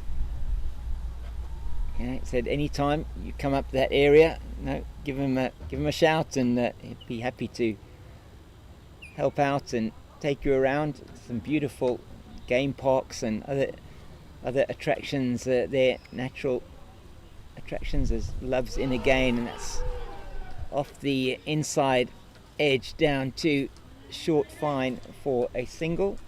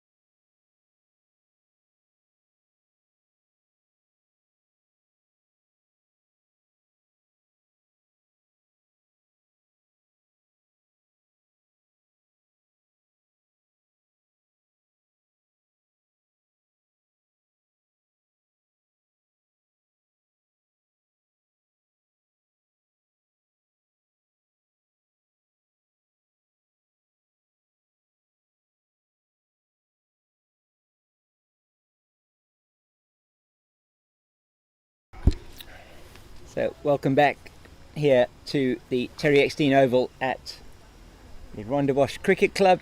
We just had a bit of a break there in the transmission. We had some rain and unfortunately just lost the picture for a while there. And we are back with you now. The score is correct, 35 for the loss of one of the Impalas. And it's been a very good opening spell from both Paul Gouge and Shane Love from the Kudus that have got them to a situation where they are keeping the pressure on. That it's out, yeah, indeed it is, and great work done in the field there.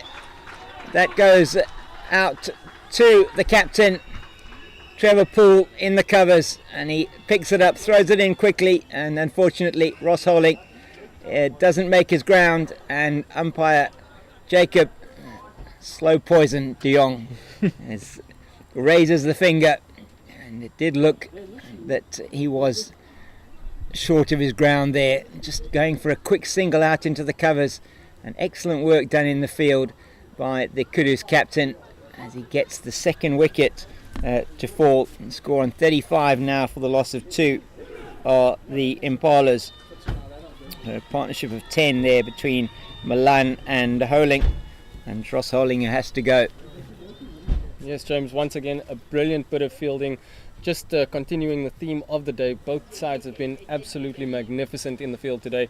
And you get taught from a very young age, direct it, you always give yourself a chance, and that time bearing fruit for the Kudus. They've now got their tails up and looking to make inroads into the middle order of the Impalas now.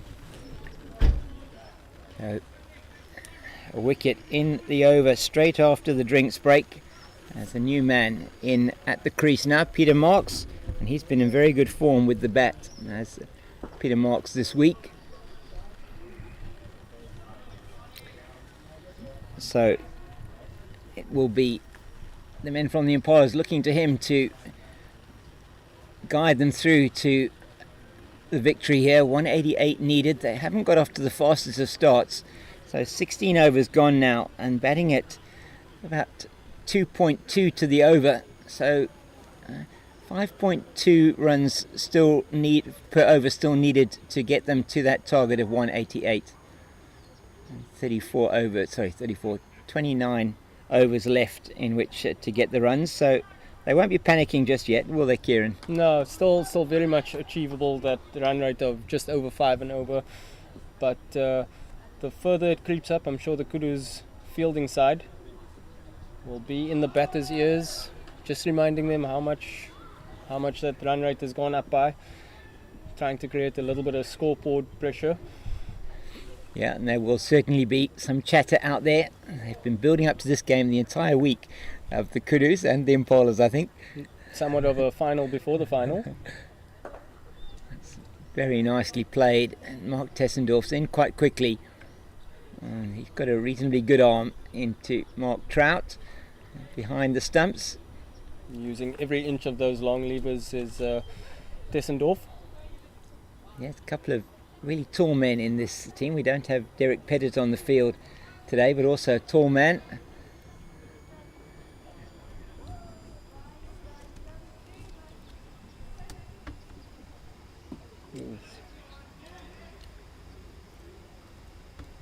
Yeah, James, it's a fairly low total to be defending, but you would never say that based on how the Kudus have come out firing with ball in hand. Everyone just looks up for the fight.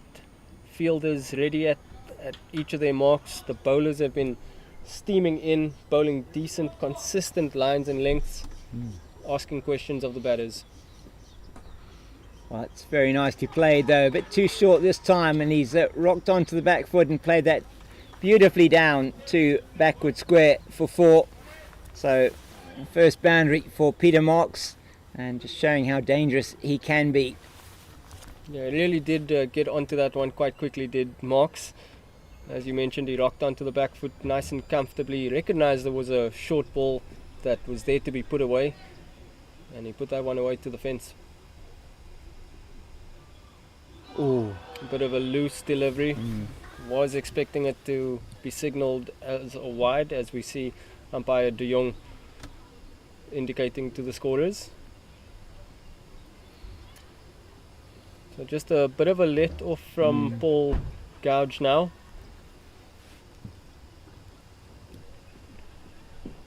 Oh, getting some movement in the air there. Yeah, he's still getting that ball to shape in, isn't he, to the right-hander? I think it must be the experience. Must be the experience. He's just got that got an interesting wrist. Now he, works with his wrist as the arm comes over.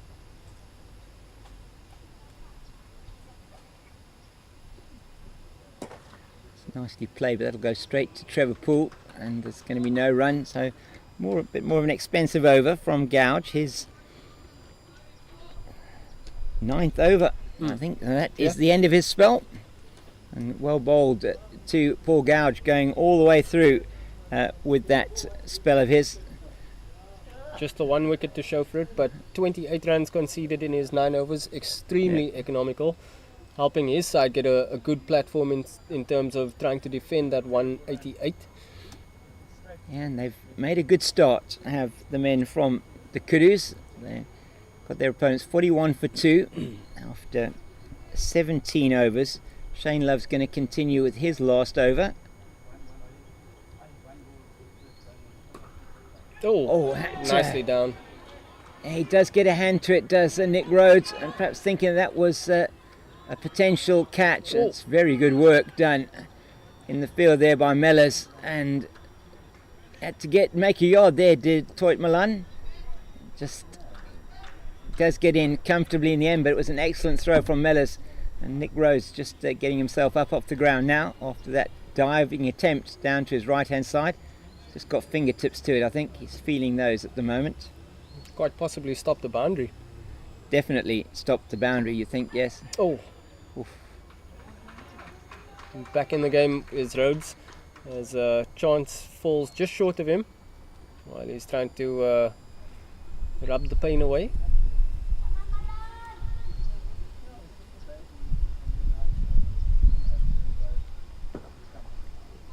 Oh, they're taking... it was a well-judged single in the end. Mellors had to make too much ground off to his right to cut that one off. Some pretty decent footwork from Mellors to actually cut that one out.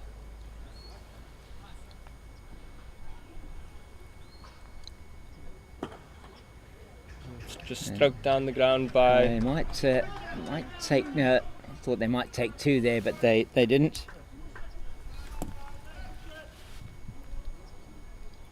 Milan moves to 6 runs now.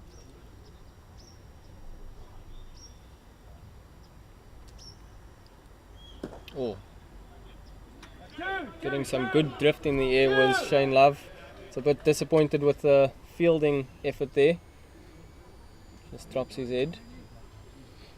But he'll want to finish off strongly with his 9 over spell. Quite interesting tactic this from the Kudus to have their openers go flat out.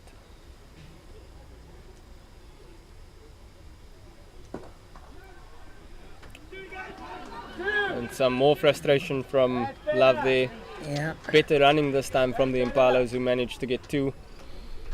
Yeah, and it was really the pace, in fact no pace on that ball when it was hit out into the cover region, and Ulhak coming in from long off and not able to prevent the 2, so that was good running between the pair there as they scored 8 of that over. So the acceleration starting to come now for the Kudus.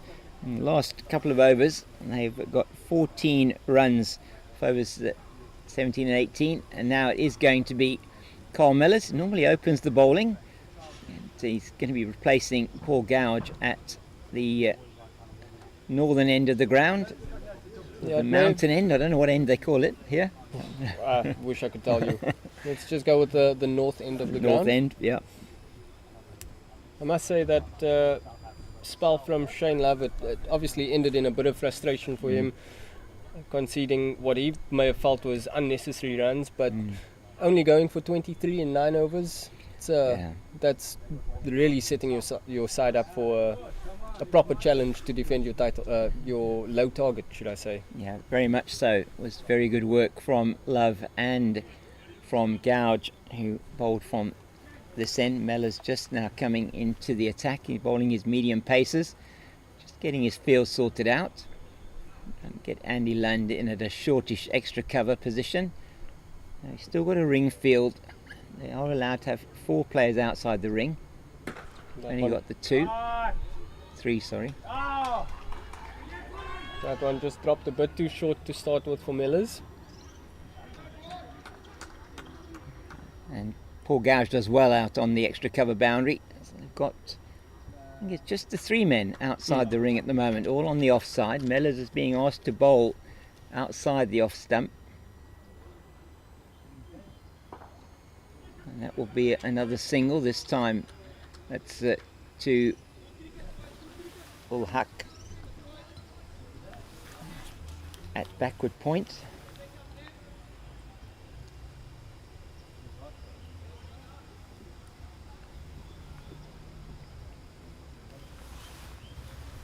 So 50 coming up with that first single in the over.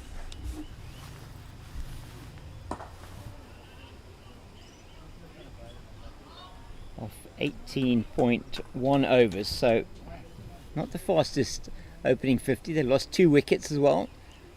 I want to make sure they don't lose too many more wickets. Well, that one should be a little bit lenient. I was expecting to see the umpire signal for a wide there. Yeah, they have been quite lenient. I think it's probably something that they have. I've seen quite a lot of consistency with those deliveries outside the line of the off stump. Oh, it's a good delivery from Mellors this time. Just that's the one that sort of spits up a bit off of that length, isn't it? Yeah, from this end. There's a bit of green patches around that area where Carl Mellors is bowling, and if you manage to land it on one of those patches of green, the ball can do anything.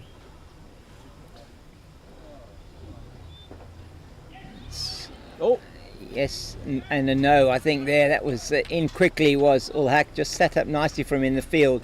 So the end of the Mellors over, just the 2 off it, so another good over.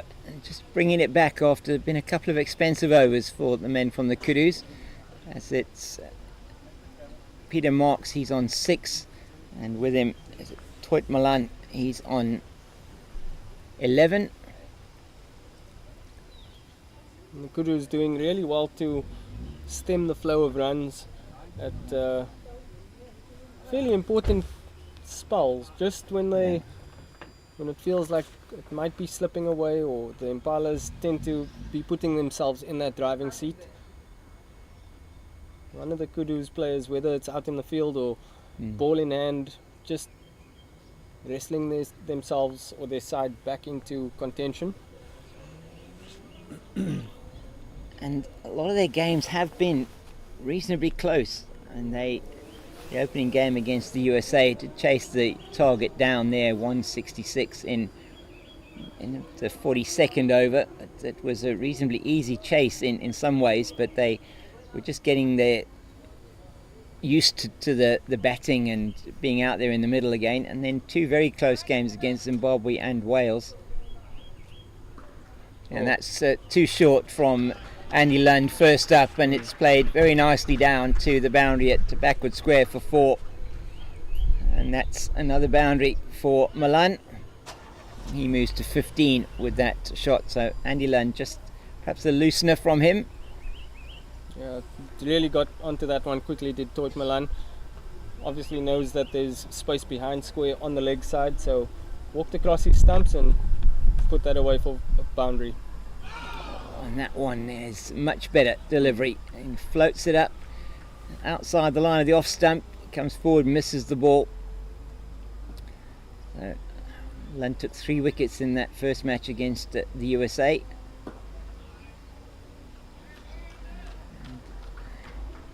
May well see him as well bowl his overs through from the southern end of the ground. Oh, Finds the outside edge and some brilliant fielding. Looks like that's Nick Rhodes. That Nick is, Rhodes. yeah. a big nimble man at third man. Did really well there, Nick Rhodes, and they tell the story of how he lost 14 kilograms to get in shape for this tournament. That's played straight to Mellors, who fires it in to the wicket keeper, who did well actually to collect that one. Yeah, a bit of a low throw from Mellors.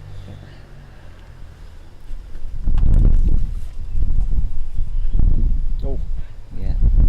really struggling to pick the length of that one was Toit Malan. But it brings an end to the 20th over. South Africa Impalas now 55 for 2. Yeah, so batting at 2.75 to the over, and from here on in needing a rate of 5.3 to the over. So 25 overs left and 133 to win. Certainly is not out of their range, you would feel, especially with wickets in hand and Marks and Milan at the crease. Mellors is in, and that's a very well judged run from Marks.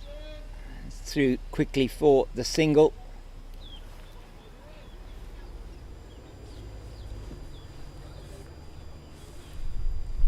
Miller's just grabbing the left hamstring there. It's nicely cut away, but unfortunately Ul Haq couldn't quite gather that one. Just slips out of his grasp.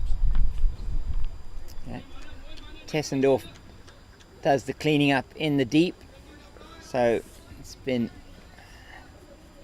2 runs off the first 2 deliveries of the over from Mellors. He's going to want to try and tighten this up a bit. That's very nicely played, and that again will be a single as Trevor pulls down, and they're thinking of the second. They won't take it, and wisely so. The throw does come in, and it's very accurate once again.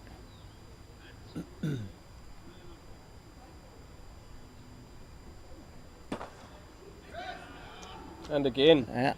He does well there, does the former professional footballer to get his foot around. He played for Durban City and Arcadia Shepherds. Played in the 80s as a professional footballer. Oh, just can't get it past him, can they? No, it's outstanding work done again in the field. This time he uses his hands. Yeah, it was very good work there.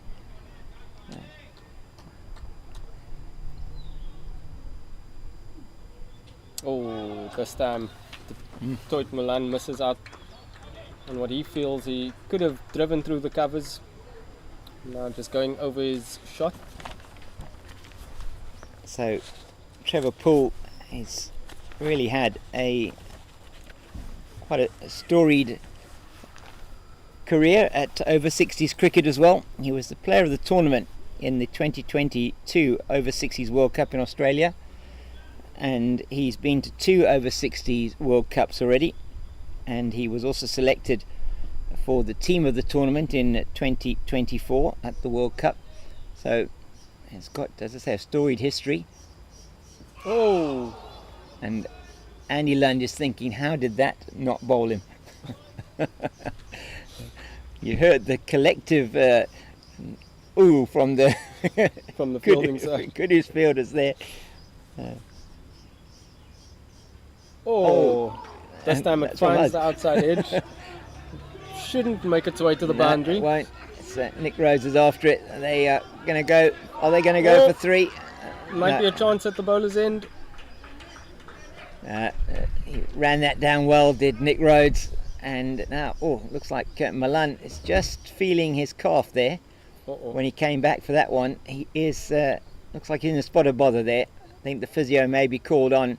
You're looking at it on your screen. You just see how he's very gingerly feeling that right calf. He's taking his pad off now. And, that will be some work for the physio. And ice is on its way out. And probably the paramedics may be called on. A little bit of spray maybe. When in doubt, always magic spray. Always magic spray, yeah. And yeah, they're going to get a runner, it looks like. So it's going to be one of Ross Holding or Dean Kendall probably that will come out to run for Toy Milan. He does look in some discomfort there. And there goes, here comes the paramedic. Should I say not there goes, here comes the paramedic onto the field. They've done a fantastic job this week for this over-60s tournament. The paramedics, wonderful support that we've received from them, and they've been on hand to assist when needed. They definitely have got a couple of those cans of that magic spray, Kieran, that you were talking about. The wonders of magic spray. Whether it's a muscle, a pull, or even just a bang. Yeah. I think it's more of a mental thing than anything else, but yeah, probably just helps. You know, you got that on there. It's the cortisone spray, isn't it? It's just cools that area down, sorts it out for you, helps you to carry on going, and then later on, afterwards, you can get it seen to Toy Milan. Certainly in some kind of difficulty here. So we're waiting to see what is going to happen from a runner point of view. Waiting to see if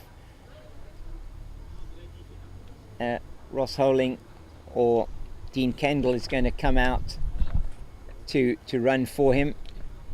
So it is one of the playing conditions in this over-60s World Cup. That, I mean, the laws of cricket don't allow for runners, but in the over-60s playing conditions it is allowed, which is very important. So you do have situations like this. We saw in the match that the Kudus played against Wales, it was a runner needed as well, and that was very important. And he's actually going to come off. He doesn't feel that he can continue, so that is Toy Milan's going to retire hurt with his score on 19. So no doubt he will be getting some attention onto that leg. Retired hurt for that 19, so you can have a new batter coming out to the crease. Yeah, real unfortunate end for Toy Milan. He was looking pretty decent. Got himself a start, 19 or 40 deliveries, and unfortunately, whether it's a cramp or something more, we'll find out at a later stage, but we hope it's just a little bit of cramp. Yeah, let's hope it's nothing too serious, that he hasn't pulled that muscle there. He is definitely going to sit down and get some work done on that as he makes his way off the field, and he'll be retired hurt. Not sure if he will come back. It's a new batter now at the crease, and it is going to be Trollope, yeah. So Hayden Trollope at the crease now. And already a little bit of banter around from the man at mid-wicket, short mid-wicket, saying Hayden can't hook. Yeah, well, let's see what happens now. Plays it neatly into the leg side where Mark Tessendorf does the fielding.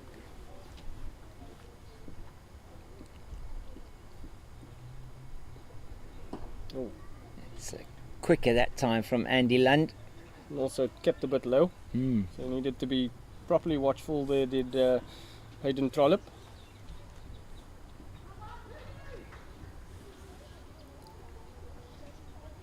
Outside the off stump, left alone. Umpire Conrad Bass doesn't have any exercise to do with that one. It's inside that, would have been the wide line anyway.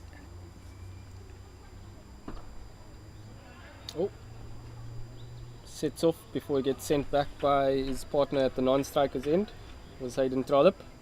And that brings an end to the 22nd over. So 61 for 2. And Kieran, they've been pretty much strangling the batting here. Still not up to that 3 runs and over mark are the Impalas. So 5.5 the run rate required. 127 to win in 23 overs. They've got that. So Mellor's going to be continuing. Yeah, that equation starting to just maybe close in on the Impalas. They now need 127, make that 126 runs from 137 balls. And the more that required run rate increases, we mentioned it earlier, the fielding side will start getting a bit more chirpier, just trying to create more pressure on the batting side. Yeah, you think if it is going to go over 6, that then they're going to start feeling a little bit under pressure. Oh, that was a nasty bounce. Might make its way to the fence. It does. And it just about does.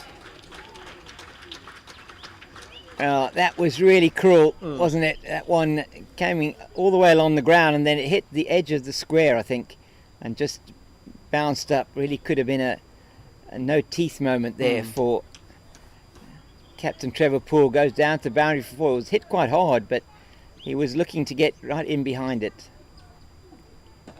There was also a no ball. Oh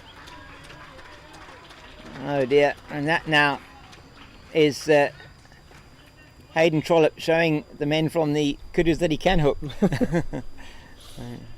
So this has been an expensive over so far from Carl Mellors. 2 boundaries off that over. Gonna need to try and keep this in that off stump lines, and exactly the kind of over that the Impalas needed. Oh, wanted to set off pretty early after making connection with the ball there, did Hayden Trollope.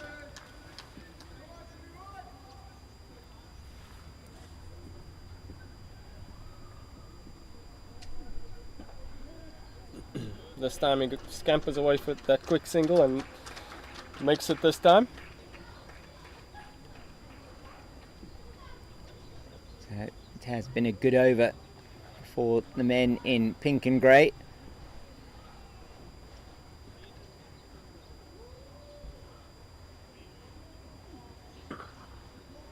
That one just dug out this time. And a bit of a crowd catch. Yeah, it was a bit of a crowd catch, wasn't it? Yeah. One of those that you think, okay, maybe he did play it straight back.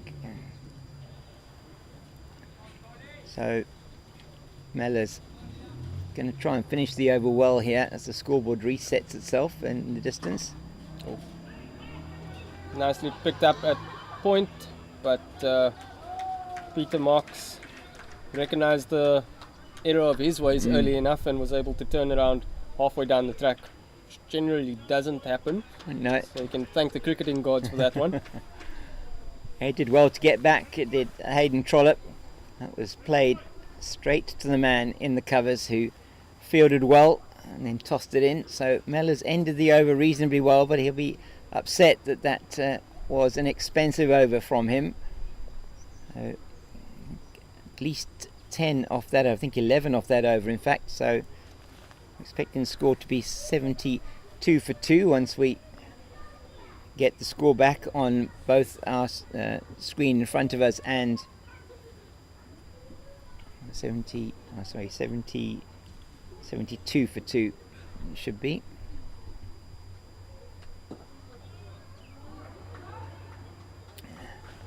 Lund continues from the southern end of the ground, and it really is a beautiful setting here, isn't it, at Rondebosch? This lovely Absolutely. clubhouse. Wonderful. It's a bowls pitch at the back. Oh, he's got him! Him! There we go.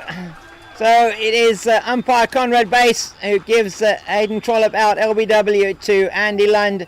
It was a very, very concerted appeal, and Conrad Bass is convinced there that that one is going to go on and hit the stumps, that it hit him in line.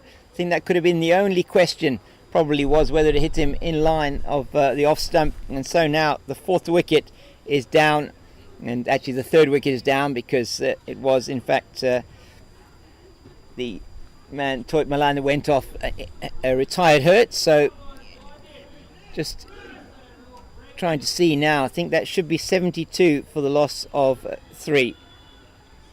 Yeah, just getting a little bit caught on the crease there was Peter Marks. Or was it Hayden Trollope? Hayden Trollope, I think it was. It was dismissed there. Yeah, just got caught on the crease there and unfortunately didn't get a big enough lunge forward that may have potentially swayed the umpire's mind, but wrapped on the pads, good enough shot from the fielding side, and that's the 3rd wicket down.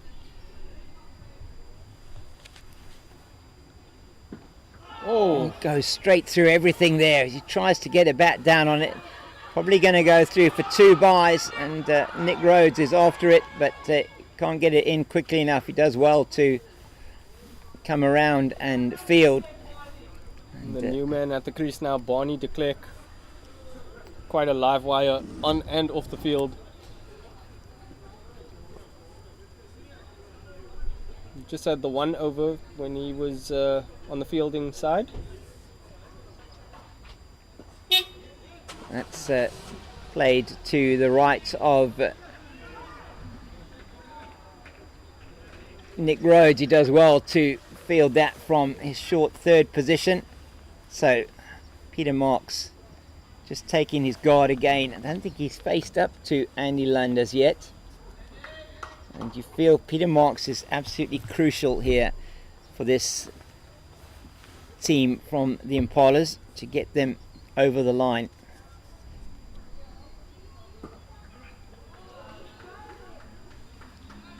Decisively no run from Peter Marks. And that seems to be a new trend in cricket, doesn't it? That the Australians started that, I think. No run. I mean, it's played. Might just be a sign of respect to the bowler. Okay, you had my number. It could be that time. Absolutely.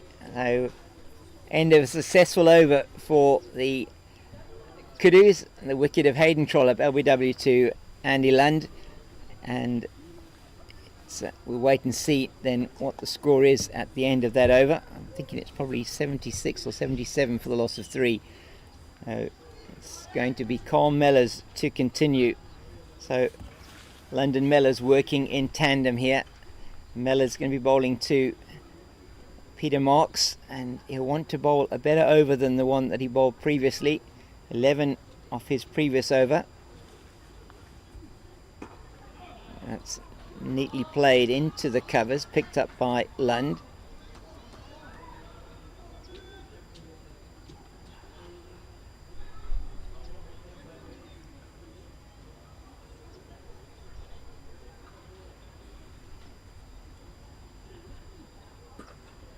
Oh, it's very nicely played into the cover region of backward point. Donovan Twynham does a great impersonation of a diving pass there that he would have done as a scrum half, and gets the applause from the spectators that are there in that corner. Yeah, those spectators have become a lot more vocal as the days gone by. So good to hear. It should only be a single down to Trevor Poole at long off, sorry. Going to be Barney de Klerk on strike for the first time. The scoreboard still catching up there.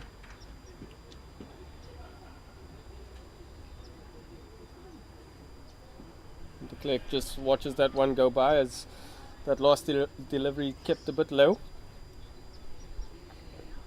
So 79 for 3, run rate required 5.3 to the over. That has come down a little bit since that very good over a couple of overs ago off Mellors. Oh, and he plays that really well. In the end it comes as well, but he tried to play it over the top of mid-on and just gets the inside edge and goes down to Shane Love at backward a square, and they go through for the single. So into the 80s now, 81 for 3. Oh, nicely played. But even better fielding of his own bowling by Andy Lund.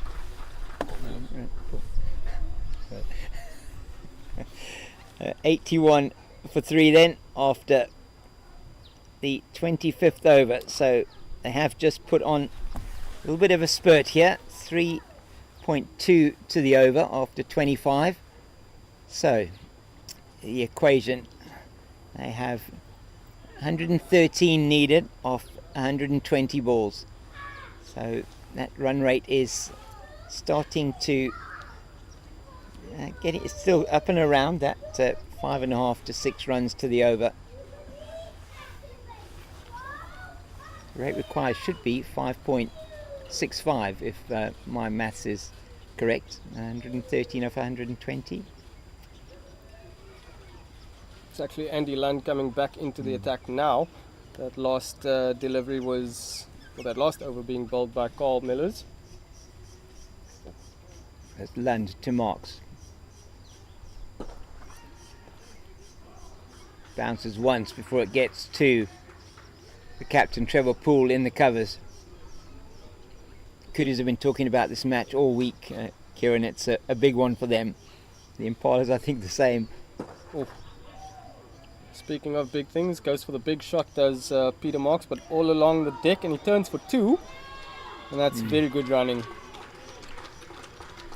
Yeah, it's excellent. Took on the arm of Shane Love and gets back successfully.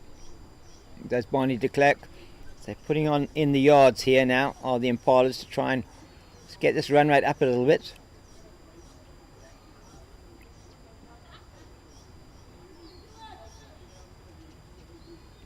It's a big shot over the top. Oh.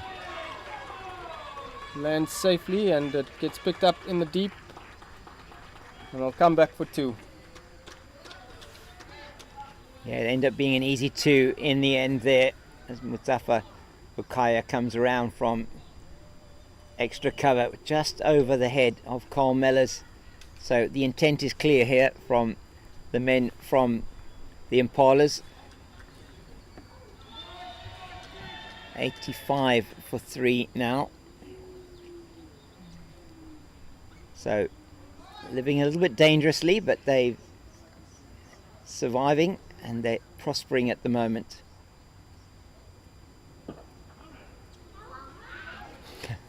There it is again, no run. I think it makes our jobs a little bit easier. It does, yes, definitely. Bit of width on offer this time for Peter Marks, but straight to the fielder this time. Yeah, you heard that sort of clunking sound off the bat. That always feels terrible when you hit it like that, and it just jars the hands as well. Oh! So another Andy Lund over comes to an end. It started well for the Impalas. 2 twos that they got, but they then were stymied for the rest of that over. And so just the 4 runs off the over to 26 overs gone, 114 balls remaining, 109 runs to win. So that equation getting closer to a runner ball at the moment. Carl Mellors will continue from the northern end of the ground as it's turned into quite a pleasant afternoon here, Kieran.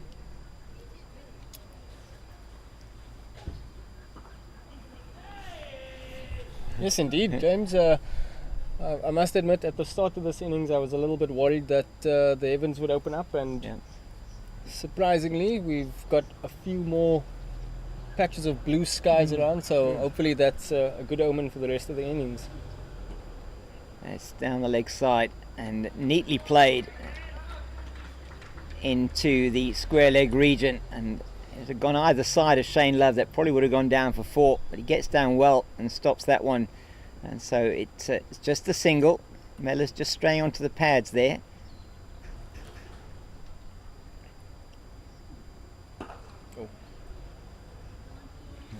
Going through that shot a little bit too early was Peter Marks.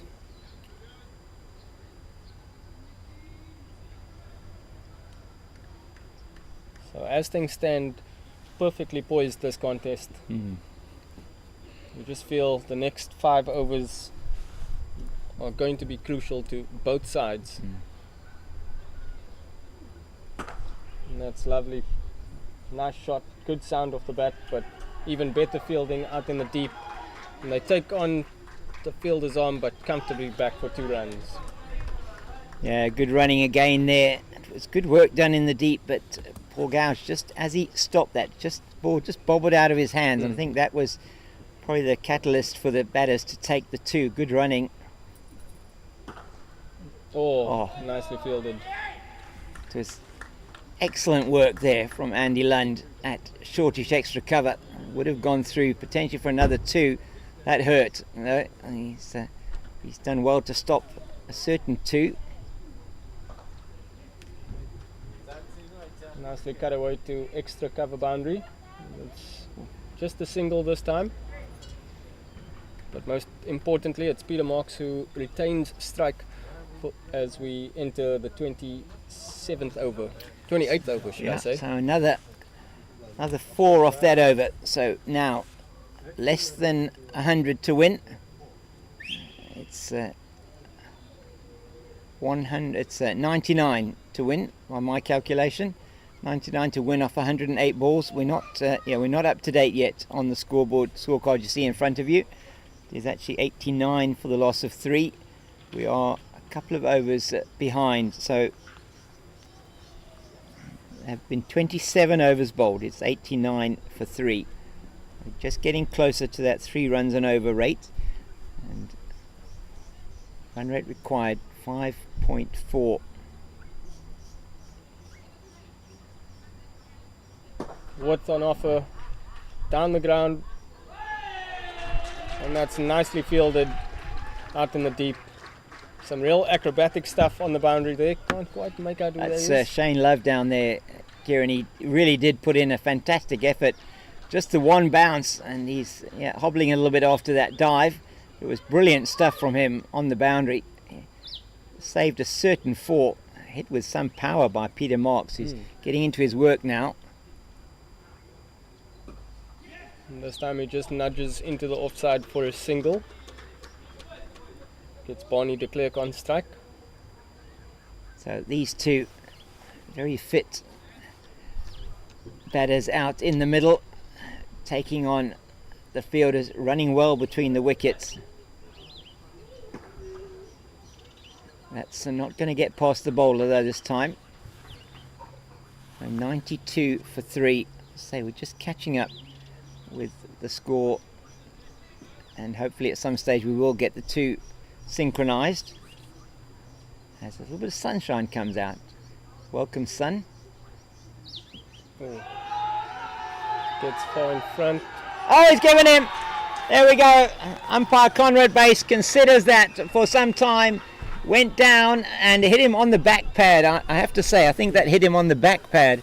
And the batter not very happy about that decision, but it is Barney de Klerk that has to go. Another victim of Andy Lund, another LBW, and he made 5, Barney de Klerk. So the 4th wicket is down with the score on 85. So it is now 85 for 4, and Barney de Klerk makes his way back to the pavilion. So went down on one knee trying to sweep that one, missed it, and did look as if it hit him on the back pad. But he got across into his shot a little bit too late, did Barney de Klerk there with that one. Ended up playing all around it, and if you expose yourself and your wickets and your pads, you always give the umpire a decision to make, and that's obviously on this occasion Barney de Klerk being on the wrong end of that decision. Yeah, as a new batter comes to the crease. Looks like Akil Cupido. It does indeed, Akil Cupido. Fantastic effort with the ball earlier on today.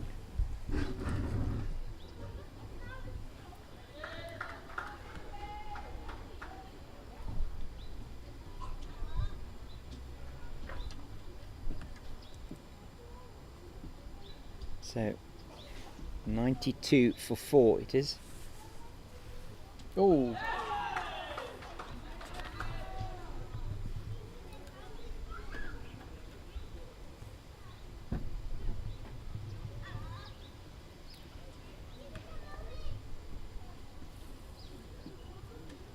Andy Lund continuing. He's had some success. That's Cupido trying to play that one through the offside, misses. It's through to the keeper, Trout, and it's the end of the over. Another successful one for Andy Lund. It's now 92 for the loss of 4. So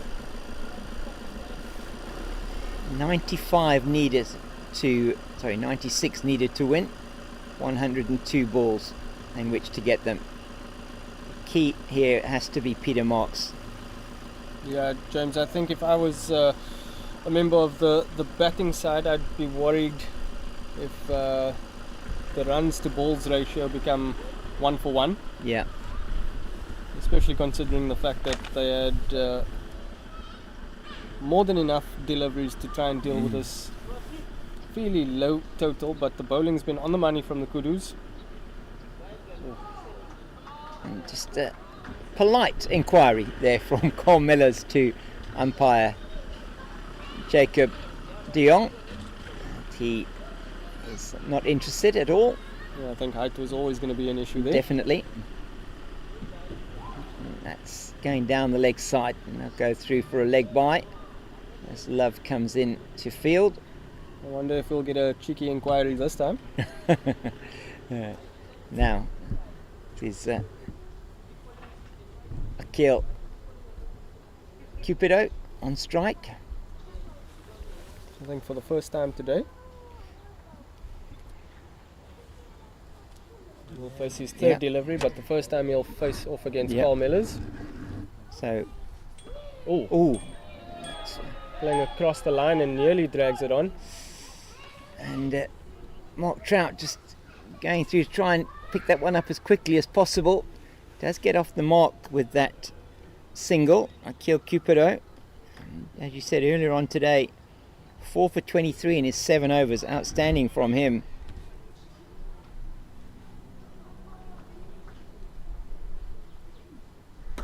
Oh, nicely played. Excellent. Just textbook stuff from Peter Marks. To play that through the covers, foot to the pitch of the ball, and he's just absolutely leathered that one through the covers. Yeah, absolutely it is an outstanding shot from him, and that brings the runs required to exactly 98 balls. He's trying to make sure he doesn't get that equation of more runs than balls required. So played that nicely into the offside, as the scoreboard is back up on your screen and accurate again. That one probably just sliding down the line. So 6 off the over.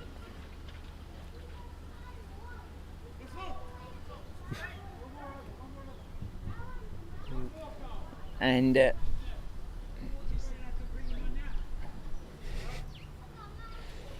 just waiting to get the substitute fielder on the field, and will be the Buffel. It's Rudy Birkenstock, just trying to say when he will be able to come onto the field. So we're going to see some bowling from Rudy Birkenstock, and I'm not sure who's going to come on the field for. We'll just wait and find out shortly who's gone off there. Shane Love it is that's going off the field.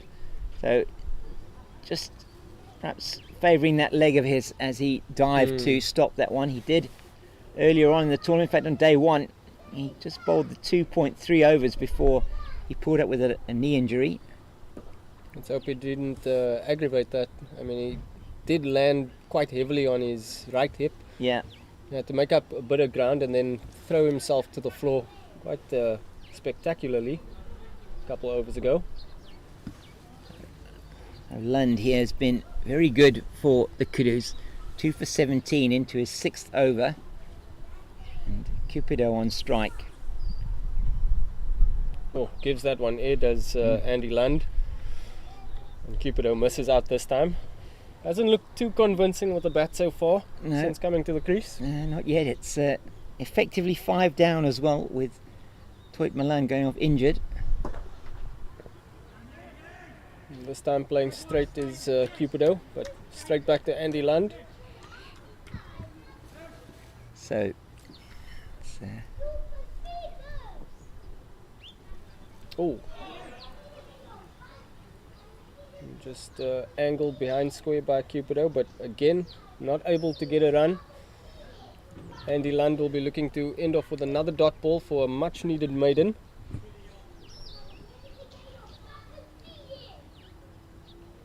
Oh, gives that one air, and Cupido's already looking at the fence to see where the ball's gone.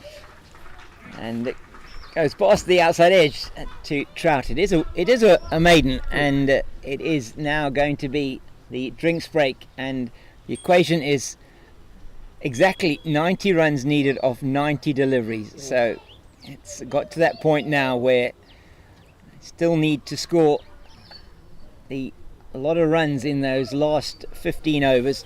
We'll take a drink as well here, a bit of a break for a drink. We'll be back with you in a couple of minutes.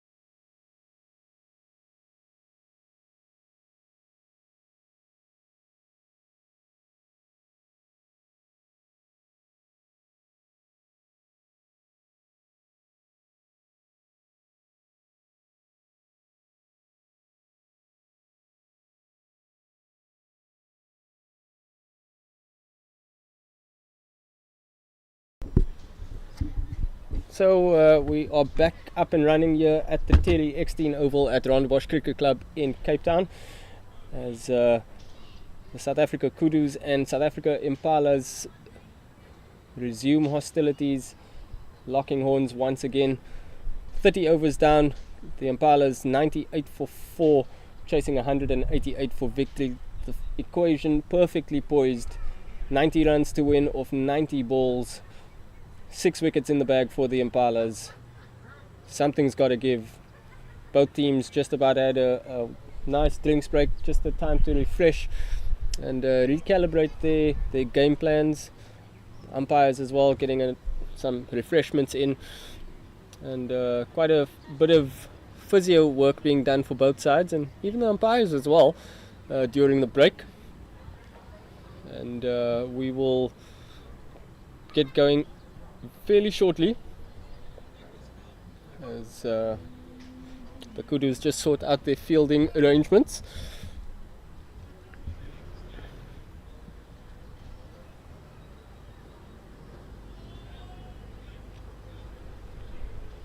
So this highly anticipated clash between the Kudus and the Impalas looks like it's probably going to go down to the wire. The next 5 to 7 overs will be crucial for either side.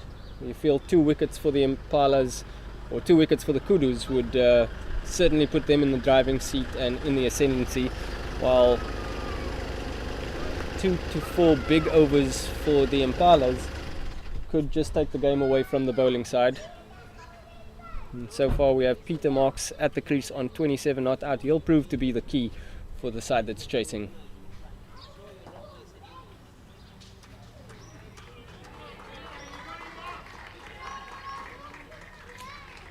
And Rudy Birkenstock coming into the attack after the drinks break, and he starts with umpire De Jong just signalling there was a short run.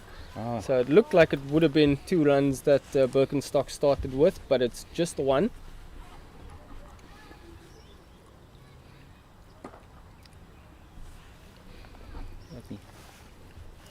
And the Buffle, he gives you absolutely nothing, no pace to work with at all.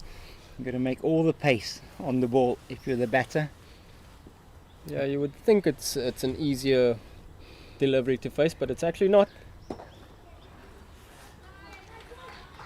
Donovan twine him in quickly, and will prevent them coming back for any thought of a second.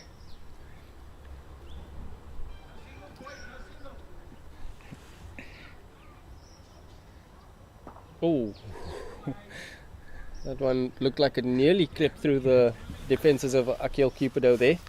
Well, a real teaser, wasn't it, for Cupido? It was so slow through the air, just finding it difficult potentially to try and get it away. Yeah, and you would think trying to hit aerial shots of this type of bowling would be to your own peril. Really no pace for you to generate, so you would have to make sure you get under the ball, and if you mistime it just a little bit, easy catching practice. Yeah, what makes him so difficult to get away as well. Oh, just about worked off the legs by Akil Cupido. Might go all the way to the fence this time. No, and it doesn't. Stops just short, and there's a relay throw as well. But that's the 100 up as well. Just missed that a few deliveries ago. So 103 for 4 now. Yes, James? No, it's only 103 for 4, isn't it? So effectively for 5. And so what, 84 balls left and 85 needed. So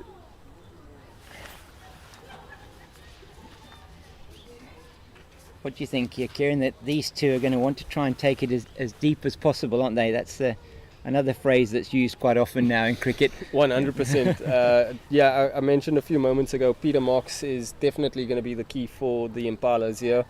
But Akil Cupido, who hasn't looked too comfortable as yet, he's got an important role to play as well, just making sure he stays there, rotates the strike.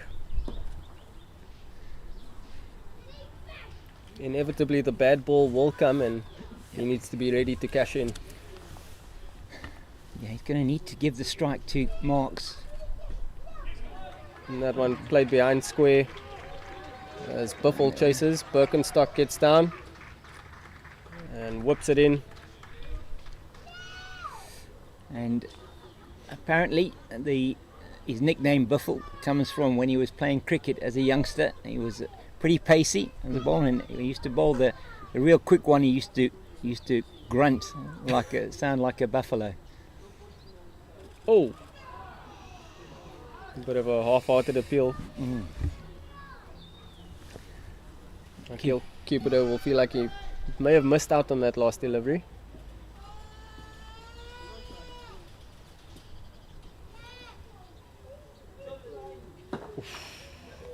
Oh, it's very nicely played down the ground. I think that is going to go down to the boundary for 4. Excellent shot, just really over pitched, and it was the line as much as anything there that was the difficulty, and Cupido plays it very nicely down to the boundary. So good over so far. Yeah, very nice pressure reliever for the Impalas there. Any boundary at this stage will be a welcome boundary.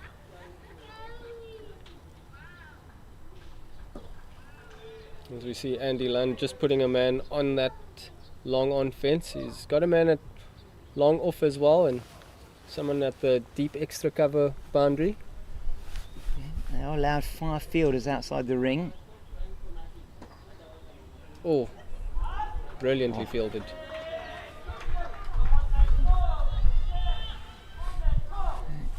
It was outstanding, wasn't it, from Mellors there, as he just went down and picked that one up very, very neatly. So the end of the Lund over, 6 off that one, so keeping it there or thereabouts. 79 to win off 78 deliveries.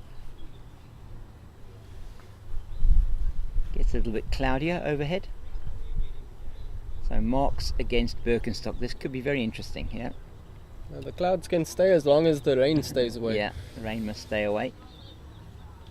At least just for another 13 overs. Yeah, that's all we need. It's nicely cut away. It will only be 1. Tessendorf's got a strong arm. Gee whiz, look at that.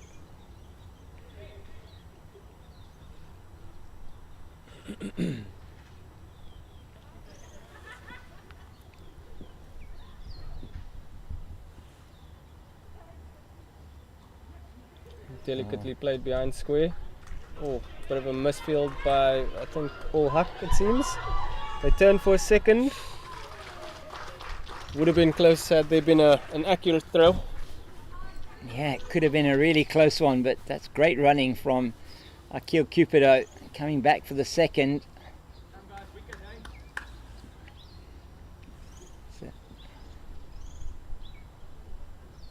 Oh.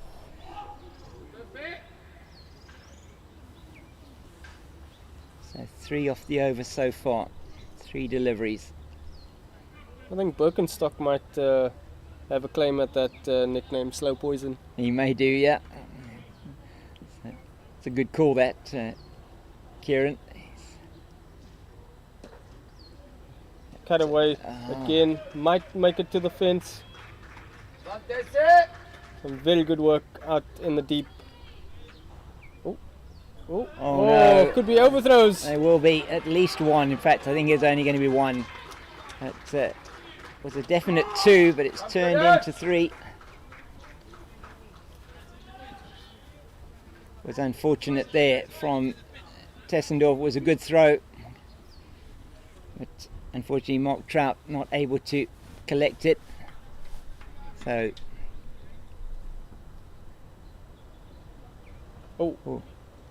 Ooh, yeah, he must have got bat on that, otherwise there would have been a massive appeal. I must be honest, I didn't quite hear any bat sound, but no, me keeper either, never went up. No, it wasn't signalled as a leg by the umpire. Come on, boys, come on! So 7 off the over so far. Played into the leg side. It should be only 1 and is only 1. Well, they won't be taking his arm on. So, 8. Okay, I thought that was the end of the over. Still one more delivery.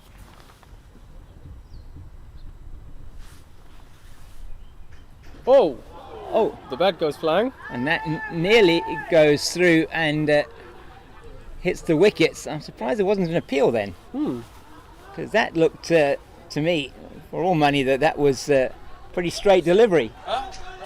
Yes, the bat trying to make as much pace as possible, and no appeal there, which to me is quite unusual. So the end of the over, it is 117 for 4. Peter Marks is trying to hit the cover off that ball, and the bat went flying in the air. Yeah, cricket's a funny old game, It is rather. especially when things like that happen. Tend to see the funny side. So what are we looking at now? 70 off 72. 12 overs left. In for a nail-biting finish. I it think would we seem. are, yes. Oh, The good delivery from Lund into his 8th over. 2 for 23. Excellent bowling. Once again from the man from KwaZulu-Natal. oh, a bit uppish, but into the gap. And I'll just pick up a single. Andy Lund just trying to wrestle his side back into control. Yeah, and this is the big wicket. If they can get Marks out, he's setting himself up here, Marks, to play into the leg side. I would potentially be changing the field around a bit here. Oh, Yeah. get some bat on that one. Yeah, and that will race away for 4, and that's really pretty much what I was talking about, as he needed somebody backward of square on the leg side. There's a welcome boundary for Peter Marks and the men from the Impalas, but just the way he was setting up in his stance, he's looking to play this leg side completely. He's opened himself up completely on the leg side. And there it goes Same again. That's result going to again. be another 4, and they've just missed a trick here, the Kudus. And that's played again down to the boundary, slightly short from Andy Lund. And they've got enough fielders to be able to put somebody out on the boundary there. They can have 5 fielders out of the ring. They're still not putting a fielder out there. He's gone for 2 boundaries already in the over. It's much better outside the line of the off stump. Well, that's what you call bowling to your field this time around. Yeah, very much so. Last 2 deliveries, not so much.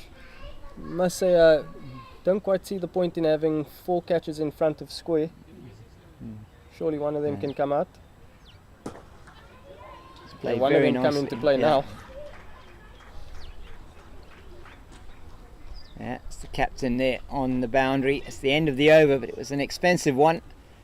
It went for 10. It's 127 for 4. So initiative just starting to be wrestled to the men from the Impalas. 61 needed off 66 deliveries, or 60 needed, sorry, I just haven't caught up. 60 needed from 66 deliveries. It's the Buffel going to be coming in to bowl. And this partnership also now up to 36 between Marks and Cupido. Could just prove to be a match-winning partnership. Yeah, it can. 1 wicket here is going to change the complexion of this game quite a bit, but it is going to need a wicket to do that.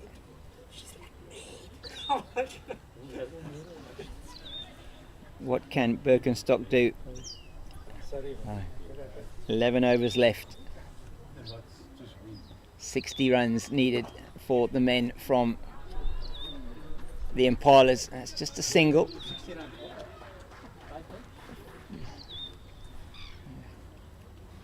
There's going to be potentially a real nail biter here.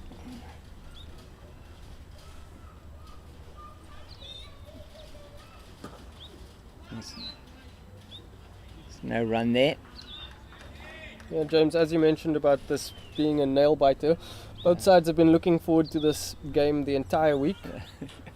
I think it's only fitting we get a tense conclusion to the game. Yeah, you would hope so, wouldn't you? You'd hope that it's going to, if it can go down to the last over, would be fantastic, wouldn't it? It really would be something. I just think the way Peter Marks is batting at the moment, though, he's got the ability to just take this game away from the Kudus.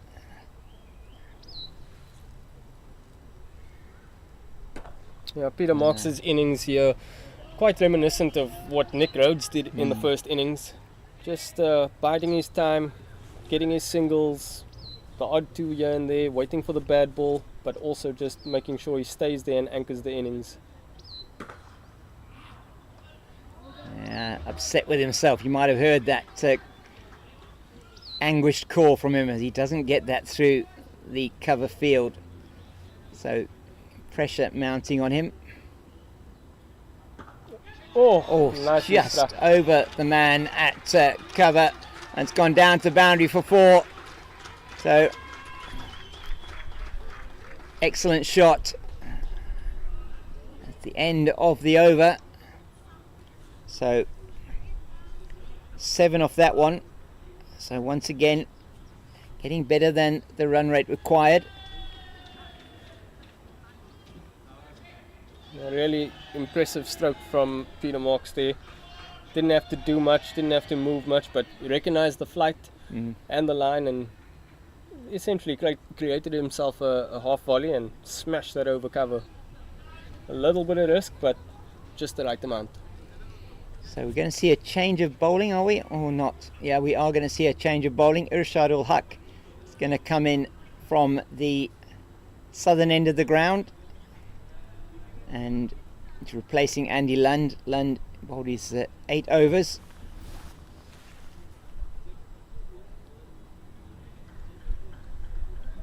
And 8 overs, 2 for 33. So good effort from him. And earlier on it was Paul Gouge, 1 for 26 in his 9, and Shane Love 0 for 23 in his 9, that really put the brakes on the men from the Impalas. Now ul Haq into the attack, and what can he deliver here, Irshad ul Haq? Oh. So the first one is on the money, and there is no run. Again, bowling at a bit of a slow pace, which looks a bit difficult to get away. It's in the air. It's going to be a couple of bounces. One run. I should be the commentator. I should be the coach or what? Love cricket. Donovan Love cricket. trying him on the boundary. You can hear our supporters there saying how much they love cricket. It's very Nice. nicely played, isn't it? No? It's Muzaffar Ukaya on the boundary. They get 2 there. It's good running. And Peter Marks, 47 now he's got. This is a match-winning innings at the moment. If you want to. No, go on. I just came from there. Oh, He doesn't get hold of that, but he's going to get at least 2. Paul Gouge coming around from backward square, and will bowl that one back into Mark Trout. They're through for the second. So 5 off the over so far. Peter Marks just 1 run shy of what would be a very important half century.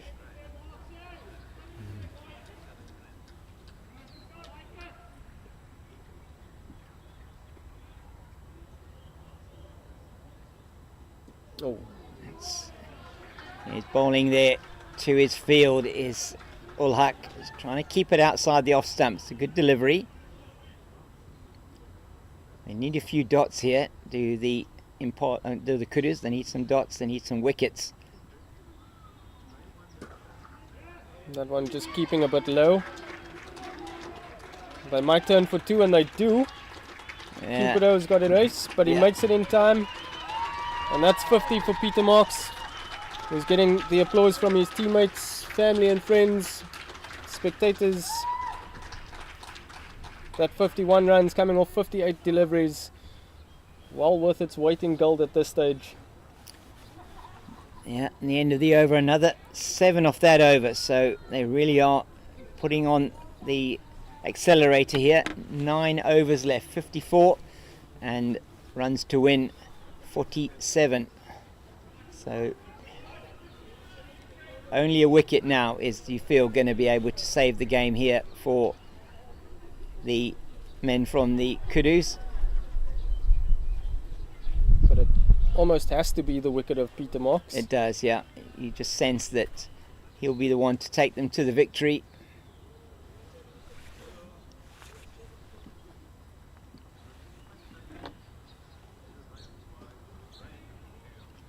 And just clipped away onto the leg side by Cupido, but it's easily fielded at square leg.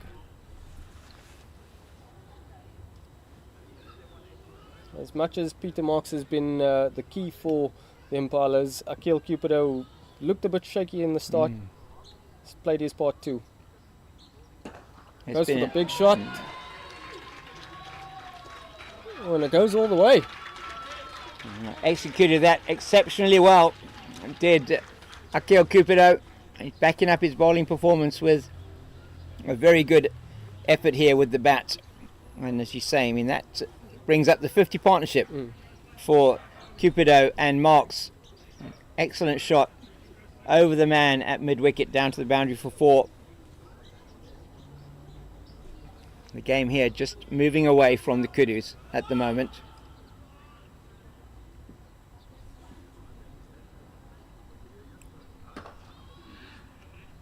Oh, nicely fielded. Oh. Yeah, fantastic work there from Donovan Twynham, coming across and fielding and rolling.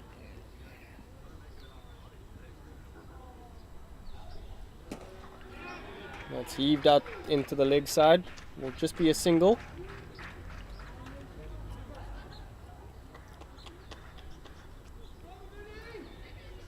And the Kudus maybe just need to change something else. Try something different. Yeah, Trevor Poole warming up there, the captain. Whoa, that might be close. And yeah, the slow poison of Jacob de Jong that time, not raising the finger. Thought it was going down the leg side. I'm really surprised that one that the bat flew out of his hand, that didn't appeal for that one. That looked to me to be a very close leg before wicket decision. Oh, That's beautifully played by Marks into the deep, and that they'll take a second again. It's good running. I mean, good fielding in the deep, but there's no way you can prevent them coming back for the second. It's the end of the Birkenstock over, and that's gone for another 7. So 148 for the loss of 4. So just 40 needed now off 48. 8 overs, is it? Yeah. Yeah. So 5 runs and over is what they need. Yeah, it's starting to look increasingly unlikely for the Kudus, but one good over can change things. Yeah.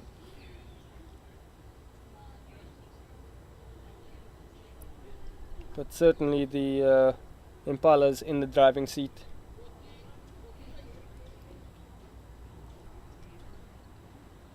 As we mentioned, the run rate was fairly slow in the beginning, but it's steadily increased as the innings has gone on, and it's now up to 4.9, just under 5 and over. They've done really well in the last 7 overs. 45 they've scored. Mellors gets down, but won't come back for 2.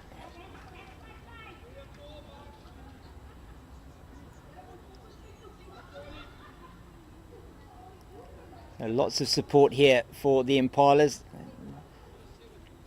from most of the players here, local from Cape Town.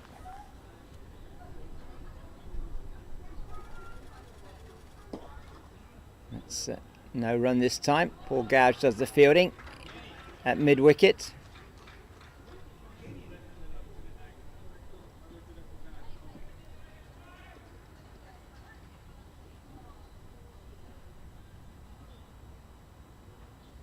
Oh, Mark's just Yeah. looking a little bit too eager to play that shot. Got through it a little bit too quickly. Nearly ended up falling over. Going down the leg side, so no response from the umpire, Conrad Base.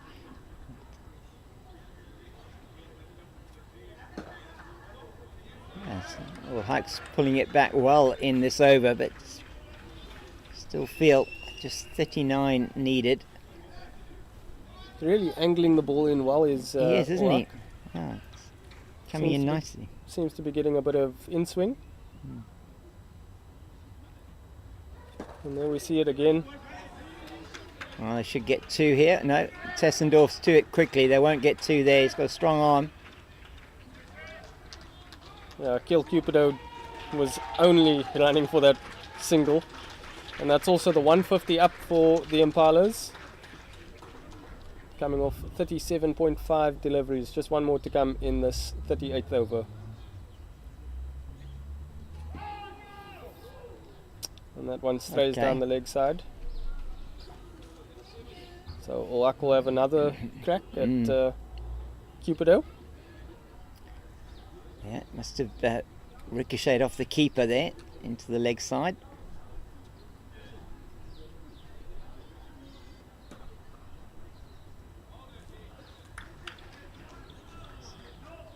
So the end of a good over from Ulhak, just the 3 off that one, 151 after 38 overs, 151 for 4, so what's that, 37 needed to win off 7 overs.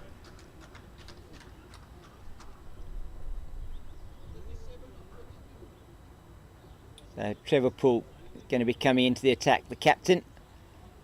He's going to be replacing Rudy the Buffel Birkenstock. And so, final throw of the dice here for the Kudus.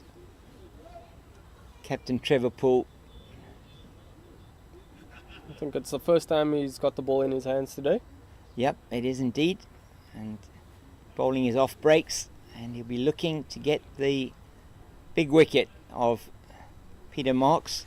He's been outstanding, has Marks. Came in with the scores on 35. Starts with a loose delivery, full toss. And the square leg umpire is indicating it's a no ball. For height, that is interesting, because it didn't seem that high, but maybe. Yeah, so no ball for height, so that will have to bowl that one again. Just the loosener, as you said, just maybe slipped out of the hand. So the free hit, what is Marks going to be able to do with this? Tosses that one up. Oh, poor Gouge dives, but can't stop that. It's going to be 2. As Ulhak comes around and does the fielding.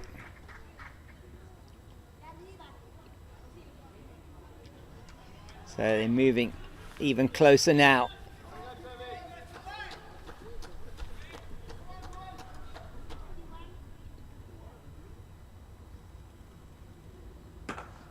Beautifully played into the covers. Tessendorf does the fielding, and yes, just a single. Such a wonderful sound off the bat. Yeah, he's playing it beautifully, isn't he? It's a big one. It's going to go for 4. Nothing that Carl Mellors is going to be able to do about that, as it goes into the boundary here, just to the right of us. That's really well played by Cupido. He's played a fantastic supporting role to Marks here. This partnership, they were in real trouble at 92 for 4, and now approaching the 70 run mark, 69. Gives that one It's in the air, but it's not going to carry.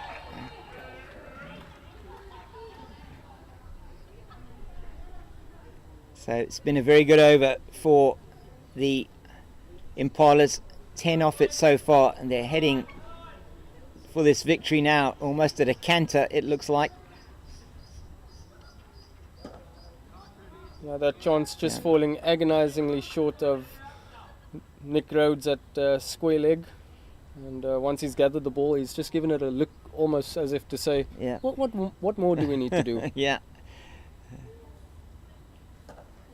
put in a massive effort, have the men from the Kudus, and the Impalas though just batted too well, bowled too well today. It looks like it's going to go, this all South African clash is going to go down to the Impalas, and they will solidify second spot on the log here. It will be a clash for the bragging rights and honours in this competition tomorrow between Zimbabwe and the Impalas. It'll be a repeat of the first game that took place on Monday last week, and is likely to be the Kudus versus Wales in that clash for third and fourth place, with the two USA teams playing off against each other for fifth and sixth. So going to be all hack to continue, but it's what, 165 now, 164 sorry, for the loss of 4. Just the 24 runs needed off 6 overs, so just 4 and over to win.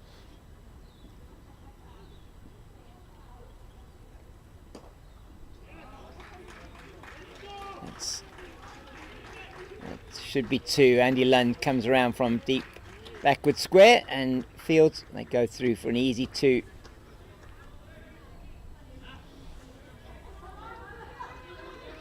So 74 is the partnership between Cupido and Marks.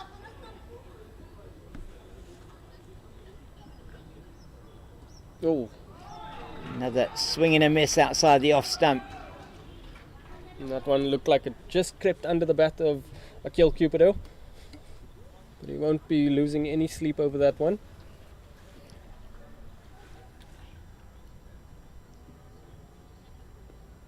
Oh, that's down the leg side. It won't go down to the boundary. I think they will probably run through for 3. Rudy Birkenstock's after that, and they do go through for 3.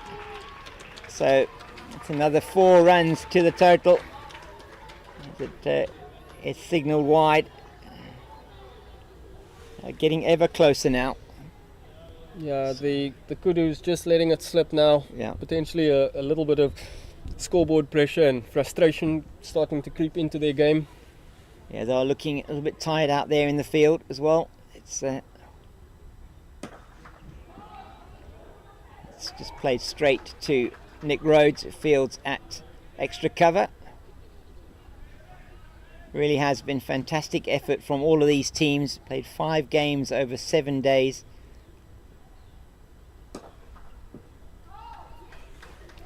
And just plays that straight back to the bowler. It has off this over already 6 runs off the over.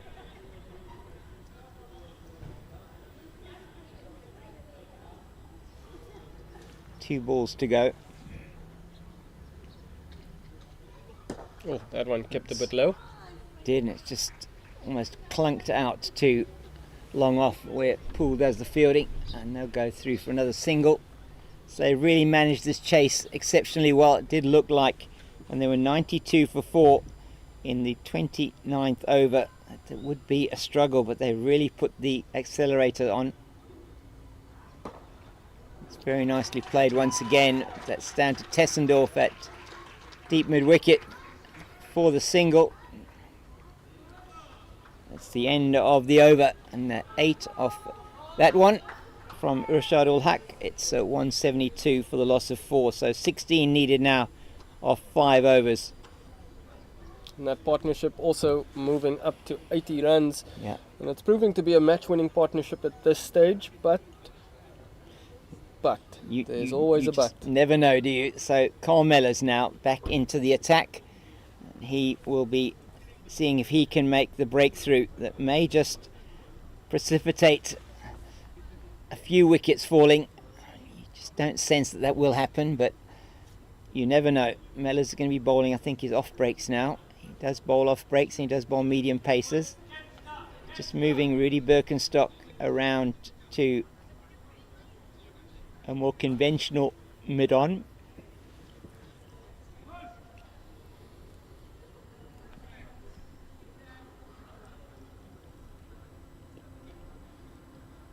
So the players from these two teams will most likely be combining. Oh, It's a good delivery. Just playing it outside the off stump. Doesn't make contact. Will be combining to be selected for the South African over-60s team. They will soon probably become teammates, some of them.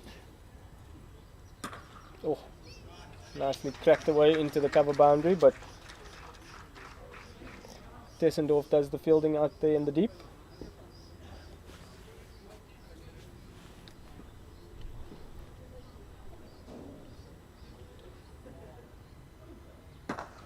That's nicely played once again by Marks, and down to Andy Lund, and they go through for the single. Just a gentle push at that one, Peter Marks, for his single.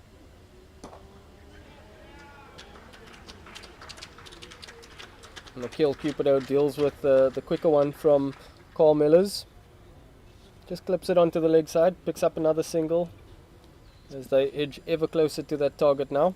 Very good from Cupido. That's over the man at backward point and down to the boundary for 4, and that target gets ever closer now. It's just the 9 runs needed for the victory. Excellent shot from Peter Marks. He's been very good today and been good throughout the tournament for the Impalas.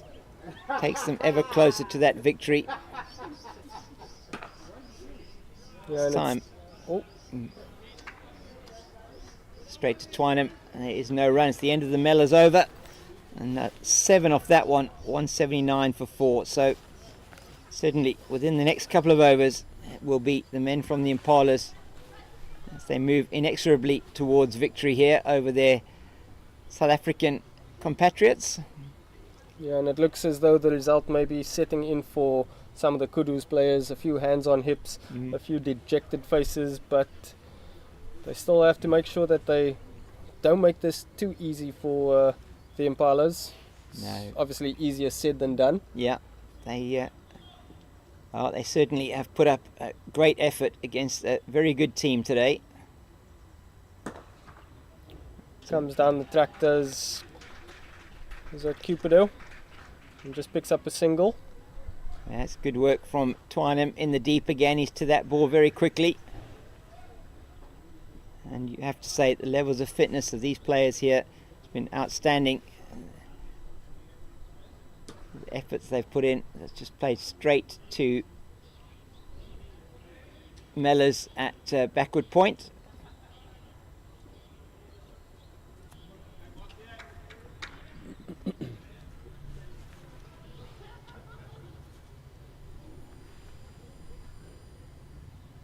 Oh, whipped off the legs.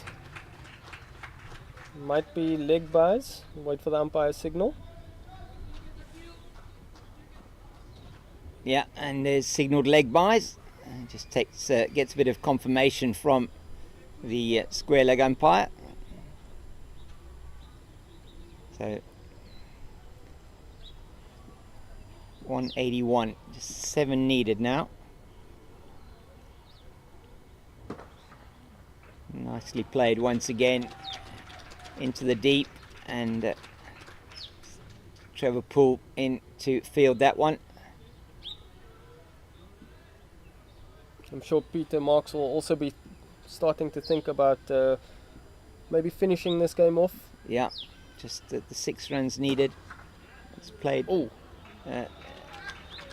Gets down early, does Nick Rhodes, and does manage to stop that one. Have a bit of a bruise there, I think.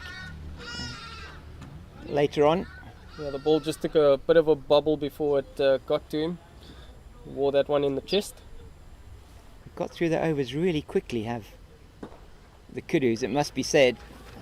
It's only 20 past 4, and this game, as they come through for 2. That's excellent running. Tessendorf on the boundary, so now just 1 hit away from getting to that winning target. 185 for 4 now. And it's once again just tickled into the leg side, and they'll go through for an easy single.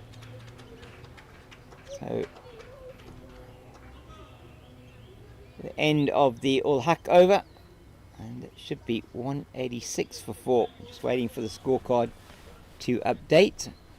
I think they missed the wide.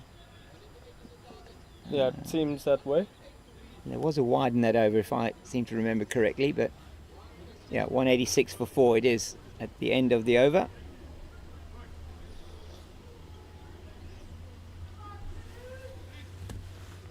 So 2 runs to win, and it is Akil Cupido on strike, and really probably a man of the match performance here from him and from Peter Marks, in fact. But Akil Cupido 39 and 4 for 23. He's dealt with a quicker one pretty comfortably, just clips that off his legs, but nicely stopped at square leg. It has been a match-winning performance, this partnership. 94 it is now. And those are the winning runs down to the boundary at a wideish long on, and it is a win for the South African Impalas over the South African Kudus, and they embrace out in the middle. These two teams, they've fought a really good fight. Both of these teams, the Impalas have come out on top here, Kieran. It's been a really good day's cricket though here at the Terry Eckstein Oval at Rondebosch Cricket Club. Yeah, just a wonderful article for the game of cricket. A good show of sportsmanship and camaraderie, and lovely article, as I mentioned, for the game. Some really good displays of fielding, batting, and just mental application from both sides. And in the end, it was the South Africa Impalas who won by 6 wickets. Peter Marks top scoring for his side with 69 not out of 78 balls. It was Akil Cupido who assisted him in that run chase. He finished on an unbeaten 44 or 48, and Andy Lund, the pick of the Kudus bowlers, taking 2 for 33. So it's been a wonderful day's cricket once again in this Veterans Cricket Association of South Africa Over-60s tournament that's taking place here in Cape Town. It is the end of the round robin stages today, and they will go into the playoff games tomorrow. Please check on the Veterans Cricket Association of South Africa website, VCASA website, for details of those matches. They will be broadcast once again, and you will be able to pick those up on YouTube. Please have a look at the Veterans Cricket Association of South Africa for that information. It is going to be the Impalas that go into the match for the winning for the winners with 1 plays 2, and it'll be Zimbabwe against the Impalas. The Kudus will most likely be facing Wales, and it looks like the 2 USA teams will be playing against each other. That will be confirmed later today. It really has been, once again, a game played in the spirit of cricket. Wonderful support here at Rondebosch Cricket Club as the players go, and just acknowledge that from the supporters. Rudy Birkenstock there giving his shirt to one of the supporters down there in the distance. Really wonderful to see that, and absolutely fantastic from the Buffel. What a character he is, and so many characters, so many people that have made this tournament the fantastic success that it is. Kieran, it's been really a pleasure to have commentated with you. I know I was only here this afternoon, but it's been really lovely. Thank you very much for holding the fort this morning. No worries at all, James. It's been an absolute pleasure to watch the action unfold this afternoon. Thank you for tuning in wherever you are, and we'll see you soon.